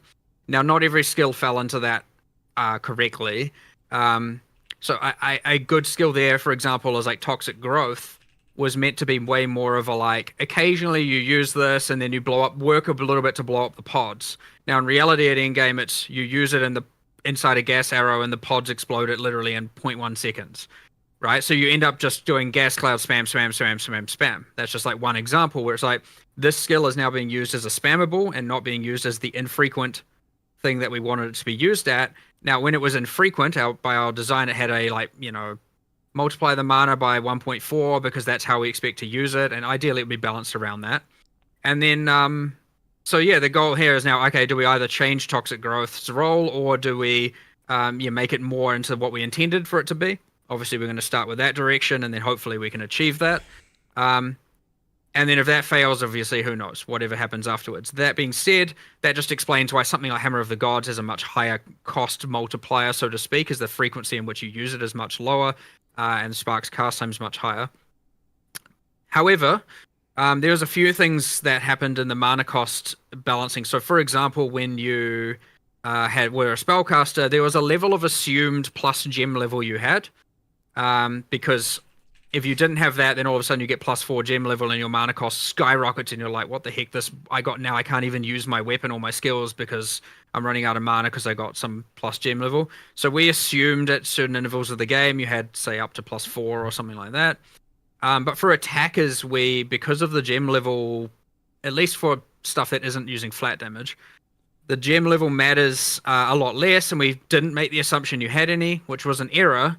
Because all of a sudden now you'll get like +3 projectile levels or something, and now your mana costs are out of control, and you're like, well, this sucks. Like you get probably like 40% more mana cost for 15% more, 20% more damage, and it's like this isn't proportional at all. So we have lowered all the attack mana scaling in O2O to account for the same amount or some amount of gem level. I think it's slightly less than spells. But it makes a pretty significant difference in game, because it's an exponential. Like it was like 12% per level. Now it's like 9% per level, which over 20 levels is like a pretty significant drop in mana costs. So yeah, there's a few things going on there where there were skills not being used as we had intended. I mean, you're talking about the 22k mana. That is a separate problem, which we're also addressing. Though you certainly are not expecting to see mana. It's not just spammable versus not spammable. Skills like Ice Strike, if you get +5 skill levels, you're doomed. But hopefully the attack thing that he alluded to will fix it. And then, yes, you have... So anyway, what am I saying? Attack mana cost down at endgame, and then just explaining some of the philosophy and how some skills aren't used as intended. And ideally, over time, we'd be either adjusting their mana costs because the role they now play is spammables, or more spammables, or we would change the skill of the design or the build or the archetype to have it that the skill is actually being used at our intended frequency. Got it. Okay. Well, I heard that attack skills cost less mana, and that makes me a happy warrior. So. Yeah, that's the actual takeaway, and also nerfed mana and nerfed ingenuity. Yeah, I think everyone knew that one was coming, so fair enough. Okay, so one of the most common questions, and trying to think of how to word this, but basically it boils down to this. One of the most common things people ask about, they want us to ask you, was about the pacing of the game. They see abilities added, like leaping backwards. They see parry being added. We see monsters that have exceptionally high movement speed and some slower cast animations from the player side of things, and mobs being able to push you around, etc. So I think kind of where people are going with this is, where do you guys see in your perfect world the in-game pacing of Path of Exile at? Obviously, it's not going to be the Gem Lean stat stacker, stuff like that's getting destroyed, right? That's not the intended pacing of the game. But how much faster than campaign? What's your philosophy behind the pacing when you're developing abilities, like we see with the Huntress with leaping backwards and stuff like the pushing of the mobs and the fastness of the mobs seem to outscale your pacing of the player? Well, I was this is sort of one of those questions that we get all the time and asked in different ways and so on. And it's like it's always very hard for me to answer because I'm not sure what like I can't exactly give you the speed and miles an hour, right? Like it's sort of hard Sure. to it's hard to sort of quantify exactly what we're talking about. And I guess that's why I always tend to fall back on the feeling of like, okay, well, we want you to feel like you're always getting power growth. But we still want combos to matter, like these kinds of things. Like it's all those really design philosophy things. One thing I will say is that there were, I heard from someone, and then it made me think about whether or not there was a concern that, like, from what we talked about in the Ziggy interview, because we talked about like nerfing a lot of things and like how that was all happening, right? And then we had someone who said to us, "Oh, I like, someone internal testing, they're like, oh yeah, I'm playing in game in 0-0, and the pace feels exactly the same as how it felt in 0-1-0." And the thing is, and they're talking about some random build that's like not some crazy broken meta build. It's just a rando build, right? And it's like, well, yeah, if you're a rando build, then like the pace isn't really changing. And I just want to make sure people understand that like we're not. It might even be increased. Well, in some cases, sure. Like, like if you're not playing the like ridiculously broken shit, it is, yeah, in fact, pretty similar to before. But like, so long as the engagement of like making sure the combat is engaging is ultimately our goal. And so, it's like, yeah, it's the bosses take a little bit of time to kill, and then you have to engage with their mechanics and like all that sort of stuff. And like, that's the only way that we would ever look at it, right? So I can hit you with a little bit more of a specific to make it a little easier to answer then. So I think it's kind of two questions mixed together, and the more specific side of it is mobs being able to push you as a player. Sure. It's kind of a new addition. You got the rolling mobs that can hit you and move you halfway across the map. Where's your guys' stance on this? You know what I mean? It's been a common question. Well, that's a different question. I don't. Okay, well, like there are specific issues with the old roly-poly monsters because they're not meant to just take you freaking for the ride all the way along. They're meant to just like shunt you to the side. Right. So I think that's more of a case of fixing those specific things. I think those are fixed now. Well, as in now as an O2. I think. I hope. Please, but the system seems to be quite volatile in a way where it likes to. Well, I mean, even we had that issue with. I feel like. Did we even fix the lumberjack guy at the start of the game? The Miller. Because that for a while in 020, that was just like randomly taking you for a ride. Yeah. So I think that is a volatile system. Yeah. You change nothing, and for some reason now the monsters are taking you for rides across the level, and then sure. Yeah, I don't know. Yeah, I mean, look, we don't want it to feel like you're just, as I said, getting taken for a ride when you're not supposed to be. And so that one, ideally we're fixing cases where that occurs. Now, the reason you want a little bit of impact from monsters is just because it, makes you actually feel the abilities. And there are monsters that feel if they don't have a push on their abilities, they feel just terrible.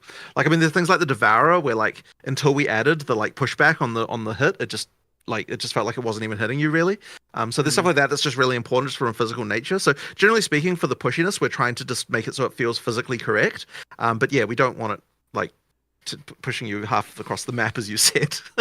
But yeah, and then the other part I guess you were talking about maybe was to do with the abilities that kind of like where the character's moving. Oh, the other part of it, your characters get shoved a lot. And if it was like the pushing is a new concept for a lot of players, and where is its placement in maps? I get the Devourer argument, where it's like, okay, it's a Devourer, it's a big impactful hit earlier on, I get it. But then when you get to like in-game mapping, it starts to feel a little weird when you got these little mobs that are way faster. They're also like, kind of shoving you around a little bit. Right. I suspect that might be a case of certain monsters just not having correct adjustment. I mean, like, I'd be interested to know a specific example because, I mean, so you've got stuff like those werewolf prowlers, right? Where it's like when they attack you, they do a little push there. And once again, it feels like from just a mass perspective that feels all right. But I guess I could imagine a scenario where because your character is moving so fast, at end game, that you might get into a situation where that push might feel a bit off. So like I can kind of see where you're coming from in some of those cases. So I mean, maybe we do need to do some adjustment to some of those monsters based on level or something like that. I don't know. I think also when there will be monsters that are wrong that don't appear as much in single player as well. I mean, this is just on top of that, because you won't know they're wrong until they're not only trying to attack you, they're trying to attack something behind you. And all of a sudden you're getting moved by something that you don't like. Probably again, it could occur in minion cases, kind of a summoning cases. Right. Or in multiplayer, it certainly happens. Yeah, I mean, there's no way that all the monsters have the correct pushiness value, so to speak. So, Right. That's But I mean, it's good. It's good to get that as a thing to specifically focus on because, like, it's something that probably would need some attention. We just need to get someone to like do an audit specifically thinking about that. It requires, for some reason, a quite difficult eye for detail because, again, you want it to feel physically correct and make sense from a physical perspective. And I don't know. I found it quite hard to find someone who can actually assess what would happen if this werewolf jumped on you. There is stuff like that, which I mean, sure, maybe it is kind of difficult. But yeah, we need to go over it with a fine-tooth comb. I do think the context though of like when you're because I mean normally when a monster is being set up, it's being tested in isolation, and you're not necessarily using like a crazy fast build on it, right? You're just like playing it in the context of the era originally appeared in, like that is to say during campaign when you don't necessarily have like some this like crazy move speed and all that stuff. So I suspect that the interpretation actually probably would change a little bit in the presence of having that sort of faster play that you get as your stats increase. I appreciate I think it is something we should look into and like do it and recontextualize it with the idea that we should be looking at it from with high level builds in mind. There's some. Sure. That's So I suspect there might be some something. ideas. I think there might be some something ideas. there. Yeah. That works. We can move on. Okay, so the next portion here is kind of around ailments. So ailments in particular scale off of on hit, which means that ailments very often ends up feeling not so much as a build in and of itself, but as additional damage to a build. So the question would be, and I have a couple of specific questions as follow-ups here, is where do you guys see ailments placed in Path of Exile? Do you want to see, like, I'm doing a bleed build, or do you want to more see it as bleed as additional damage to a build that I'm already doing? Well, I personally, when I'm designing, I'm looking more about the combo potential of ailments and what they can do for other abilities. But that being said, that ideally we're in a situation where both of these things can be true, where it can be that you're playing a bleed build, but also then someone else might be playing a build that's relying more on consuming the bleed to do something else. There's like a few different approaches you can take with it. Ideally, it's like, we can get all of these situations to be true depending on how you speak your character. It was intentional to make it so that the ailments depend more on the original hit, and I guess... So why did we do that? A lot of that is somewhat, to me, intuition, right? Right. Like, there's a little bit of a confusing level where you're like, I got the skill that applies a bleed, and I'm going to increase my damage, and it happens to say increase damage with hits. And, like, I don't know if anyone at that time is thinking that, oh, this is a hit, and the bleed isn't a hit, even though it's applied by the hit. Like, there's a level of just, like, unnecessary complexity that occurs there where it's like, it's nice to just have more damage is more damage, and it affects both, and that's just, like, nice on some level. Like, that is certainly helpful. But I think also part of the problem is, like, you want the thing where if you take increased attack damage, for example, like, that affects your damage over time is applied by those attacks, right? Like, you get, again, you don't want all this, like, really, you have to take global damage and you can't take kind of certain types of damage, and you have to work your way around it and know all this, like, hyper specialized details about which stats work and which stats don't. And looking at that from, like, just a new player, or not even new, from probably people who have hundreds if not thousands of hours into the game, are probably still uninformed unless they've read a specific thing explaining how it works. So that's to say in POE1, right? In POE1, yeah. Whereas in POE2, it should just be if you increase your damage, if the hit is harder, then the bleed applied by the thing is going to do more damage. That is certainly an upgrade. However, there isn't exactly a design goal to say, no, you can't be a build that's like hyper bleeding or igniting or anything like that. And whether or not those are entirely supported or supported enough is obviously people's opinion, or maybe not necessarily opinion, but like, it's not, there's no specific goal to not go one way or the other.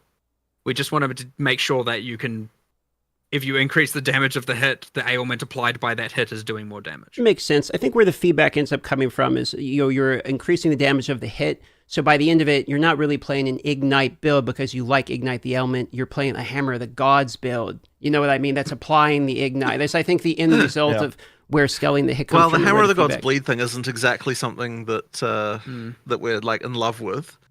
just as a side note. Yeah. Um, Something is needed to be Something done is there for needed sure. about I that, really don't want to do the whole like 80% less damage with ailments on all the skills and all that. I feel like it's all a bit tacky. It should be, but honestly, I don't even know an alternate solution right now, and we need to delve into for. So, there's probably a way around something like that. But yeah, you're right. I mean, to rephrase the question of an archetype that a lot of players like to do is dot builds, but there really aren't builds that feel like dots in this game because everything is based upon a big bonk. So will they enable dot builds? Nation, we talk about bleed and all those things, Mhm. but at the same time, we also put the players in the boat where we now are starting to scale, or we have the perspective. My mic is as loud as it can be, guys. I can't turn it higher. It's as loud as it can be. Stop scaling my on hit damage to do more ailment damage. Why can't I just continue scaling that on hit? And then you have these outliers like Hammer of the God, for example. Whereas in POE2, there's like separate ways of scaling. If you want to scale ailments, then the on hit is kind of meh in comparison, but now your build is actually focused on ailments. So they like you guys want to get to that point where there's actual. Well, that might just be a focused- matter of making sure that the increases to ailments are more effective than the increases to hits. In that case, Yeah. I think in general, I mean, it they is the case, but are, they might need to not- further do yeah. that. I don't think in a way that would mathematically make it more beneficial overall. Right. Like we might just Uh, need to fix that. Yes. I can't remember. So the basically, exact what you values, guys were but yes, talking almost- about. Sorry. No, basically what you guys were talking about was that you wanted hard hits to apply this. It's the same thing we talked about in the last Tavern Talk. I was just curious to see if the plans are to find another venue to actually make ailment builds possible contenders in the game because they feel kind of lackluster outside of what we just talked about.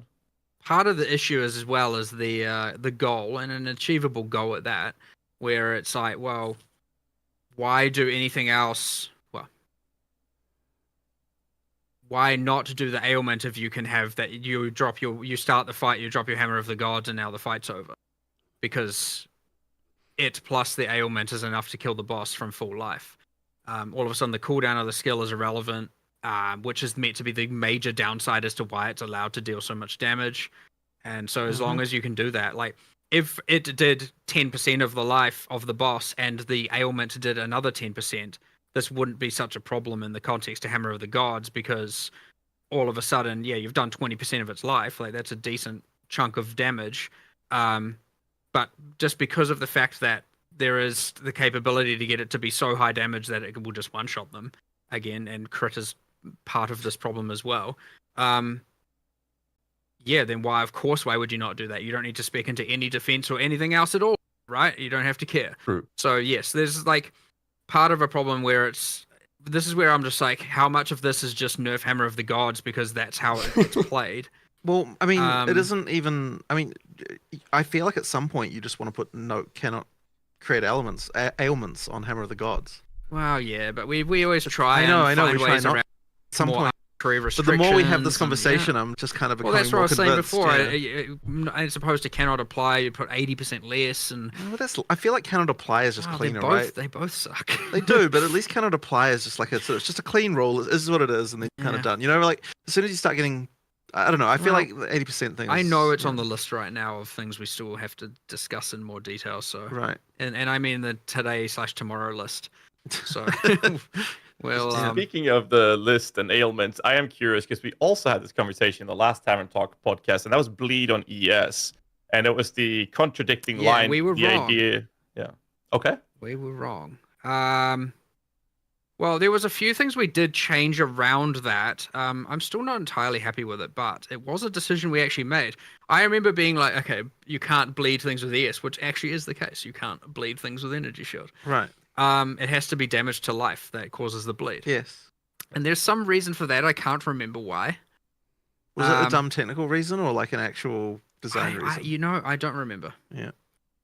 But, and I was like, what the? There's no way it works that way. And we were talking about how we were going to make sure it isn't the case. And we were just wrong. And then it was like, yeah, you guys decided this. And I was like, oh, and then I had flashbacks to crazy discussions we had. And yes, indeed, we did decide that.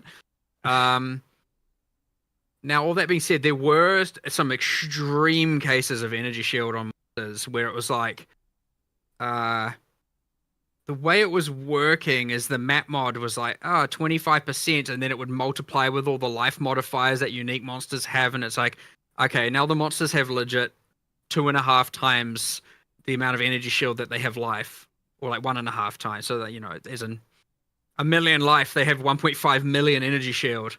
And it's like, well, that's of course just terrible. I think we've changed all of that since. So at least like now when it says they have 20% energy shield, it is at least their final life multiplied by 1.2, or 0.2 and added as energy shield.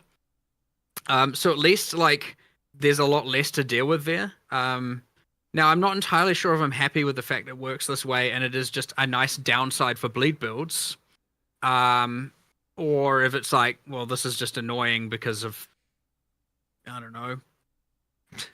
I don't quite know how I feel. I like it in some regards, and then in others I can see why it's frustrating is the thing. But at least we've fixed the freaking energy shield problem, which is just things having all of the energy shield. This is such a nice interview because talking about these specific mechanics is causing them to really think about the design of their game. I prefer interviews like that very, very strongly than like the kind of loaded questions. Factored into Bleed's power, but yeah, I'm not quite sure where I sit on this one, to be honest now. But we did address the energy shield problem, at least to the major degree. All right, so one more last question regarding ailments before we move on, and that is actually regarding Ignite proliferation. It feels very short. The radius isn't very long. Are you guys happy with the current state of proliferation effects of ailments such as Ignite? I don't even remember the radius. Too many numbers. I honestly can't say I have enough familiarity with this to even be able to give you an answer as to whether or not I am happy. So I guess the real thing is if players are unhappy, then there's probably a change that needs to be made, right? So if that is the case, I'd have to look into it, honestly, which wouldn't take me long. It would take me like 10 minutes. I just need to refamiliarize myself with it, but obviously not in this moment. I believe the radius is nearby, so that would be, in this case, 1.2 meters, I think it is, or 2 meters or something. It's very, very short. That's why I had to bring it up. Well, let's move on from ailments. And one of the questions we have was cross-weapon skills. Are there any intentions in making skills be able to be used with multiple weapon types? Generally speaking, no, because we see the skills that you use with your weapon as being like innate to what it means to use that weapon, and that was like a major difference between POE1 and POE2.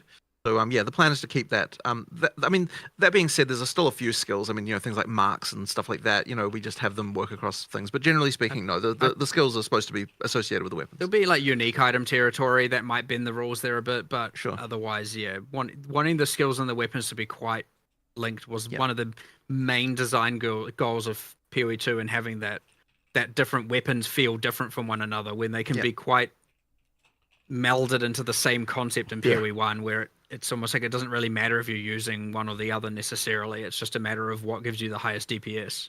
Mm-hmm.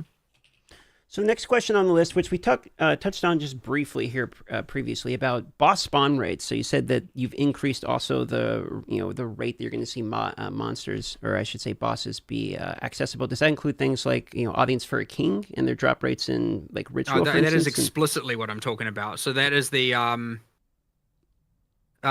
Twisted Domain, is that what it's still called? The rate of which Olroth appears, the Audience with the King frequency, and Simulacrum frequency. Big W then. Okay. Yeah. We'll follow that question up with the current boss drops. There's going to be 100 uniques being added to the game. Will some end up being boss-specific ones? And are there any changes to what items the endgame bosses can drop currently? So we're not adding new boss-specific drops to bosses that already existed, but there are some of those uniques are boss-specific for new content that we're adding. But the intention though with the uniques is not to be add a bunch of boss-specific stuff. Mostly, it's to add a bunch of stuff to the core drop pool, which is what needs it, I think. So that's most of them are core drop pool. So with the addition of 7 new maps, I believe is what you said is coming to the game as well, has there been any retuning or touching of the previous maps? And the follow-up to that would be, are there any plans to have something like a Horizon Orb, or potentially you could change one map into another? So if you see one that's like an Augury, you can change to a Vow Factory or what have you. So we haven't done that. There's been probably a few touch-up to maps, but I would say it hasn't been the major focus of 020. But I do think it's going to be a much more of a focus in 030 that we want to try and improve the mapping experience of just the core maps by quite a lot. Like that'll be more of a thing we do then. We had a huge discussion about this the other day. Yeah. I think we did briefly talk about it in the Q&A with Ziggy, but like effectively there are just some maps that are just like, very mundane. It's not a lot going on, and so part of this was also okay. Well, at least adding all this new content, like the Exiles and the Wisps and stuff, will alleviate the level of things not going on in certain bad maps. But we had a pretty massive discussion about how we could improve it. We just need to do it, and there's no way we were going to do that in time. So, 030, I guess, is our current objective there. Another Atlas question regarding maps. Sometimes they're broken. Like there are map nodes that are 100% out of reach. Is this addressed in point 2? There's been we told the person who works on that to fix it. They said that there was improvements. So as far as I know, it should be fixed. There are improvements to the full, like, I can't exit at all. Like you're in this block and you're like, I literally can't escape this island. Okay. I don't think I think there will still be just like very rarely random disconnected maps that you can't get to. Because that is technically less problematic than the people who are literally unable to play the end game because they're trapped. The other thing that we've done, a very recent, which I checked yesterday, was a pretty drastic improvement, is just there's like bits that are just improving the general connectivity between blocks. The concept of a block is probably not very observable to a player, but effectively you'd get these like kind of lines where it's like I can't map across this entire section. There's 0 connections. That's like kind of because it's a gap between what we call blocks, and we've increased the connectivity between those like dramatically. There is one bug left which I don't think we're going to fix in time, which is currently a node is only meant to have a total of 4 in and out connections. And I think once they get more than 4, one of them, they look like they have 5, but only one of them will just straight up not work. This is a bug. We are going to fix it. I just think it might go out with that bug. It's already on live, that problem, where sometimes you're like... So you see this all the time where you see a citadel and you're like, I want to go to that citadel, but then you have to walk this massive path around this lake to get to the citadel. So they're saying the connections between these blocks will be more frequent. So hopefully you don't have to do 15 maps to get to the citadel. A more sought after topic, it was regarding trade improvements, which was mentioned in the Destin interview. My question I don't have anything extra to say about this. More details. I don't have anything extra to say about this. What was the question? Okay.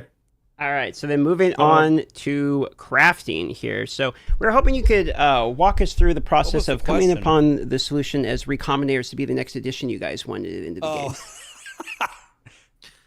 game. Well, effectively, we were looking for things that could increase the ability for there to be more interesting stuff you could do.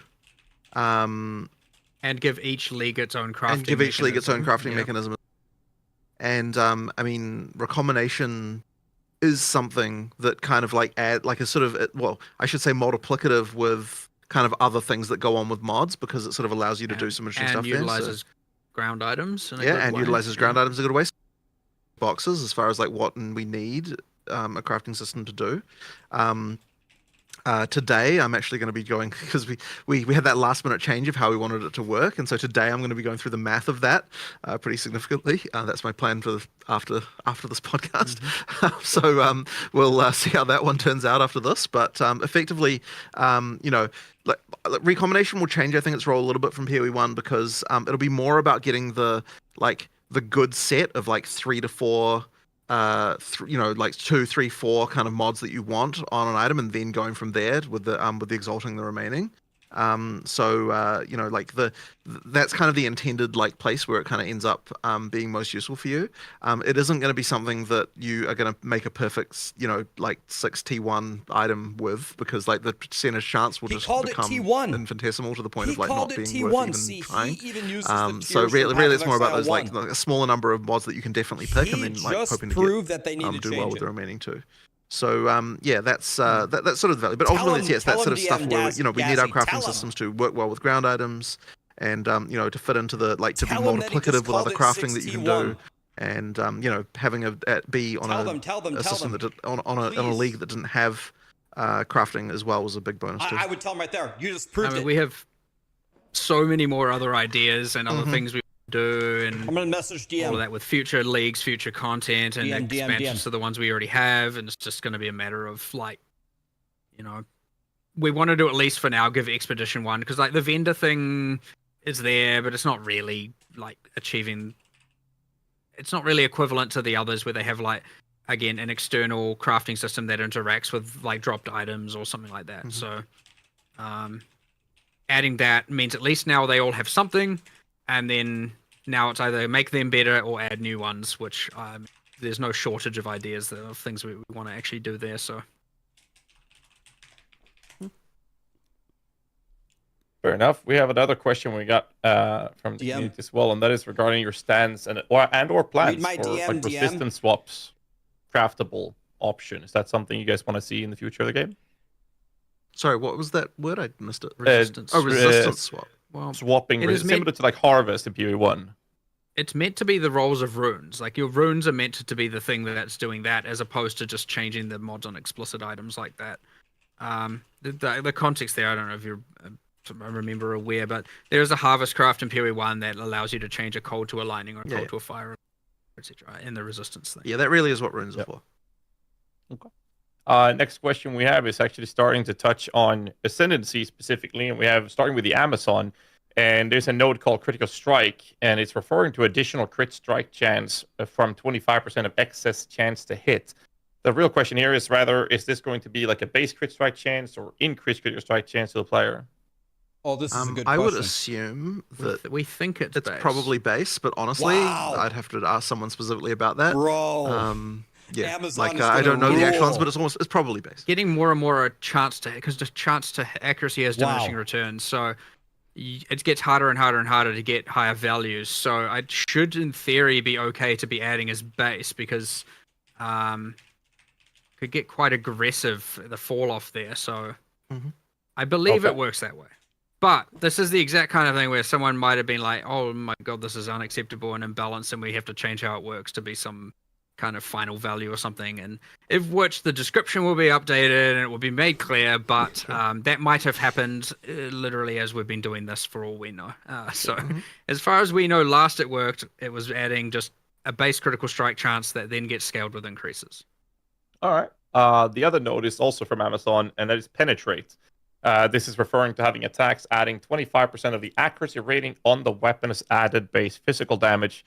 Question here is simple. Is it going to be added as a local damage modifier that will then be scaled with the weapon's mods, or is it just an added flat number on top of the total damage? I don't think it adds it to your weapon. I just don't think it would work that way. Because I don't even think the stat is phrased that way. I think it's more that I think it's the same as if you got added physical damage on like a ring. Right. That's I'm pretty sure. All right. Yeah. So one of the things I was most excited by when I saw the reveal was the Tame Beast. Kind of something I was not expecting to see when I saw it. And when I heard you guys talking about you had to, in the Ziggy D interview, you had to change some of the affixes. It got me curious. Did you guys run into any scenario where some of the affixes you thought would be, absolutely busted, like invulnerability aura or etc.? What was some of the cases you ran into? Yes, 100%. What other ones? There is definitely some that were. But I think that one in particular pretty crazy. Yeah, I mean, we've had to do things where we had to reduce the uptime on some of them and change how frequently they use them. But on the other end, we've also taken the mods that would have been really, really bad at killing monsters and made them a lot better as well. So it should be a bit more uniform. But Yeah, it's certainly a kind of. Well, on top of that, I mean, aside from being a difficult balance task, there's also like just making sure it's not annoying when you're like AK or looting. It's not like you know doing things too. I mean, one problem you're gonna face, which I want to address, I just don't know how to do it imminently, is the fact that you might often see those things coming out. Like, for example, if your rare monster has periodic fire explosions mod, like you can't distinguish those from enemy ones, and you might all of a sudden be avoiding your beasts mods all the time. Now, a lot of people are probably just gonna be like, "Oh my god, don't tame a beast with that mod." Fair enough. I do want to actually alleviate that and do like Asmerian versions of all those effects so that you can at least distinguish them apart. Put some wispy stuff or change the color of it a little bit. But for now, like, yeah, that's kind of a lot, and we didn't get time to do that. So that will happen, just as a forewarning. That being said, it obviously doesn't damage you. Well, actually, it did at one point. It won't. It won't damage you. We had that with specters as well, where there are some monsters like the ones in the Ziggurat, where they like create they send forward like a little sun orb, and it's like, oh yeah, that's just a normal projectile, right? And then the specters are using it, and all of a sudden it's killing you. And one of our audio guys found that the other day and was like, I'm getting killed by my own specters. I'm like, oh, no.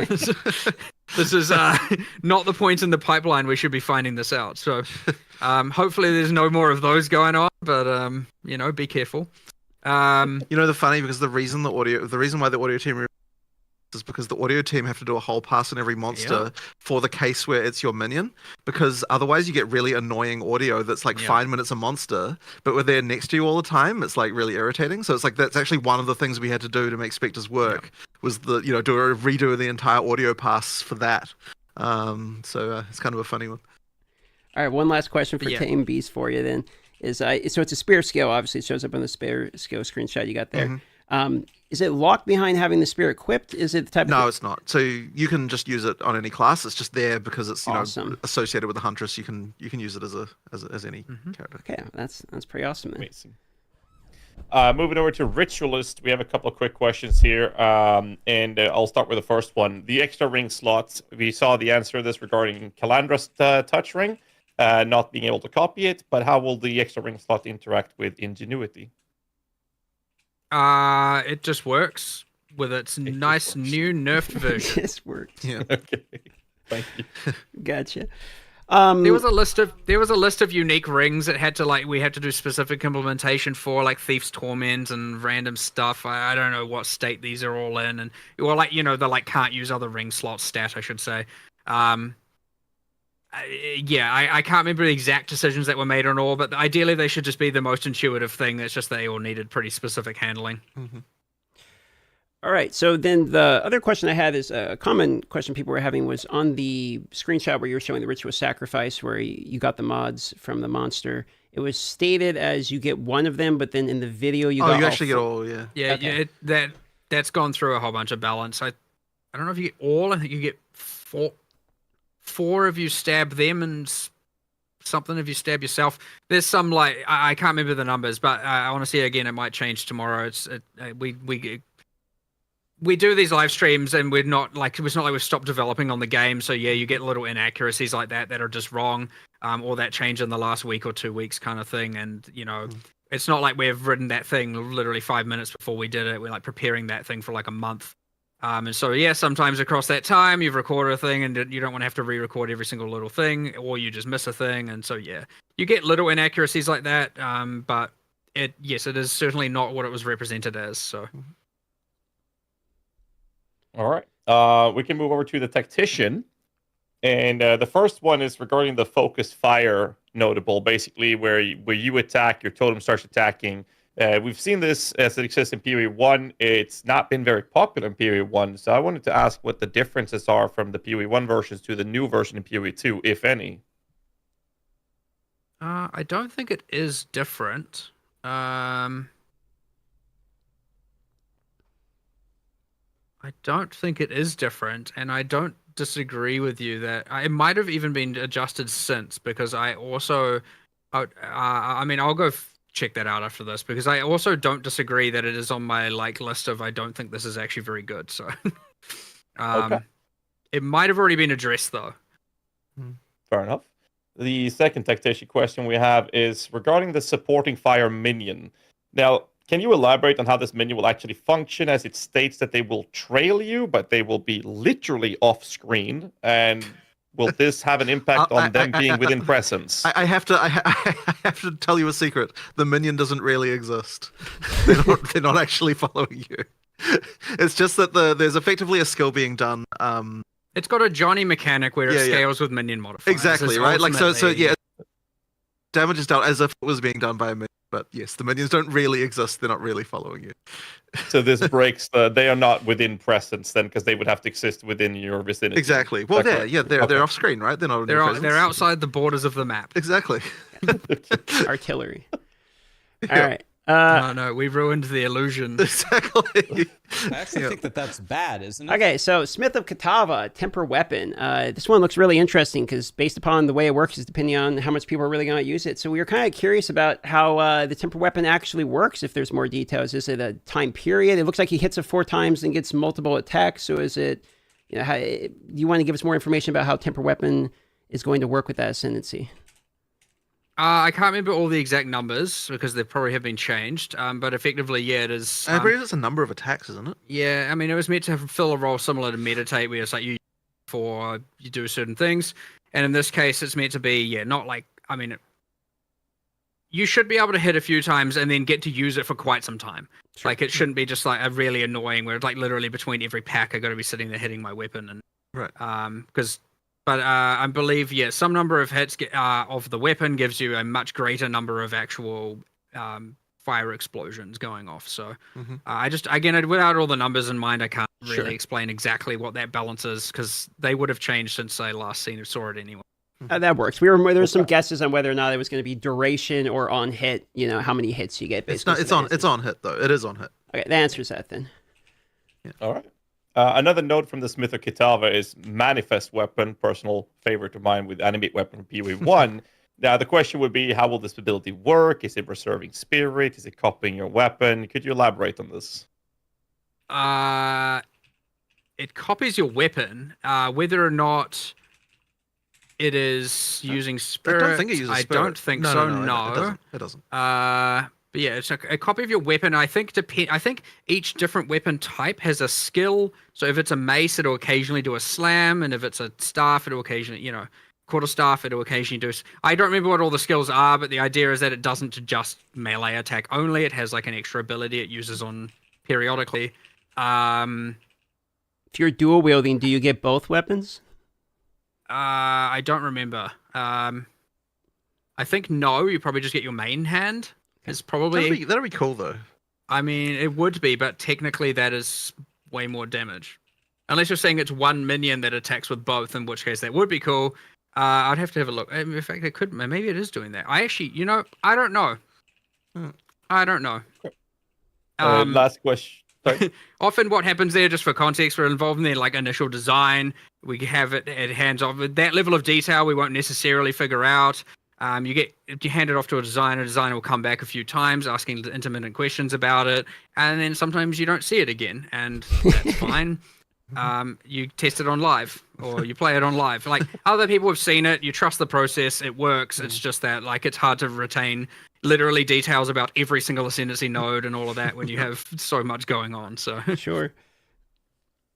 I have one question I have to bring up, my friend Pox here. Since everyone's referring to Smith of Kitava as the chieftain of POE2, are we getting RF soon?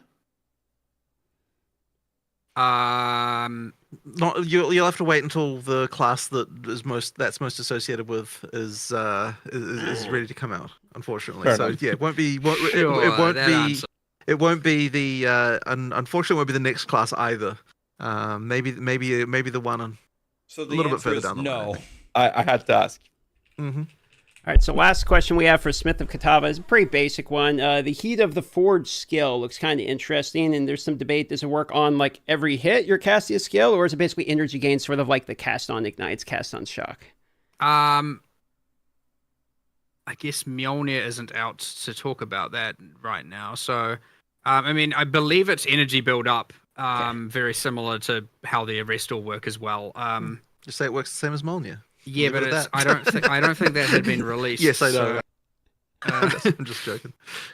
well, Mjolnir will work the same way, but lightning. That I know. Pretty sure it is like energy buildup, but again, without knowing all the numbers, I can't exactly know the frequency in which things trigger and proc and whatnot. But it is like, yeah, look, it's going to be energy based, similar to, and so will Mjolnir, I guess. So. Okay. All right. We'll try to speed up a bit. We don't want to take you too much time like we did last time. So we'll move over straight to the Lich. Now, the first and big question I think most of us are having is regarding eternal life. Basically, when you read it, it more or less tells everybody you're going to be immortal. So could you elaborate on this will work? Which one was that again? The names. Is that your life? Life can't change if you have energy shields. So if you have like Zealot's Oath, you have a little bit of energy shield region. You're not going to die. Mechanical stuff that you combine with modifiers such as Selthos, Eternal Youth, or Demon Stitcher, and Serious Disdain. The whole list goes in terms of how that would operate. Was there about this? I mean, we acknowledged it was powerful. That's for damn sure. So many mechanics around this.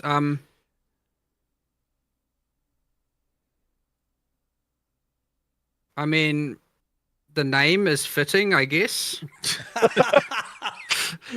I agree. I can't remember. We had a massive discussion about this and like figured out that it was strong but maybe okay. Now whether or not we're right about that, we'll see. I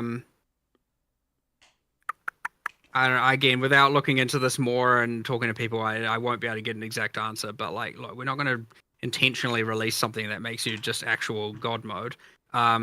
So either people are now going to tell us about what we messed up, and we're going to go change something or counterbalance something, or maybe there's some misconceptions about how it works or something like that, which we probably need to clarify. They again might have already addressed something to do with this as well. I'd have to have a look. I have certainly, since the thing, not been entirely like up to date on what ascendancy class changes have been happening, just because again there's too much other stuff going on. So sure. Well, two quick you questions. might be immortal, you might not be. As the summary of it, we'll see. Hopefully, I would imagine you're not going to be fully immortal. I believe that it should be okay. Yeah. I mean, they're not just going to add that without some level of. Yeah, there was a bit of a tip to the cap to it. I'm assuming because they had like stitchers when you showed the showcase had stitchers he was wearing. He was wearing that Serious Disdain. So I'm like, okay, it's a bit of a inside nod to it, I suppose. Okay, so a couple questions here related to the other ascendancies. Conduit, when it says you lose 5% of mana per second, we're assuming that's current mana, or is that actually 5% of maximum mana? Sorry, which one was that? Sorry, Necromantic Conduit, where it says has a modifier where you're going to lose 5% of your mana per second is sort of the downside of that one there. So I mean, if it doesn't say maximum, it should be current.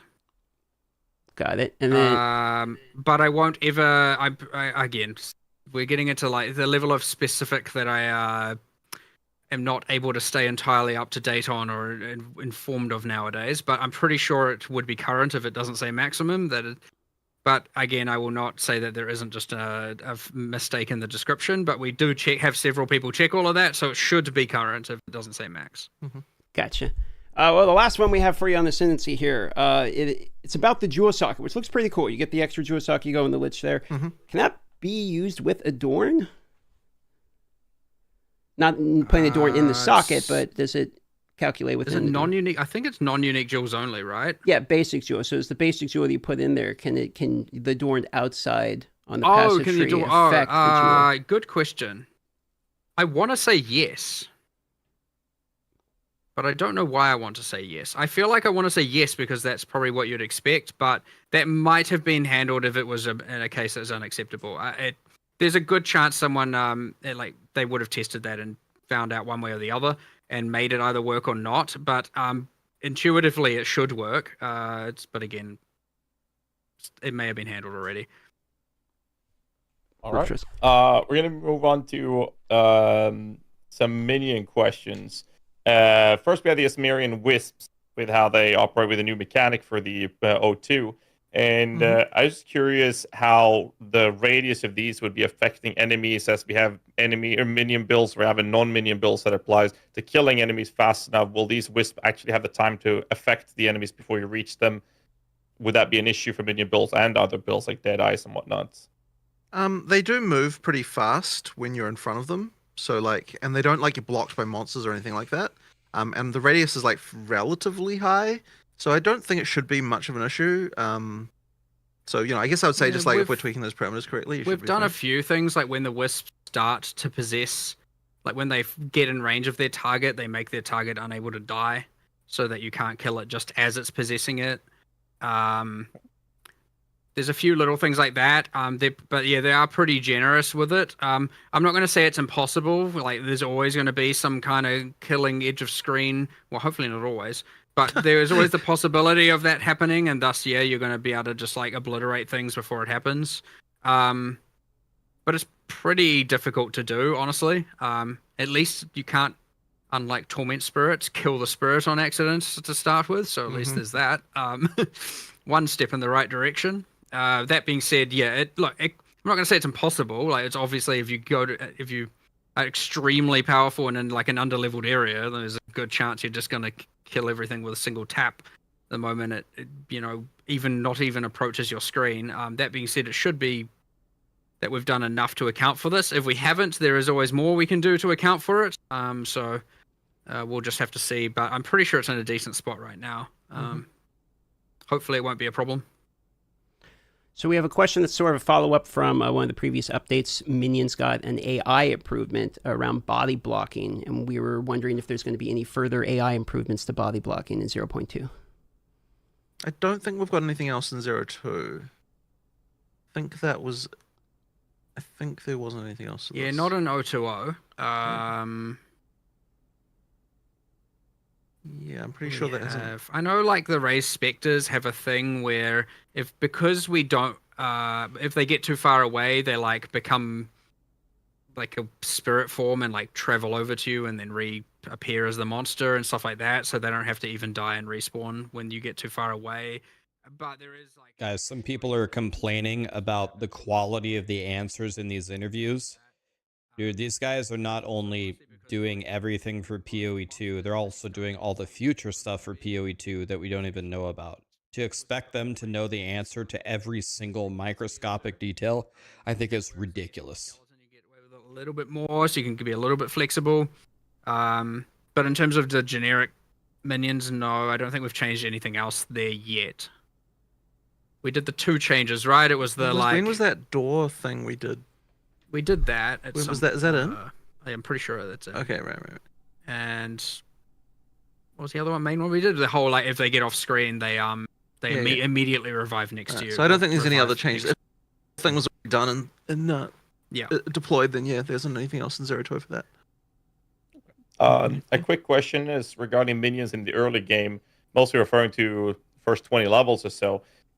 For minions to be able to perform and feel like you're playing a minion build, the minions need to stay alive, and an 8-second revive timer whilst they're dying as soon as something looks at them in the wrong way in the first couple of levels is kind of a question that's being brought up several times. So the question is survivability of your minions in the early couple of levels something you've looked at?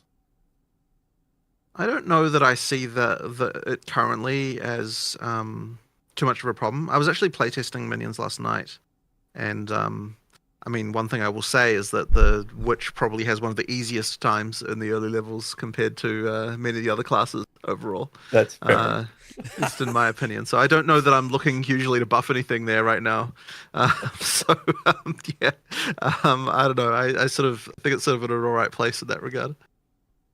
Yeah. There's certainly nothing on the radar because it is true that the class doesn't exactly feel underpowered. Right.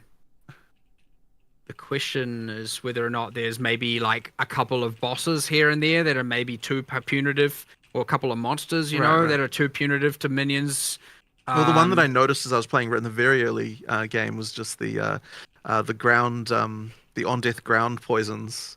Are pretty mushroom. Yeah, the mushroom things are pretty ruthless against minions. Yeah. That is a. We do need to address a lot of those. Yeah, because again, I mean, in an ideal world, you'd like not just stand in it. Yeah. But yeah, that's exactly the kind of case we need to do something about that specific. And there'll be a few more of those trickled throughout, and a few like there'll be one specific boss with one specific skill that is just like unfair, and 100% we need to keep adjusting all of those. So the next one is sort of a report from the previous update, where it was a controller update for offering skills to make the targeting a little bit easier. Kind of the result of that was that offering skills are now auto-targeting like the lowest HP minion, kind of making offering skills a little brutal there sometimes. So we're kind of wondering, is there any update for this in 0.2, or is it on the radar for future updates? It's pretty hard to solve from a like controller versus non-controller standpoint there. Without adding in like all these extra layers of what I would consider to be hopefully unnecessary UI. But I think wasn't there that support gem? Yeah, we have the sacrificial lamb support. That's new, right? Which you can put on a minion, and it will now always make that minion a priority target for anything that targets minions. So you can chuck that on, like summon a couple warriors, chuck it on that, and now anytime you use an offering, they will be your priority target for those skills. It's a solution. Which pretty useful. It's pretty strong, honestly, with things like even DD and using sacrifice and all that. Like it 100% is like pretty strong right now. But yeah, it also, at the other hand, solves like honestly what I would express as a quality of life problem. So. No, for sure. Speaking of warriors, why are they gone? In the footage, they were gone from the occult skill gems. I noticed that last night. I was going to ask you about that. Well, they're not in the T1 list anymore. I suspect what's happened there is that there was that thing like way back where it was like the scepter should be the thing grinding that, and there shouldn't be both the skill and the scepter because you get the weird things where you have to support both, and But I don't know. I don't know. Well, no, I agree. I actually don't think that was on purpose. I suspect that was a mistake. Okay. Yeah, but I did notice it last night actually. Yes, you're right. But that probably just needs fixing. Fair enough. No, I saw it. I was like freaking out. I was like, they took them away. But we're going to move on to the last part of the minion stuff, which is more pressing for the 0.2 release, and that is specters. The first question we have is that I was unable to spot in the reveal footage whether or not we can basically unbind a specter from a bound specter. Do we then have to have... but we are going to add probably just like you chuck it in the disenchant window and it changes it back kind of thing, something like that. That'll probably be coming like immediately after launch, just because we haven't had the time to quickly do it. But it'll be the same for Tame Beast as well, where you can turn both back into the original gem. Perfect. Next question is that an image that we saw on Reddit about a week ago showed the Jamandra Act 2 boss being spectrable, which we can only assume was a bug as it was shown in the 0.1 client. It is a bug. And it is the greatest mystery to me. I had that happen on live where I like killed him and then it came up with the Ray Spectre UI and the skill's not even like out. And I'm like, how in the world? We genuinely cannot even comprehend how this has happened. And like, there's this level of reproducibility that is like, there's just nothing. Well, it doesn't make any sense. You know, the bug I run night, which I've had on live before as well, and I've like no one can do any explanation as how this is possible. But sometimes when I go back to Act 1 Town, I just get the POE1 UI for all of the NPCs, like the old conversation UI from POE1, and no one has any explanation as to why this can occur. And it's just so random. I was like, why that? I've run into it like 3 times in all of the playtesting that I do. I've had it like happen like 3 times. I was like, what the hell, man? Like, how is this even possible? Like, sometimes it's just really, really like that. It's just incredibly bizarre. Well, anyway, you're not going to be able to raise the boss as a Spectre. I don't know why in the world that randomly UI is appearing. One day we're going to figure it out. There'll be something that happens and we'll be like, oh my god, this explains this thing, and it'll be some number of years down the line, and I got no clue. It's funny. Another question is gem scaling. Will higher levels Bind Spectre gem have scaled the minion's power and or spirit cost or something else? What are we looking at? I don't think it scales the spirit cost, but unless they've done that recently. It definitely will scale the power, like 100%. I just don't exactly know how, but I suspect it's your traditional, like, the level of it kind of thing. So It'll change the level of the monster. Yeah. Yeah. And there's some special lookup table that relates to what level the monster is versus the spectre level is, and I don't know what dark magic was done to derive that, but effectively it scales the monster. It happens level. with this. The exact same thing, by the way. Right. So it'll work the same way as that. Yeah. Fair enough. And one last question with minions before we can move on, so people who don't like minions can settle down. What determines the spirit cost for a creature? There's some theories going around. I saw one being based at the experience multiplier, another one that seemed more accurate, which was based at the percent life modifier, based on the data mine information, that is. But what determines the spirit cost for the specters? It is I thought it was just determined by designer for every case, isn't it? No, it is sort of.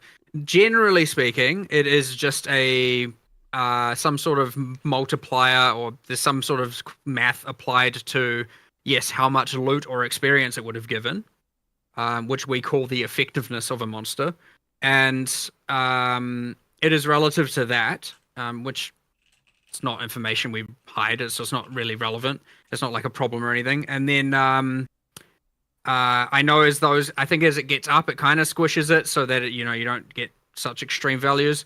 That being said, there are some cases in where we've taken the base monster, made a spectre variety of it, and adjusted those numbers slightly to either intentionally make it cheaper or intentionally make it more expensive based on other external factors. There's not a huge amount of manual work like that going on. Most of the time it is just straight up relative to the amount of XP or loot they drop, which I know specters don't. I mean the base monster. Fair enough. All right, so we're on to the final section here. We have some rapid-fire questions, just a few of these, and we're done, boys. So we're kind of on the last portion here. In the Q&A rapid-fire section, the most common question that I got so far was a perfect jeweler orb drop rate. Are you guys satisfied with the drop rate of things like greater and perfect jeweler orbs, or did you want to have some adjustment done with these? I think they are certainly a little bit too low. We're increasing them in kind of various ways, but there is at least one other change which I don't know if I've talked about, but right now in 020, if you use the one that 6-links it, you don't also have to already go 4-link to 5-link to 6-link. So it just bypasses all the steps at least. So at least now when you have the 6-link orb, you don't also need a 5-link orb. And I mean, the 4-link orbs are relevant, but you at least don't need that one in between. So that will at least help in that axis. But yeah, I would say they're a tad rare, especially the 5-link. I think that should be a bit more accessible. I don't mind the 6-link. Well, the 5-link will become more accessible by virtue of 6-link. That's true. By virtue of that, it will be, economically speaking as well. Mm-hmm. So yes, I mean, sure. All right, that answers that then. Go on, Gazi. Visual clarity, rares versus blue monsters, being able to spot them without needing to hover over them. Like maybe a hue around them or something. Is there any plans for this? I'm personally not a fan of the for now glow thing that POE1 has. The intention was to make it so the mods would make it visible enough. There might still be a few that need some adjustment. I have something I want to try, which is like, it's going to make it feel a bit more in-world, but I need to try it to know if it's the right answer. It won't be like just a color shift or a Fresnel. It ends up looking real tacky, honestly. Mm-hmm. Rares were always meant to have one mod that is visual. Maybe it's not recognizable immediately, but something that at least can make you say, oh, there's a rare because it's some skill is going off or it has some visual. Whereas magics do not, which I agree is a problem. So yeah, we need to do something there. Me and an effects artist spoke about something and we want to test something, and I'll see, but it'd be nice to be able to solve that in a way that doesn't like make it just feel like there's all these colors on your screen and you're actually again still caring about what the monster is more so than just like whether or not it's gold, yellow or blue kind of thing. But again, it did really look tacky. Like I have a particular hate for Fresnel glows in games. I like people use them because they make things really visually obvious, but they look lame. Agreed. So this next question here is a follow up from the previous tavern talk we did. It's about lockstepping. You guys said you were making a hybrid version of it, and so we're kind of curious of the status of that, and if you guys have any information to share about the. Unfortunately, we haven't had time to do still more on we that just one. have no. We don't even have predictive right now, right? Yeah. So no, it hasn't been done yet. Sure. Yeah. Sure. All right. Next question is searching nodes in the passive skill tree. It's currently very hard to see what nodes apply to your search prompt in the passive skill tree. Will this see any improvements? I 1,000,000% want to improve this. It's a matter of just finding time for the UI programmers to do so. Oh. It is pretty bad. Like, it's especially with the new size as well, with it just being a lot larger. It is pretty awful to try and search for very specific things. Yeah. Fix it. The next question I'll here. make it happen. I just hopefully it won't take too long, is all.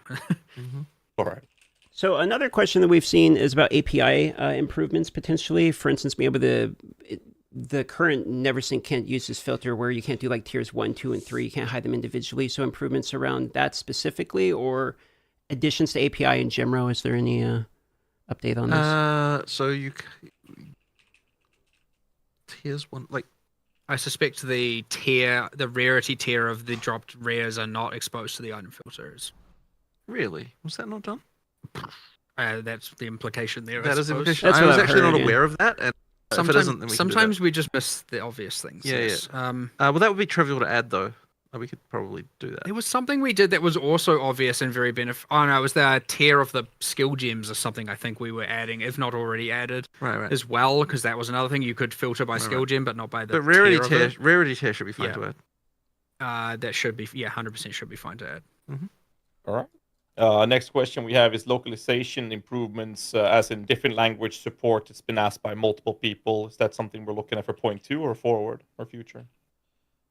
I mean, certainly 0 isn't going to have any extra languages, I believe. I think there was a list of languages that we still were planning on adding, but it's not like in the immediate time horizon. There's nothing on 0 though. Just kind of a random question, but currently how hardcore works, because there's no league, there's just the standard, is if you run hardcore SSF and you die, you become softcore SSF, right? So I'm assuming that if you die in hardcore Dawn, you're going back to the base. Actually, no. So we are actually going to make it so you go back to the non-hardcore Dawn of the Hunt League, and it's funny because the reason why originally we made it so that hardcore of a league went back to standard instead of back to the lower version is that we actually had people in standard. In the league were getting annoyed that people would die in hardcore and then be above them on the ladder. Because the people in hardcore were actually better players at the time. This is a long time ago. People in hardcore were better players than the people not in hardcore, and so we actually made that change because of people getting angry about that. But I think these days that won't be a problem anymore. So it's probably fine to just have that. They literally made a change because the people who suck so bad at the game got leapfrogged by the people who were better than them died, and then they actually made a game design change off of that. My God, our world is imploding. That was originally like that.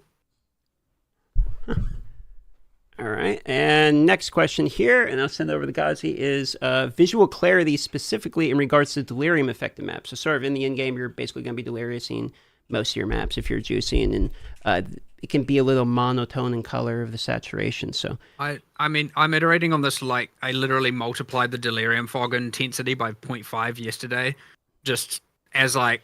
Now I'm going to look at it again, and then maybe today I need to even lower it further or whatever, Sure. like 100%. It should be addressed, at least mitigated, if not all the way addressed in O2O, yeah. Oh, excellent. Thank you. Awesome.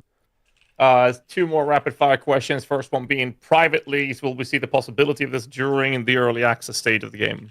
Should be in early access, but not in the near future. We just the web guys need to get time to sort it out. And once that's done, we'll get it in. All right. Last question. I would like to circle back to the API question, and that is regarding being able to see your character on the website that we have at POE1, but it also opens up the possibility for path of building imports.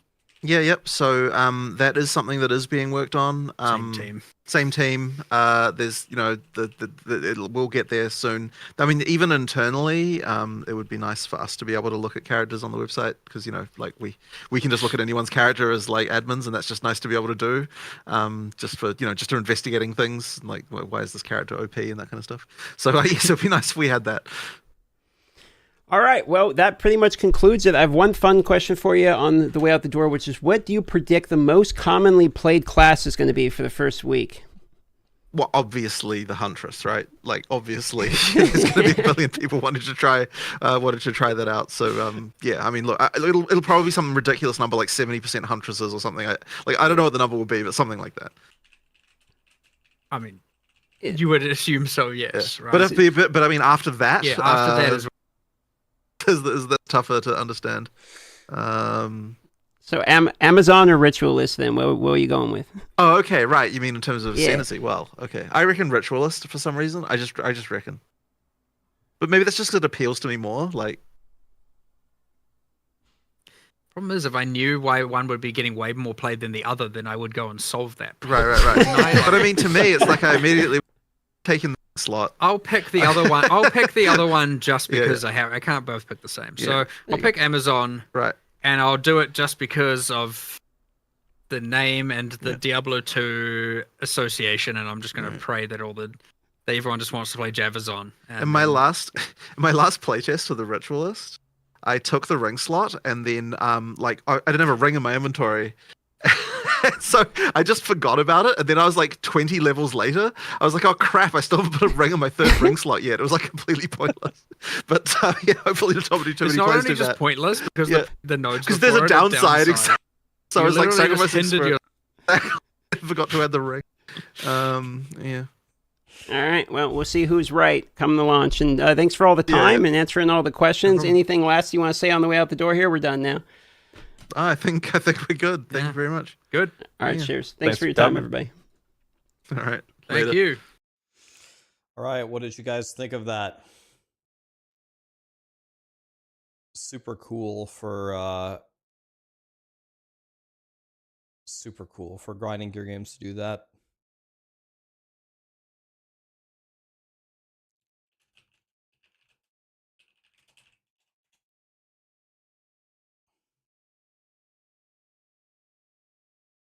All right, so in typical Rax fashion, I took 4 pages of notes.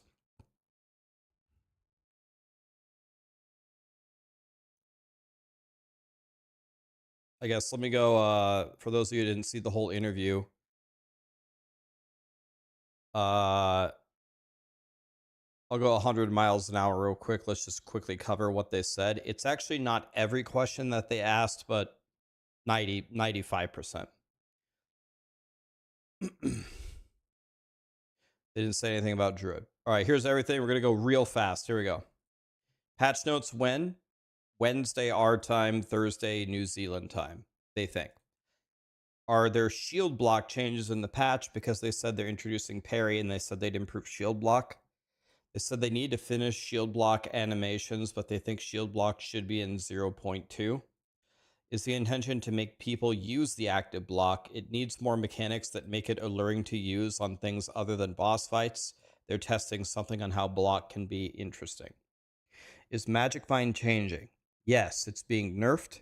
It's getting diminishing returns. And the best rarity items are also being nerfed. It's not a final version of what they're going to do. Quiet microphone. My microphone's at 100%. I can't turn it louder. I cannot turn it louder. So please, if you can't hear me, try to turn it up on your end. My audio interface is at 100%. I cannot turn it louder. I'll try to talk a little louder myself. By the way, this is very, very good. I'm generally very against Magic Find in games. I want to find rare items by making a strong character. I don't want to find rare items by building in find rare items onto my gear. So every time that they nerf magic find, an angel gets its wings. I hate this mechanic. If they removed it entirely, I'd be fine. How do the diminishing returns work? If you have 400 rarity versus 800 rarity, you'd get 3% more items. It was an example. Are they flipping the item tiers? They haven't looked at it, but hilariously enough, if you go down here, somewhere here, they asked a question about recombinating. And whenever they asked about recombinating, Jonathan said, you're not going to be able to get 6 tier 1 affixes. That is an answer from Path of Exile 1. And Path of Exile 1 has it reversed. So they literally, just by speaking about the game, spoke in terms of POE1 when we asked it to flip it. So I think that they have to flip it. By the way, it looks like my alerts have failed again. So give me one moment, please. Let me reset this. It says that I haven't gotten a sub for multiple hours, and I have a feeling that's not true. This has got to be wrong. I guess I'm just going to have to manually check it. It's just totally broken. Everybody who's subbed and gifted subs, let me just say it like this. Thank you so much. Sorry, my alerts don't work. I have no idea why. I hate life. My bad. Okay. Are they happy with the current state of the trials? Well, the current end bosses actually accidentally had double the health. They need to improve the bosses. They need to improve the monsters. And it's not random enough and feels repetitive, but they don't think anything is fundamentally wrong with the trials. Are pinnacle bosses going to be a challenge now since they were previously killed instantly? They hope so, but the community finds super strong combos all the time. T0 pinnacles now have half the health, and you have to do 50% fewer maps to fight the bosses. Are there going to be alternate victory conditions for maps?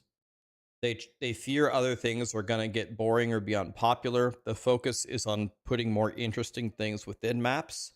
If there's a boss map, killing the boss is the completion. But you want to kill all the rares in the boss maps anyway, because there's also a sustain drop on the final elite kill, which will help you keep your maps. The Summary God. DM, what's up, dude? Chaos, thanks for the raid. Do you want me to send this to you, DM? Do you want this? Was holding a piss for 2 hours. Did you see what I messaged you in Discord? Oh, okay. Yeah, you saw. Okay. Yeah, I was screaming at the screen. I was like, DM, he just said you're not going to be able to recombinate 6 T1 affixes. Tell him. Tell him.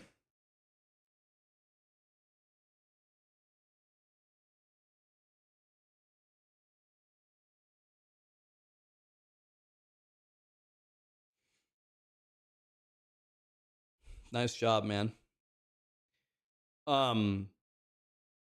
So boss maps, you will get to kill the bosses for the completion, and there will be an objective list to show you what you can do on the map.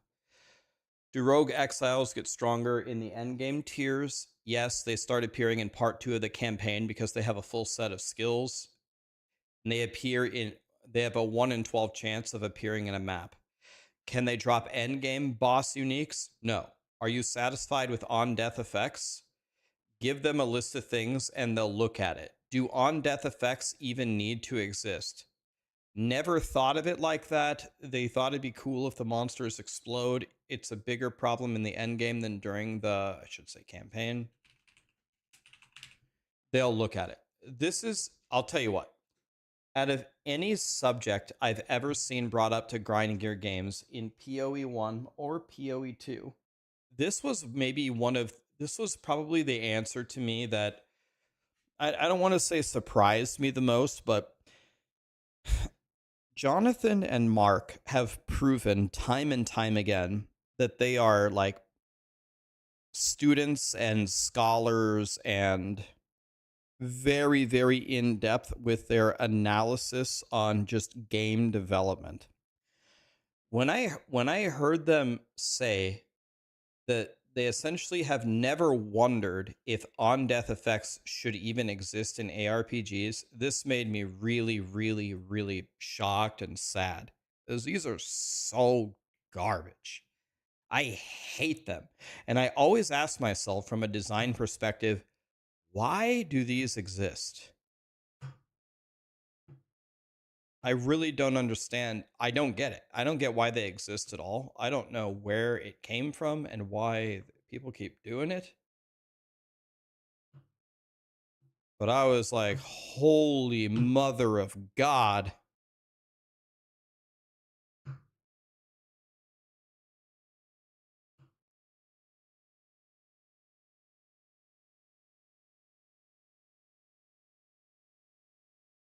So, I don't know. That one surprised me a lot. Can you quality or weapon assign ascendancy skills? You can't quality them because they aren't items. The weapon assign they aren't aware of, they'll fix it. This one hurt me. Because this one means, you want to know what this means? This means that grinding gear games, no one watches my stream, no one watches my YouTube videos, and they absolutely effing hate me. That's the only conclusion I can draw, because there ain't no way they would have not known this if they would have ever watched my stream. Because this has been, like, when I was meditating doing the pinnacle bosses, I've never cried so bad about not being able to meditate on my weapon swap.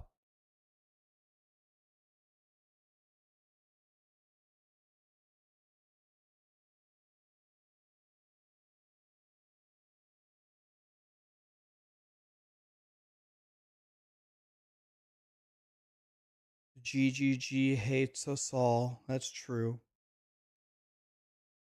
Will we be able to de-level gems? They don't want people to want low-level gems. They want to address it with gems being valuable to level up. I don't mind this philosophy. That's a cool philosophy.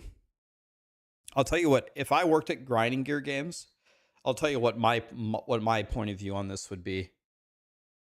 My point of view would be, I think we should allow a simple recipe to de-rank the gems, because I don't think we're going to be able to design the game where every single build and every single scenario is going to be able to want the gem to be leveled up. And if we don't give them a way to devalue it or de-rank it,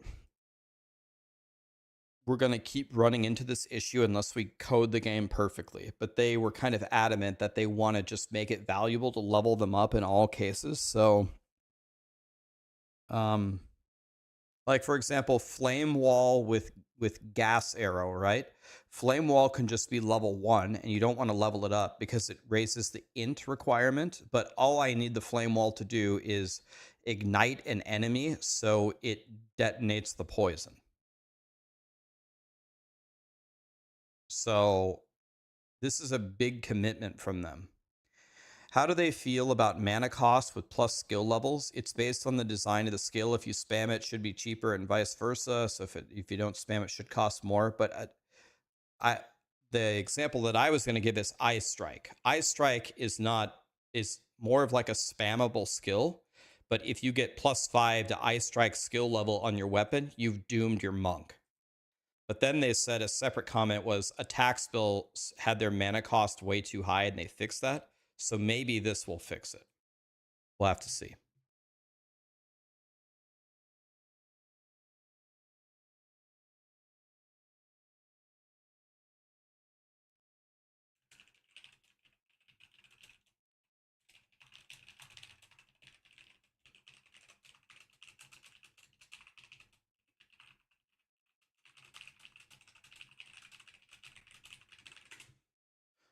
Barricade is here. Hi, Barricade. What's up, man?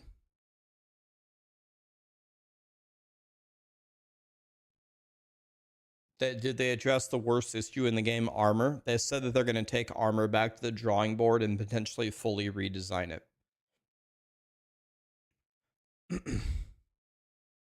I like that emote. Big McLarge huge. What's up, buddy? All right. How do they envision the ideal pacing of PoE2? Because they add things like leaping backwards and parrying, which is standing still. They said it's hard to quantify. They want the bosses to take some time and for you to deal with the mechanics. What about the monsters pushing you around? They're fixing those. It should just move you to the side.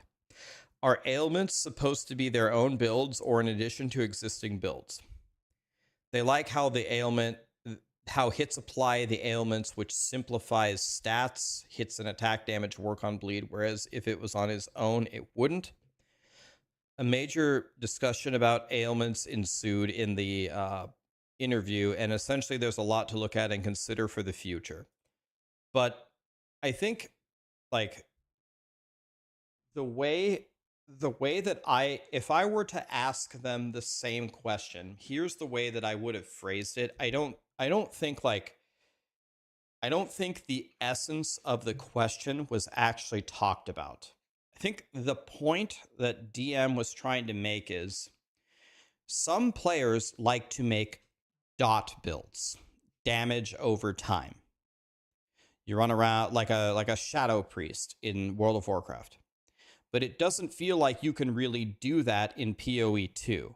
In PoE2, a dot build is about bonking them with a hammer. That class fantasy of bonking with a hammer is not like a dot build. So I think that was the essence of the question is grinding your games thinking about constructing it in a way where dot builds could exist. Are there plans to have skill gems work across multiple weapon types? No, they want them to be unique to those weapons. Are the spawn rates higher for King of the Mist and Simulacrum in 0.2? Yes. I've never fought King of the Mist, by the way. I have never once gotten the invitation from a ritual, and I played more than almost anybody. I probably, out of every player who's ever played Path of Exile 2 for 1 second, I'm probably in the 99.9 percentile for actual time played, and I have never fought the King of the Mist. I've never gotten the invitation to fight him. I could have just bought it on the auction house, but I wanted to do the Quinn 69 strategy when he was playing Diablo Immortal, where I'm not fighting King of the Mist until he actually invites me, kind of like Quinn looking for a 5-star gem in Immortal. I have never fought him. Are there new boss-specific drops? Yes, but on the new content, not on existing bosses. Any retuning of previous maps or maps changing or are there map changing currencies coming? There's a few touch-ups to maps. It will be a focus on 0.3. They know some maps are going to be boring. I don't think they answered the second part of the question, so I'll just delete it. Some people get locked out or completely disconnected maps. Has this been fixed? The guy they told to fix it said it's better, so hopefully. Also, general connectivity between maps is better. That's good. Trade improvements. I'm going to have to color this in red. They were not pleased to receive this question. So this is like Voldemort. Any future interviewers beware. This is like mentioning Voldemort in Harry Potter. You better be careful. On crafting, what was the idea of introducing recombinators? They want to introduce crafting with each league. It's a good way to use ground items. Should be a good way to get 3 or 4 good mods on an item. Can't get 6 T1 affixes. Jonathan, proving we need to reverse the tiers.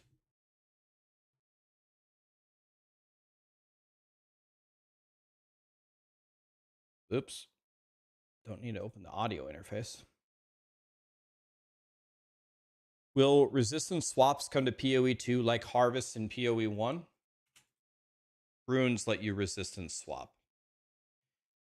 Will the Huntress crit ascendancy be base crit or increased? Base. This is very, very good. This is godly. Can you use this? Can you use the Tame Beast outside of Huntress? Yes. How does the extra ring slot ascendancy node interact with Ingenuity? It works fine with the nice newly nerfed version of Ingenuity. So they just mean that Ingenuity sucks. How does the minion for ritualist?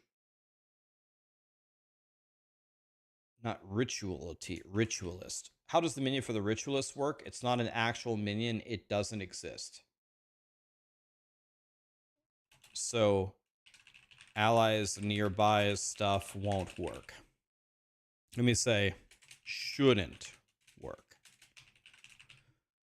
How does manifest weapon work? It copies your weapon and does skills based on the weapon type it copied.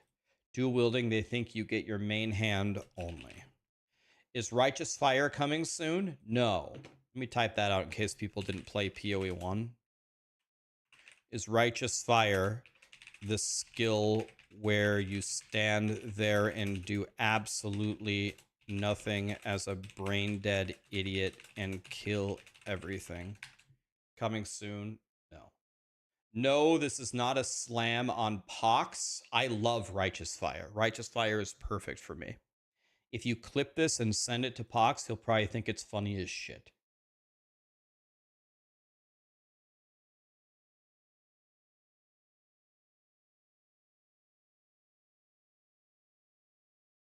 Tell us how you really feel. I love Righteous Fire. I absolutely love it. Eternal life. Your life cannot change if you have energy shield. Will this make liches immortal? No, hopefully not. So it sounds like a yes. Minions in the early levels die very easily. Have they considered buffing their life in the early game? Not currently, because Witch feels strong early. Can you turn the Spectres and Tame Beasts back to the original gems? Yes, they'll introduce that right after the patch. How does Spectre and Tame Beast spell gem impact the power and the cost? The power goes up, the cost doesn't. How is the spirit cost of the Spectre minions calculated? It has to do with the loot and the experience of the monster. They squish it somewhat at the top so you don't get extreme levels. Let's say extreme costs. There are also manual adjustments that they make, but not many. Are you happy with the perfect jeweler orb drop rates? They're too low, the 5 link is too low, and now you can just 6 link without having a 4 or a 5. Visual clarity on rares versus blues. Rares are supposed to have one visual mod. They don't like to add glows. They want to do something. They're just not sure what. Will they improve the search function in the passive tree? Yes. Are there any additions to the API? They're going to add tiers. Are they going to have localization improvements? Not in this patch, but more language will be coming later. If you die in hardcore, do you go to the Hunt League or the Standard League? The Hunt League. They didn't initially put you in the same league because people got mad when hardcore people died and leapfrogged the softcore people. Are they going to fix visual clarity with Delirium? Yes, in this patch. Are they going to add private leagues? Yes, they'll be in early access, but not now. Are they going to add POB imports? Yes. And that's it. That was the 2.5-hour interview.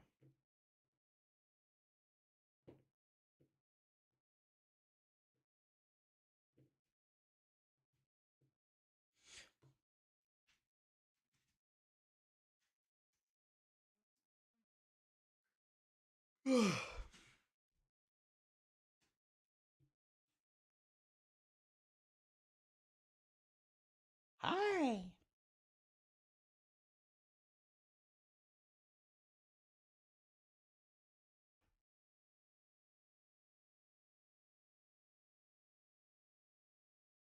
Hold on, I have to pet Callie.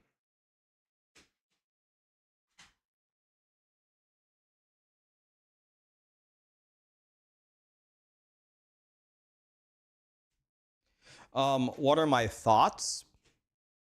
Well, first of all, there were some people in the chat there were some people in the chat complaining that they didn't like. First of all, there was complaining on both ends. They were complaining that DM and Ghazi asked too specific of questions. And then they were also complaining that it was pathetic by the developers because they didn't know the answers to some of the questions. I'll be honest with you, I find both of these takes pretty ridiculous.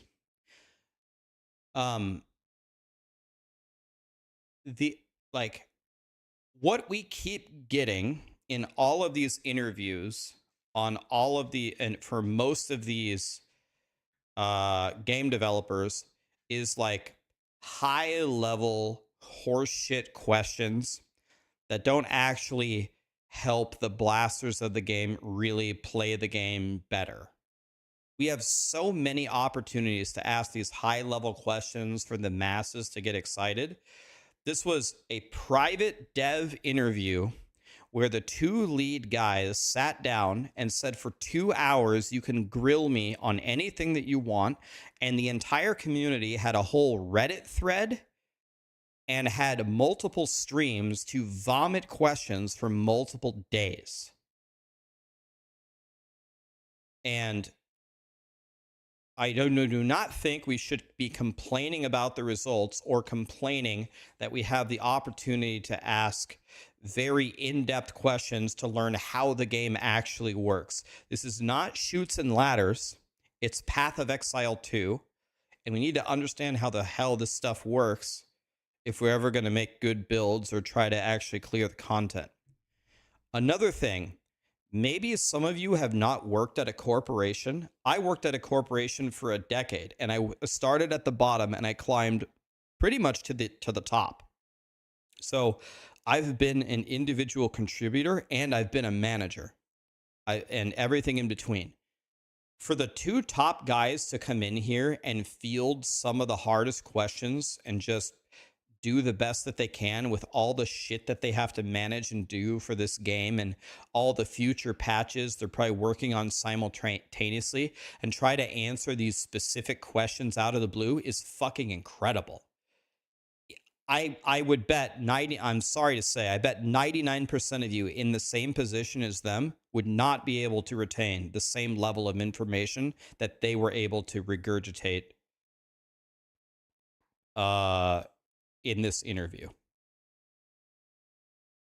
I think that anyone complaining about it, I think that you must not have worked at a corporation.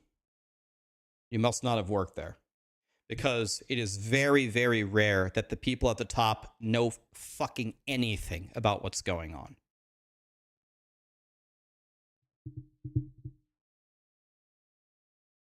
The fact that they can speak at all about these minute details on 50 different subjects is insane, actually.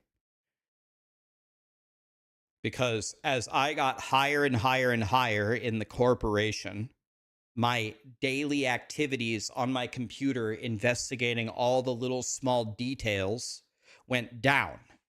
And when that goes down, and when instead your only interaction with these details is having weekly meetings with your team, asking them what's going on, when you have a weekly meeting, they don't sit there and vomit at you a 40-hour work week worth of problems.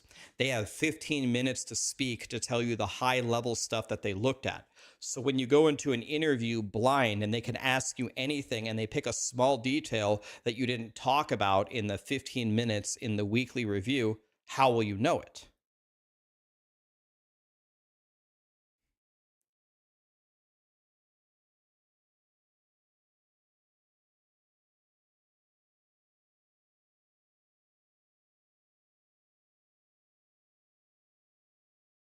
So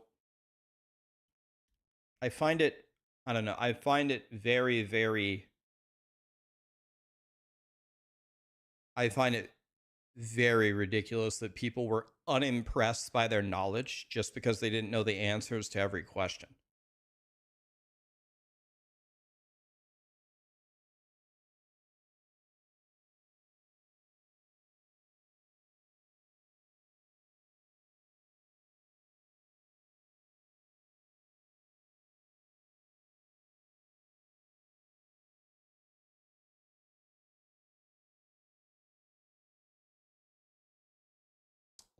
People want this document. Okay, I'll give it to you. Yep. You want it? Fine. I'll share it with you.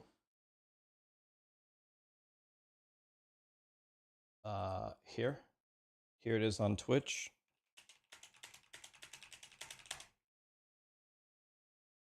Here it is on YouTube.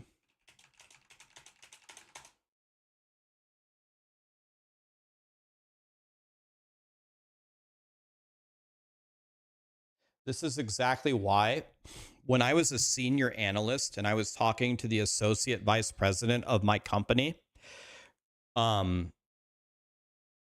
he, like my AVP was actually a god. He was much more brilliant than I was. But I told him, I was like, hey, Rick, when you go to talk to the board and you're like, it's his job to present all of our findings. Sometimes they would ask him questions like, in your team's analysis, did you consider this? Did you run this simulation? Da da da da da. And he would never know the answer because I did we planned all the work. I did all the grunt work. I solved it all and I gave him the answer. And any like weird questions like that, he wouldn't exactly know. So I told Rick, hey, when you go to these meetings, you want me to sit at the back of the room and I'm just going to chill there and say nothing. But if they ask you something, I can answer it for you. He's like, oh God, yes, Ryan, please. And then it was weird. Like the other AVPs didn't bring their analysts a lot of the times. I was the only one there. So whenever the other AVPs got asked questions, they were like, I don't know, I'll get back to you on that. But we always had the answers. So they didn't bring their little minions with them, so it's just way harder.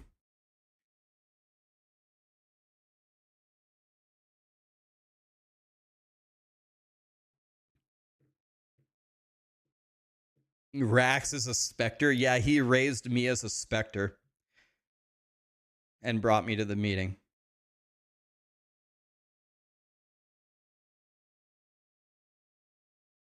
Jonathan and Mark are not just corporation. They're involved and they make design choices for the game constantly. It's not like they're getting briefed once a week. But Mark literally just said in the interview that on some topics they have an overarching discussion on it. They make a decision, and then the process of people who solve the problem solve it, and then they see the results on live, which is essentially almost completely equivalent to what you said doesn't happen. It does happen, at least on some topics. There is no way that Mark and Jonathan are making all the decisions on everything in Path of Exile 2. Sometimes it's a meeting, here's what we think we're going to do, and then 5 employees they trust go do it. That's it.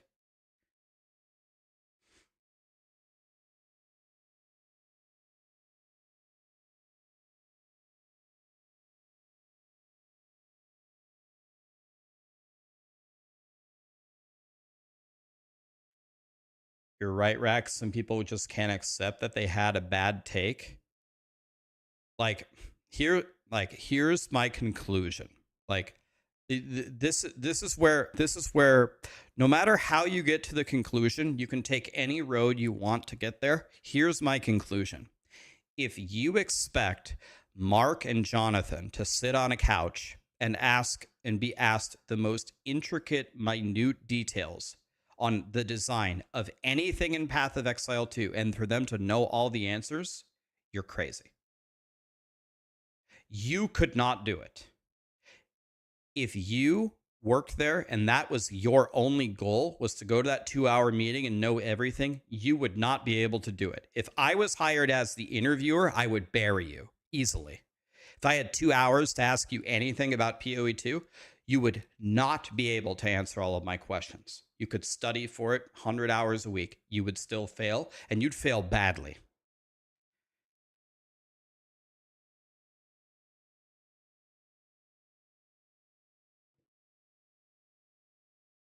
That's the reality of it.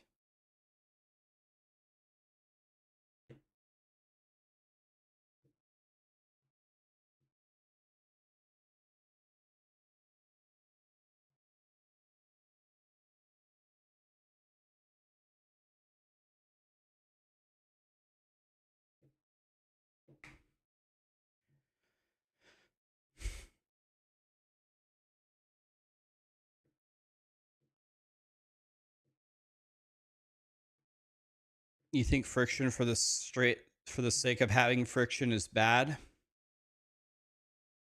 So 6 Meepo. I see what you're saying. So are you saying that they're doing that? Are you saying they're add friction just to add friction? Where are they doing? Like, do you have an example? What's your example?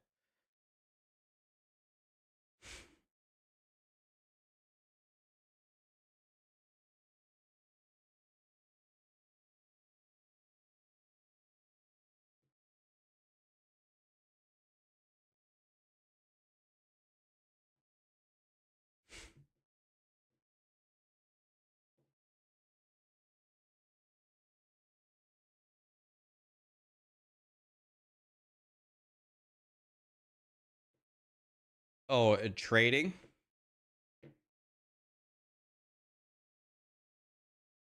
This game is full of them, but okay, but the vendors. What's wrong with the vendors? The trial mods. I agree that the trials aren't fun, but you're calling it useless friction. So, in order for you to gain your ascendancy, you need to overcome some challenge, right? I agree with you that the challenges that they currently have are not fun, but useless friction means that the friction involved shouldn't exist. You should have to do something to ascend. It's just not very fun, right? So I wouldn't call it useless friction. I would call it a boring design. What's wrong with the vendors? I don't get it. What's wrong with the vendors?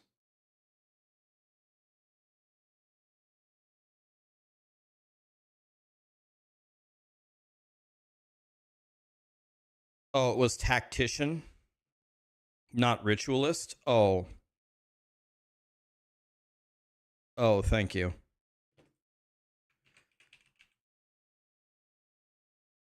Oh, this was the tactician. Oops. See, look, I make mistakes too. I make them all the time, actually. I can't click the X's. There's a stupid ass moon here. Are you for real right now?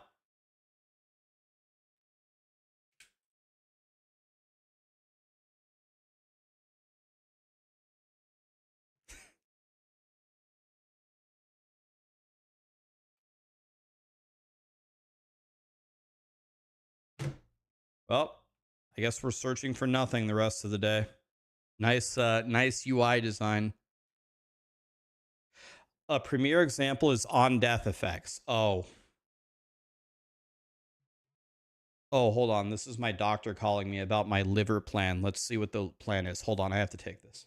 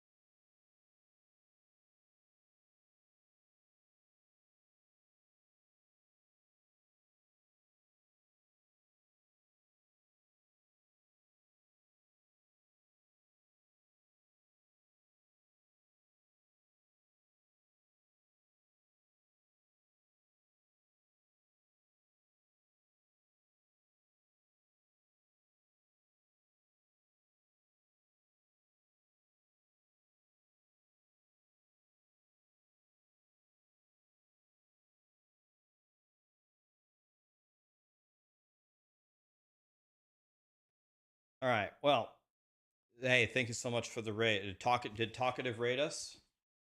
Thank you, Talkative. Sorry, I was on the phone with my doctor. Got to take that one. My bad. What's up, dude? What did Talkative try think of the interview, guys? So, quick update. I failed a liver test 5 times, actually. I failed 4 blood tests and an ultrasound. So I have some kind of liver disease.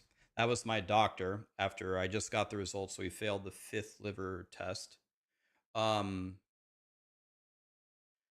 She said that I've lost a lot of weight, but she said if I can, I should continue to lose even more weight, which is good because last week when I saw the results, before she even called me, I saw that I failed them again. I've already started fasting and lost like another 4 pounds. So, I have another appointment in May, and she said if I can try to lose another 15 pounds, which is going to be, that's going to be very difficult. The first 15 was pretty easy, but I have to, she said if I could lose 15 more, that's going to be difficult, but I'll try. So she said by May, try to lose 15 more, but she said my liver, from what she sees on the test, she said that my liver is kind of at an inflection point. That she said that she thinks that my liver is potentially fully recoverable, even at the level that it's at, but I would have to fix it right now. And she said, if I don't fix it right now, then we're going to go down a very, very bad path that I don't want to go down. So she essentially said, it's pretty simple. Just lose a bunch of weight and I'll see you in May. And whatever you do, don't you dare drink alcohol. But I don't drink alcohol anyway, so. I'm right now as you see me, I am 2 pounds away from the lowest weight I've been ever on stream in the last 6 years. So I'm going to be 13 pounds lower than you've ever seen me. So I'm going to be looking like a god.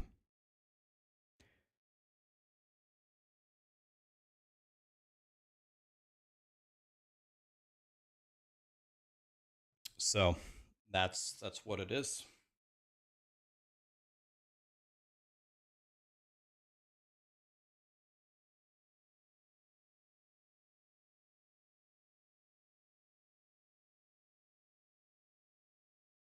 Yeah, I do. I have a beautiful standing desk and I should have used it today, but I don't have it set up correctly with the cords of my computer because I'm about to swap this computer again. So when the new computer arrives and we swap it, I might also order one of those little treadmill things under here, but I have to find a way. I already lost, so far this year, I already lost 15 pounds since January 1st. She wants me to lose 15 more by May. So she wants me to lose 30 pounds in 5 months. That's pretty aggressive.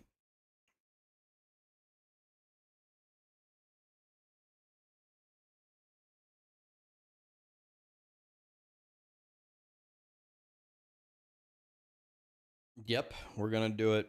God, I'm gonna look like a god. I'm gonna have to take a shirtless selfie in May and start an OnlyFans or something.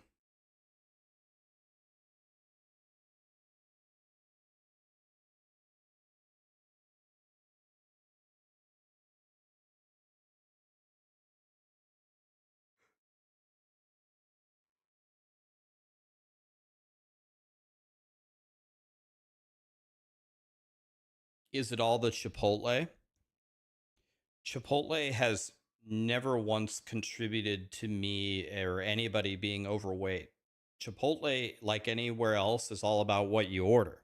If you order a giant burrito with queso and guacamole and extra cheese and sour cream, you're going to be Jabba the Hutt, right?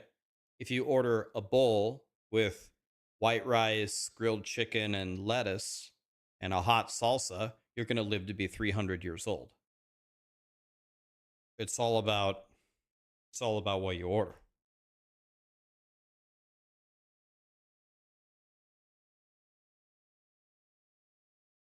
you can go to McDonald's and eat reasonably healthy. Order 3 spicy McChickens, stack them on top of each other so you don't have 6 buns, and don't order mayo. Not the healthiest meal in the world, but you could eat that every day and not gain a pound easily. You know what I mean? It's all about what you order. People are like, I'll have a grilled chicken breast for lunch. And then they have dinner. They have like, well, since I had grilled chicken, I can order deluxe nachos. And did somebody say cake? It's like, oh, no wonder you gain 5 pounds every day.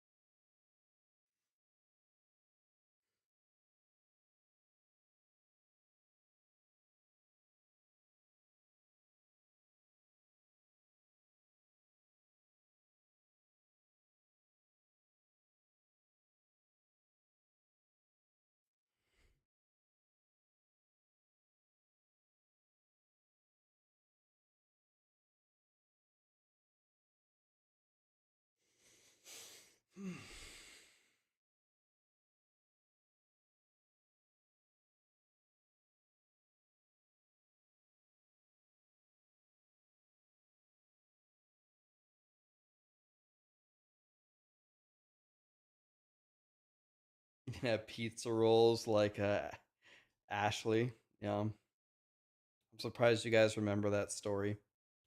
All right. One more? I got one more story for you guys. If you guys haven't heard this story, this is a good one. So when I first started working at the corporation I worked at for 10 years, I worked at Nationwide Insurance. There was a coworker of mine. I don't think she'd care if I shared her name. Her name was Ashley. She was a friend of mine. She worked in the trading class with me. And Ashley was an overweight individual. That's fine. And I was not. I was in pinnacle condition. I was very thin, very strong, lifting every day, playing soccer every day. I was actually training for my first amateur mixed martial arts match. So I was cut. I was jacked, and she was overweight, and that's fine. We were really good friends. Anyway, one day she came up to me and she said, "Ryan, can I ask you something? I'm a little sick of being overweight, and I can see you're in good shape. Can you help me?" And I said, "Ashley, I would love to help you." And I said, "So your weight is, no matter what anybody tells you, you can read everything you want on the internet. It's all nonsense. Your weight is, it's just calories in versus calories out. So weight is 90 to 95% what you eat. It's not running. It's not exercising. It's not jump starting your metabolism. All of that is wrong. It's just about what you eat. So let's start there. Let's sit down and let's see what you eat." And I was like, okay. I was like, all right, what do you have for breakfast? And she's like, okay, for breakfast, I usually don't eat anything. And I'm like, okay. And she says, I usually have 3 Mountain Dews. And I'm like, you have 3 like cans of Mountain Dew for breakfast? That's your breakfast? She's like, yep, every day. Yeah. People who know the story, they're like, wait till lunch.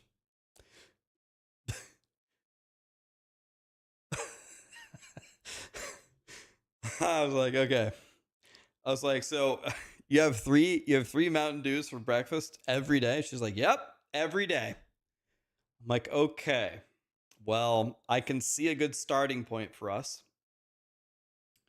And I'm like, okay, do you have do you have any snacks from breakfast till lunch? She goes, no snacks.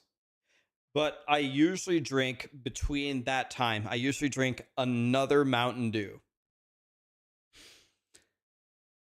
And I'm like, okay. So we got 4 Mountain Dews so far by lunch. And I was like, okay, what do you have for lunch usually? And she said, well, it depends. Sometimes I go out to eat, like if people are going out to eat at the office, I'll go out to eat with them. Or sometimes I bring my own lunch.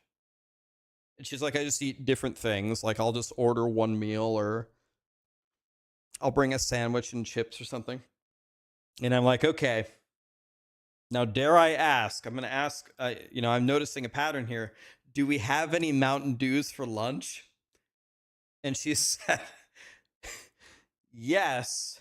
Every day for lunch, I have 6 Mountain Dews. I'm like, what? And then she's like, look, and she pointed under her desk, and she had 2 24 packs, not 12 packs, the big ass 24 packs of Mountain Dew. I was like, so are you telling me every day by about 1 p.m. you've drank 10 Mountain Dews? Let's see, 3 and 1 and 6. That's 10. She's like, yeah, every day.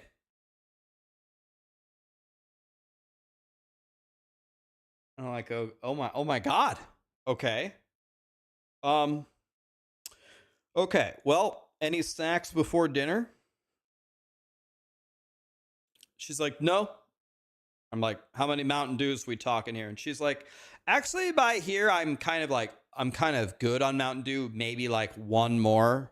Like I'm with 10 Mountain Dews by 1, I'm good. I'm like, okay. And then I go, this is the part I remember the most. And I go, okay, Ashley, final question. This is a scary one. Do you know what you have for dinner? And she goes, oh, yes, I know exactly. I have the same thing for dinner every night. And I'm like, let me guess, 10 Mountain Dews? She goes, no. And then like she actually like yelled this. She like threw her hands up with a big smile on her face. Like the whole office looked at us. I was like, what do you have for dinner, Ashley? And she stood up and she goes, pizza rolls. She has a bag of pizza rolls for dinner. So that's why when I was telling people, like, did somebody say, that's why people were spamming pizza rolls because of the Ashley story. I'm like, all right, so let me see here. So our daily diet here is 3 Mountain Dews, followed by 1 Mountain Dew, followed by 6 Mountain Dews and a lunch, followed by 1 Mountain Dew, followed by a bag of pizza rolls.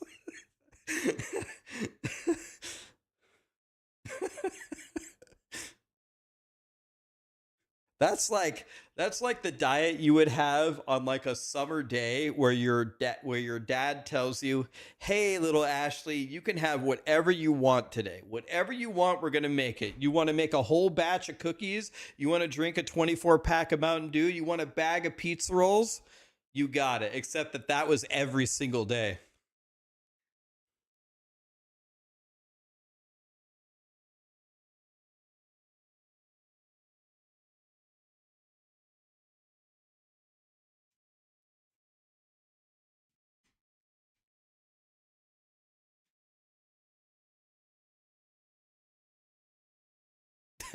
The problem is the pizza rolls for dinner. Everything before then was fine, but the pizza rolls is what's going to kill her. Did you notice that the pizza rolls was the only part of the entire day that had some nutrition in it? It's got some semblance of something. The other thing was just sugar water.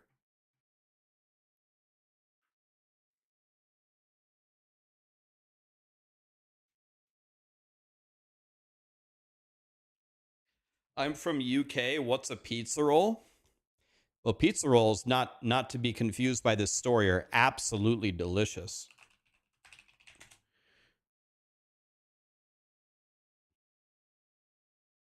Like you want pizza rolls in your life. Don't confuse the story. They're good.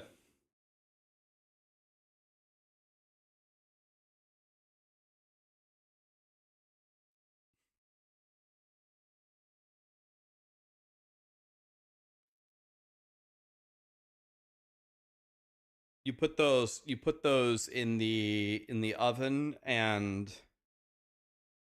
cook them for 10 minutes. They're good. They're real good.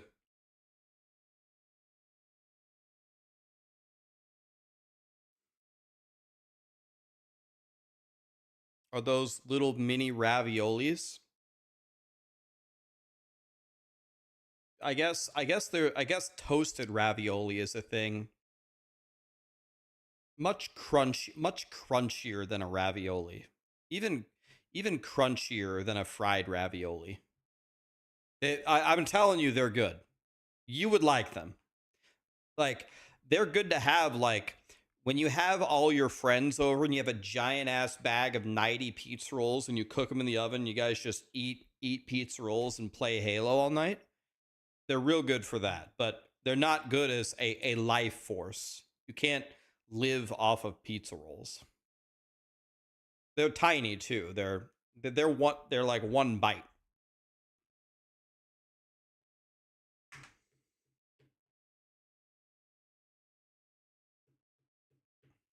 What's the game plan to lose the next 15 pounds? When I swap the computer, which is going to be soon, like tomorrow or the next day, I'm going to do the standing. I'll probably try. I'm going to try to play while standing a lot more often. Like I told Ashley, losing weight is 90% what you eat. Exercising helps and keeps you fit and buffs your cardiovascular, but it has very little to do with how much weight you lose. It's really just what you eat.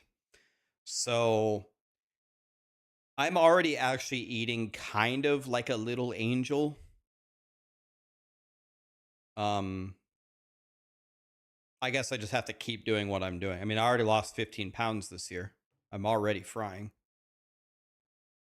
So I just have to keep eating like an angel, drinking a gallon of water a day, and eat slightly less, I guess.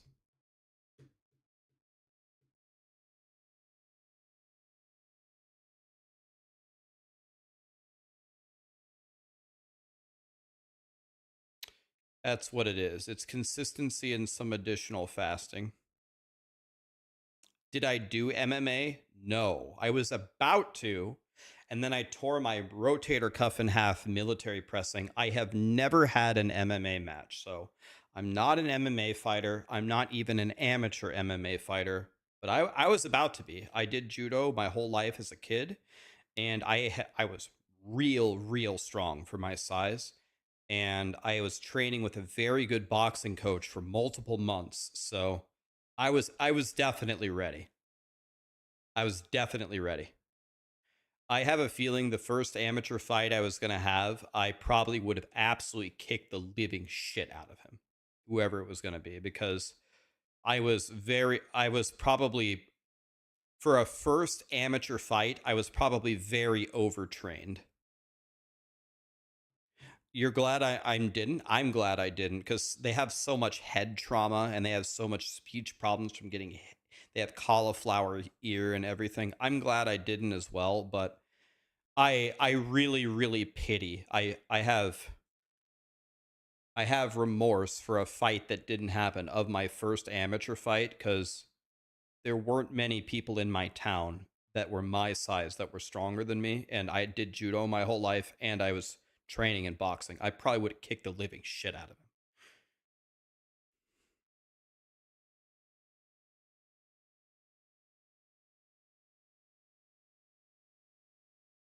I was feeling unimaginably confident.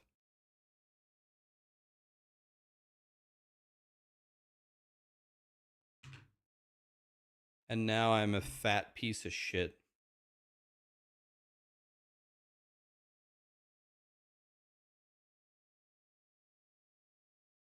Not so fat anymore, though.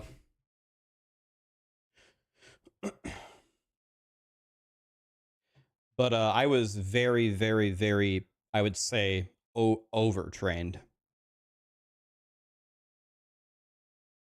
Yeah, that would have been much harder. If fight number 1 would have been me versus Ashley, but Ashley found out earlier that day that I stole all of her Mountain Dew, I probably would have lost instantly.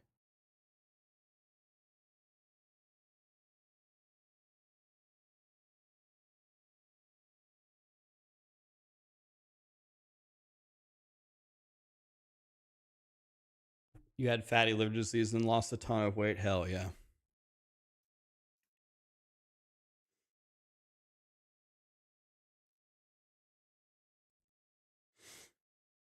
Yeah, imagine if the prize for winning was a lifetime supply of pizza rolls. She'd knock me out in 5 seconds. Whatever. So it's kind of like the what always happens, right? I think Ashley lost a bunch of weight initially and then kind of, what's the word, recidivated? Is that the word, recidivate? She recidivated. Went back to her old ways.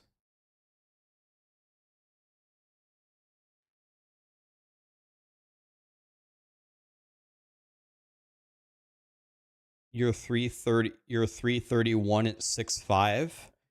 I'm 5'10". I'm just average height. I'm 5'10".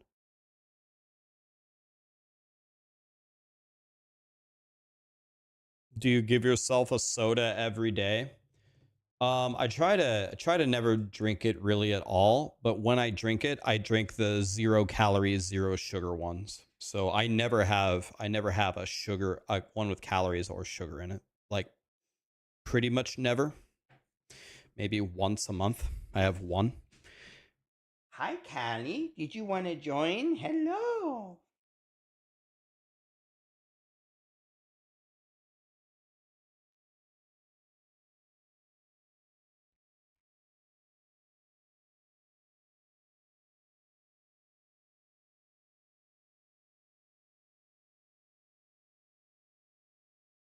You drink 0 sugar mug root beer? I've never tried that one. It's probably good though. If I'm gonna have a pop, I have a 0 sugar one. I mostly drink water. I drink water and I don't even drink 1 cup of coffee a day. I make 1 cup of coffee, but I usually drink half of it. So in a given day, I probably have 5 or 6 glasses of water, half a cup of coffee, and maybe 1 0 sugar pop, if that.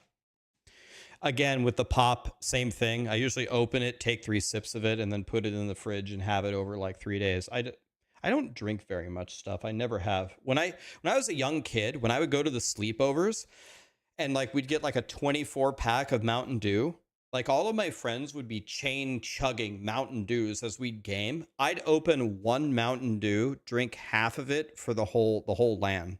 Like, I don't know. I've never been able to drink a lot.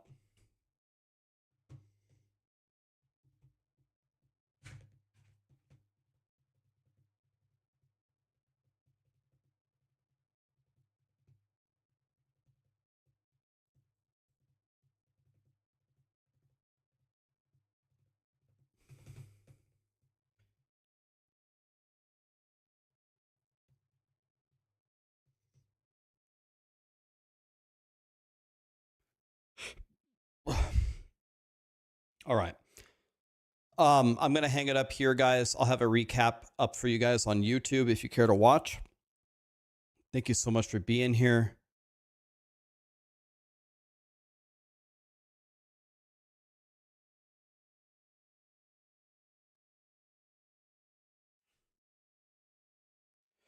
Appreciate you guys. Let's see. Who can we raid here? Well, why don't we raid Gazzy? Because he just did the interview. He's on. think I rated Gazzy yesterday, but you want to know what? We rated him again today. We'll thank him for the interview. Thanks for being here, guys. Tomorrow I'll play more of my witch, and the complaining will continue about what a piece of shit she is. So you can look forward to that. I'm going to go drink 5 gallons of water and not eat anything. That's my plan. You owe Aaron? Oh, yeah, I do owe Aaron. We're going to need it starting tomorrow. We're going to raid Aaron like 500 times in a row or something. We'll get him. Thanks for being here, guys. Appreciate you. Thanks for being here. Thanks for the follows. See you tomorrow. Have a great night. Guys, go to your doctor and get a blood test for your liver and make sure it's not failing. Good night, guys.